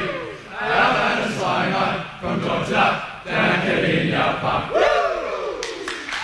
And there you have it. Victors tonight. And we'll be back soon with a player interview as soon as possible. Thanks, Liz. Gee, they're a professional bunch. It sounded like a theme song that's just professionally sung. That's what we do. We come here and we chalk up a victory. So 2-0 Geelong to start the young season after missing the finals last year. Their worst finish in club history. Finished 12th. That's as bad as it's ever been for Geelong fans, would you believe? A 19-point win here tonight. They fell behind in the third quarter, came back to win it. 14-12-96 over Adelaide, 11-11-77. Corbin Middlemass and Aaron Bryans in the post-game. Our ABC Sport experts, Rod Jamieson and Josh Franco and Liz Walsh in the Geelong rooms. More reaction shortly. We want to hear from you as well on 0437 774 774. Corby, I don't want to influence the votes at all, but we've spoken about him a fair bit tonight. Tom Stewart, game 150, the boy from South Barwon, picked up at 24 years of age. He's had 5 All-Australians in the 7 years he's played in the league. Tonight he had 28 disposals, 25 of them effective, 11 marks. But the most important stat, aside from his 15 intercept possessions, which is massive, is the 10 intercept marks, which equals the AFL record. So he's already held that record alongside 7 others, and now he's got it twice, where he's had 10 intercept marks in a game. 3 votes. The Adelaide Crows just don't learn. So the last 3 times they've actually played Geelong, he had 9 intercept possessions last year in round 8. He had 17 the year prior in round 11, and then 7 the year before that in round 1. So he just loves playing the Crows, and he's cashed in again tonight. Can I, obviously off the back of that too, Aaron, just say one thing. If you're playing Geelong, who's the one person you don't want free behind the footy? Yeah. I reckon it's Stuart. And again, it's staggering. And look, I'm not privy to obviously the coaching meetings and the opposition analysis and how they want to play the game, but to allow him to be free behind the ball consistently as he was tonight, I must admit I find that quite staggering.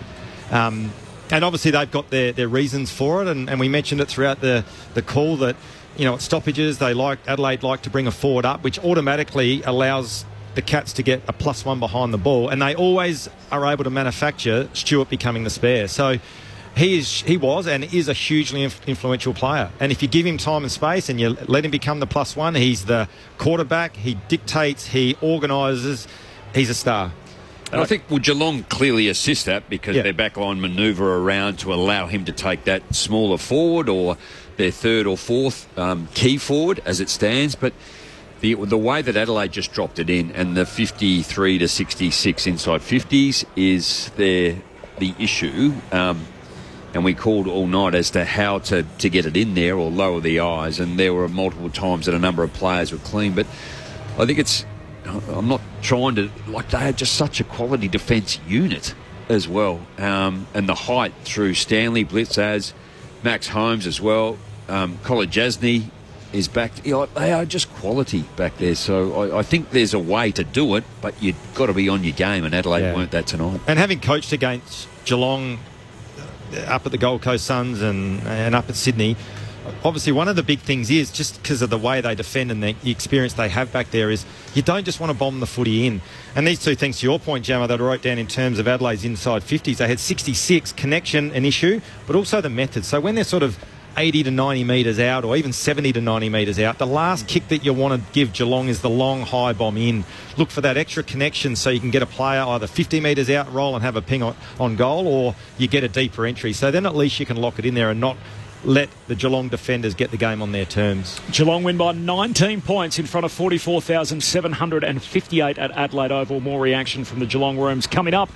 Somebody should write a thesis on Geelong's list management. It's amazing what they've been able to do over a long period of time. So we've been celebrating Tom Stewart tonight out of South Barwon at 24 years of age. He goes on to play 150 games and 5 All-Australians in 6 years. But I'm interested in the guys that are different. So 16 premiership players there, 7 new faces. So of the 7 new faces, Mitch Nevitt, put him to one side. He was a sub tonight. We didn't see a lot of him in just his 11th game. But Max Holmes, one of the hottest signatures right now in footy, a great pedigree. The Cats actually had to trade up on draft night to have access to get him. Sean Manor, who's a 26-year-old out of Werribee in the VFL, looks like he absolutely belongs. One of their very few first-round picks they've had recently, Jai Clark, the 19-year-old who they were able to extend on a 2-year deal. They got Ollie Dempsey, who won the Rising Star Gong for last week. Oisin Mullen out of Ireland, the Latin jumper number 34 at 24 years of age. And Ollie Henry, who they were able to get back home down Geelong way, obviously after starting his career with Collingwood. So it's just an amazing ability, and we sort of spoke about this in fits and starts throughout the call, that whatever they've got cooking down there, when we talk about this magic word culture in footy clubs, and they can sell the lifestyle, a regional team in a national competition, you're an hour from Melbourne, you can live on your little quarter-acre block but still be an hour away and out of the rat race. There's so many great selling points, and you get to play with a list of future Hall of Famers. Well, it's interesting as well, just on that, and I hope I can articulate this well, that sort of the word you hear out of Geelong, if you can sort of compare it to a school. So all the other 17 clubs are like a school where it's really structured and rigid, you do this and that. Whereas Geelong are a bit like a university where you sort of not come and go as you please, but there's more flexibility in the training. And I think you mentioned it, Aaron, throughout the call. Why do people not want to leave? And I think that's got a big part of the reason as to why they keep staying there. A voice of Josh Franco alongside Rod Jamieson. I'm Corbin Middlemass and Aaron Bryans. Liz Walsh is with us as well in the Geelong rooms. The Cats by 19 points. Thank you. Thanks, Corbin. I'm here with Geelong forward Tom Hawkins. Tom, congratulations. That was a very hard-fought win. The Crows sort of kept coming at you, didn't they? But you always seem to have the answers. How did you see that one? Yeah, it was a really interesting contest. Sort of ebbed and flowed a bit. I thought each side had control of the game for periods, but it was great result for us. Sort of almost a bit like a second home for us, particularly in the next few weeks. We're back over here for Gather Round, which we're excited about. It's a ground that's quite similar to ours back home, so we've got a pretty good history, so it was nice to come over and win, but certainly one that we felt that was well within our grasp. And starting the season 2 and zip, what does that mean to the team? Oh, look, it's always nice to get off to a good start. It's not the be-all and end-all, but it gives you an opportunity to really set your season up. So we're really happy to be 2-0, but I think we're more happy about the way that we're trying to implement our game plan. We've still got a long way to go. I think we can play better for longer, but I thought in attack we did our bit, and in defensively I thought we're outstanding, and that was led by a 150 gamer, vice captain Tom Stewart. So that was awesome to watch. That was going to be my absolute next question. 15 intercept possessions, 10 marks. Absolutely incredible game from him, wasn't it?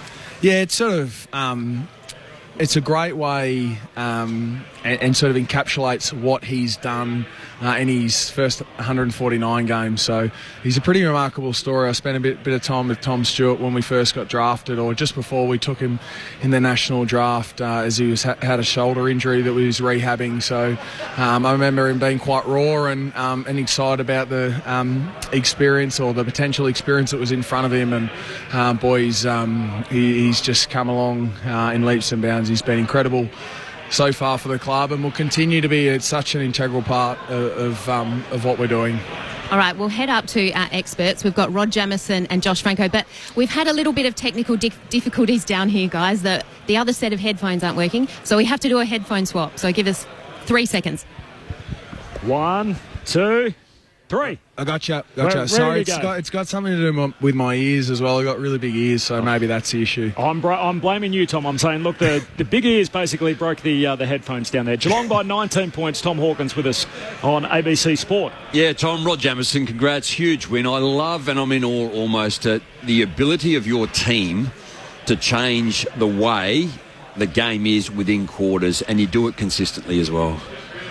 Yeah, I think that's it's certainly down to the information and the work that's put in by the coaching staff, but also the trust in the playing group, particularly I think that led by the senior players that communicate the information in how the game is played and sort of try to adapt and change on the fly. It's always been a bit of a strength of ours. Yeah, you're right, but it doesn't always work. But I thought we stayed really calm in some big moments, particularly when they got on a bit of a run. So that's really pleasing. And what about we talk about the younger players that come in? You just have the ability to be able to integrate the young and the old and the maturity just to impart, but they find a way and they play the way that you want them to play. Yeah, look, we've had a huge amount of faith in what our, let's call it, younger players. We sort of don't ever go into a game expecting a player at whatever age they are to have certain impacts on the game. We expect everyone to be able to play their part, whatever position, whatever age. So I thought we were able to do that. Our younger guys do give us a lot of speed and just excitement when they play as well. So it's just great to be able to play with so many different players and build connections, and yeah, it's wonderful. Tom Hawkins with us on ABC Sport. Geelong winners by 19 points. Tom, it's Corbin Middlemass here. On Sunday, Travis Boak becomes just the 23rd player in the history of the game, VFL, AFL footy, to play 350 games. And then you will become the 24th on Easter Monday, God willing, when you walk out there for the Cats. What will it mean to you to reach that milestone, to be a 350 gamer? Yeah, provided I don't eat too much chocolate. Yeah, look, it's milestones. I said it out on the ground. Milestones are really important. Ever since I've been here at the football club, we've celebrated players. I think we, within our culture, within our environment, we very much celebrate the team success, and that's a really important part, and it needs to be, because that's how football's played. But milestones have been great. We celebrated Tom, we celebrated his family, so I'm looking forward to next week. I also share it with Ollie Henry, I believe. He plays his 50th game, so that'll be fun as well. So I'm looking forward just to be able to celebrate with those that have helped me on my journey, because it's been a long and We've had some really tough moments as well. So looking forward to that. Looking forward to the week ahead. It's all Easter Monday's fun. Like, it's just coincidental that the milestone falls on that game, but it's sort of quite ironic because they're some of the best games to play in. When you do get those moments, and I'm sure winning a premiership recently at the other end of your career maybe gave you cause for pause. What do you think about when you get those moments of introspection to think, this is my 350th game at this level, and I've been doing this for a long time? Yeah, I mean, I think about how lucky I am. So I think that's first and foremost, and that's a lot of different things. Lucky to be able to come to a club that I support as a kid. Lucky for my journey and how it's played out with individually finding a way into the team and being supported by two wonderful coaches. Lucky that I've got a great family and great support network around me. So I think that's the overriding thing that I think about. But then all the work that's gone into it. I never would have thought 10 years ago that I would be in a position where I was playing sort of game 349. I've carried let's call it 110, maybe 108 for around for 17 years. It's been a journey, but it's been a bloody fun one, and it's certainly not done yet. There's going to be a lot of nice things said about you, Tom, in the next week and a half ahead, and you deserve every single one of them. So on behalf of all of us at the ABC, congratulations on a wonderful career. Just not that it's finishing anytime soon, but on 350 games in particular, it's a hell of a milestone, and headlined by the fact that there's only been 23 in the history of the game until now.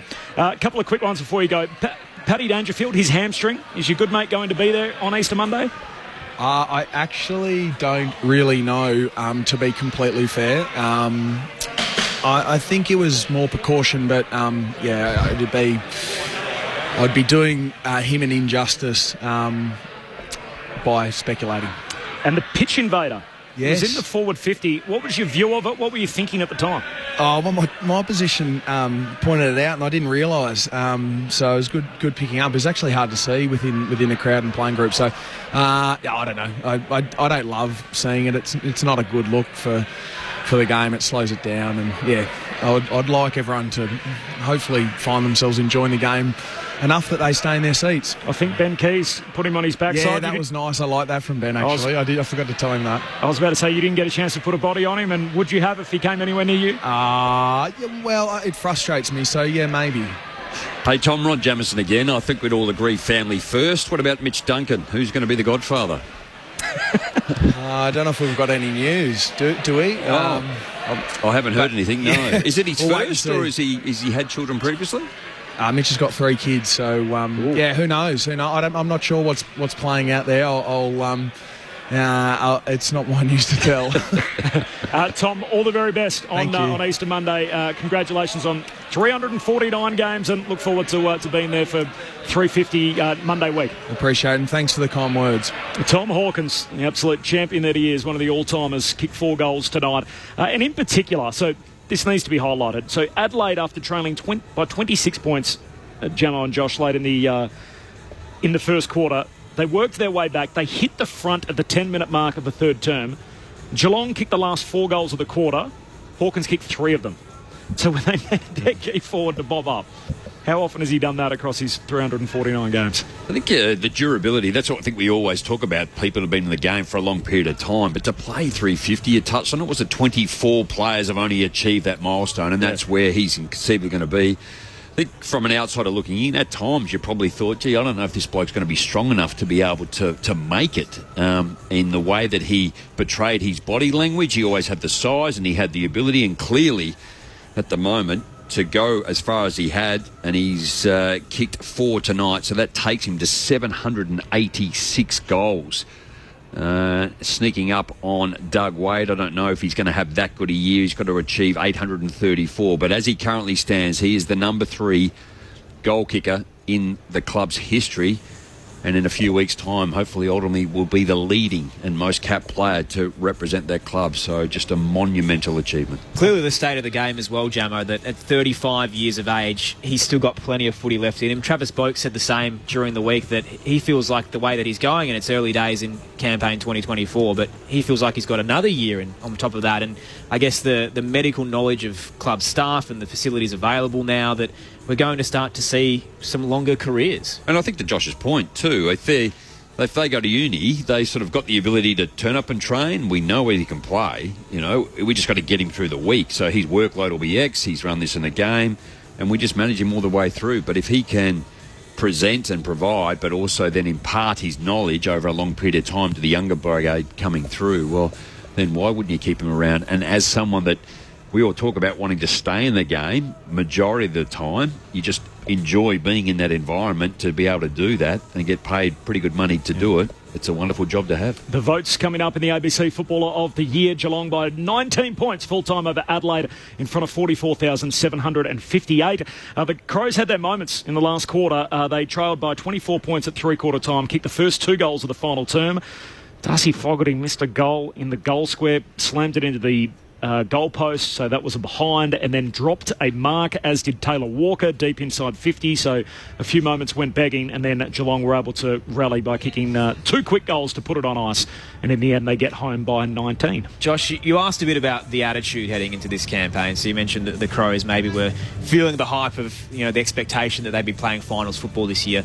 In the build-up to this season, which has been different to the past few years, they've been training match-based simulation training, so they've gone from the previous years, which is just finalising a game plan. The whole of this off-season has been around how do we win close games late. So they've been scenario-based training, which maybe in itself is looking a little bit far ahead. If you feel you're comfortable enough in your game plan to move to that next step, and some are saying that's maybe what's caused some of the soft tissue injuries because they've increased the intensity and the workload, but clearly they've felt they were ready to move to this next area of preparation, and maybe they've jumped the gun a little bit in that. Yeah, and I guess that's what I was getting at. I'm not saying that is the case, but if you're looking at the psyche of how this game's played, and you see it sort of week in, week out, you see good sides that get beaten by poorer sides and all the rest of it. So, once again, just sort of throwing it out there, hypothesising that have they read, and I guess if you break it all down, are they sort of starting to read their own press a bit, and are they starting to get, or have they started to get ahead of themselves? And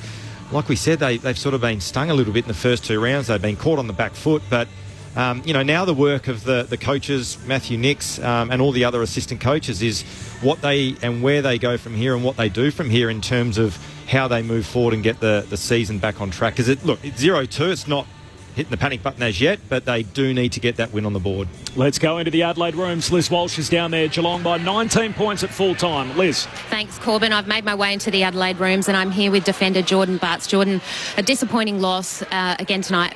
How do you explain that? How do you put that one into words?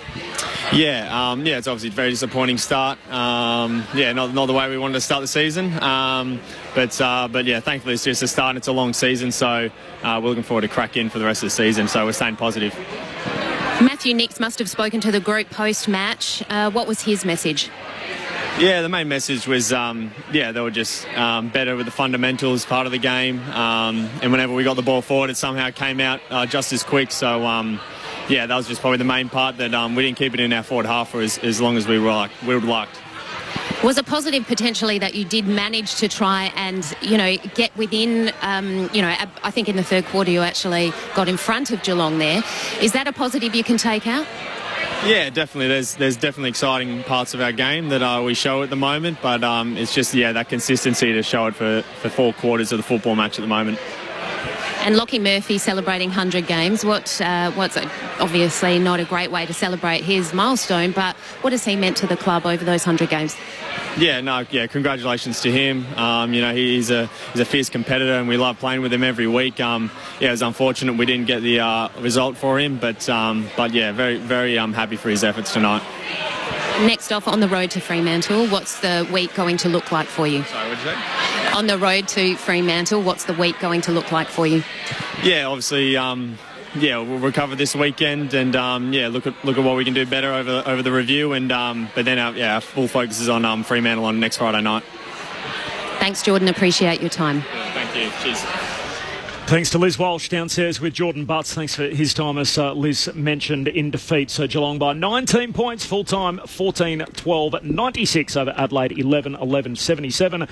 There was a pitch invader, which was startling that he was able to have that much time and space. He nearly got a clearance. In the modern game. He did. He was around the footy and he was filming the whole thing and actually ended up hanging on to a couple of players. I think Matt Crouch went to grab him, pushed past him, and then in the end Ben Keys sat him on his backside. But not a good moment, and took a long time for security to react and actually realise what was happening as he was strolling through a stoppage in the third quarter. So you'll hear more about that in the coming hours. There's no doubt about it. The votes in the ABC Footballer of the Year. In his 24th year, the veteran of the commentary box, yes, Rod Jamieson, has the votes. Thank you very much, Corby. Look, I thought Rory Laird played well, and I'm going to just leave him out of the votes. I'm going to go 3 Geelong players just because of their impact, and the numbers back this up. So Mark Blitz he's going to get the 1 vote. He's had 21, but 13 contested, 10 ground ball gets. He's had 15 hit-outs and 4... Like, it was just multiple, really good game. I thought Grime Myers, that's almost the best game that I've seen him play.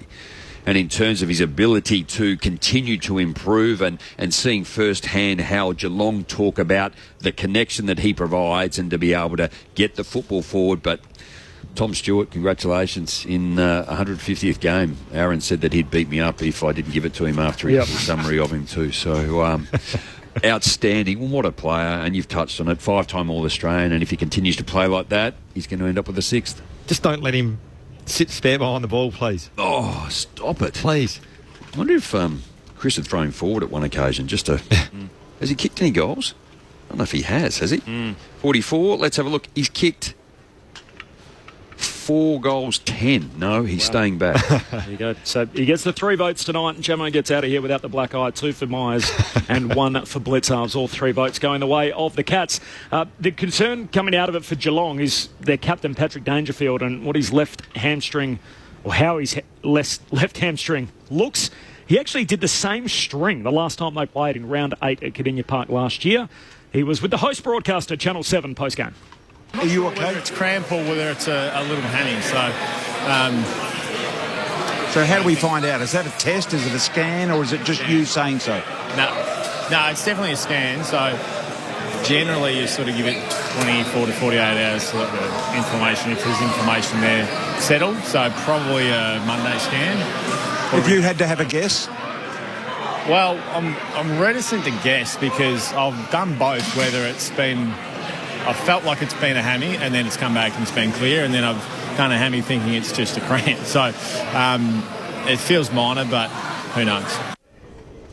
That was Patrick Dangerfield in the rooms with Brian Taylor a short time ago, so thanks to Channel 7 for that. The Cats by 19 points full-time, 14-12-96 over Adelaide, 11-11-77. So a couple of stories developing. The Crows and the Pies both winless as we are 2 games into round 2. St Kilda get themselves to 1-1, and obviously Geelong perfect 2-0 to start the young season. Aaron, SA Grandstand, give me a little promo. What do we got tomorrow? Crows player going to join us, so we'll try and dissect what went wrong there and how they can reinvigorate their season at 0-2 and what the deal is with Matthew Nix moving forward. What time's it on air and how can I listen? So we're on at 11 local here in Adelaide, which is 11:30 Eastern if you want to jump on the ABC Listen app and hit ABC Radio Adelaide and have a listen in. But imagine most of the people over East were listening to AFL Saturday from 12 Eastern with you. Well, you can do both. So that comes at 12 noon Australian Eastern Daylight Time tomorrow. So Grant O'Brien, the chairman of the team with the most members in the AFL, the AFL's 19th side, Tasmania, so he's going to join us, Grant O'Brien, plus Todd Viney inside the Kangaroos camp. Big day for them. Mick Moldhouse and Luke Ball to join me for all that. And then the footy, starting with North Melbourne and Fremantle. It's been good fun. Thanks for having me in your city, Rod Jamieson. Absolute pleasure, Corby. Nice to work with you, Josh. Likewise. Josh Franco with us, and I didn't call him James Franco all night.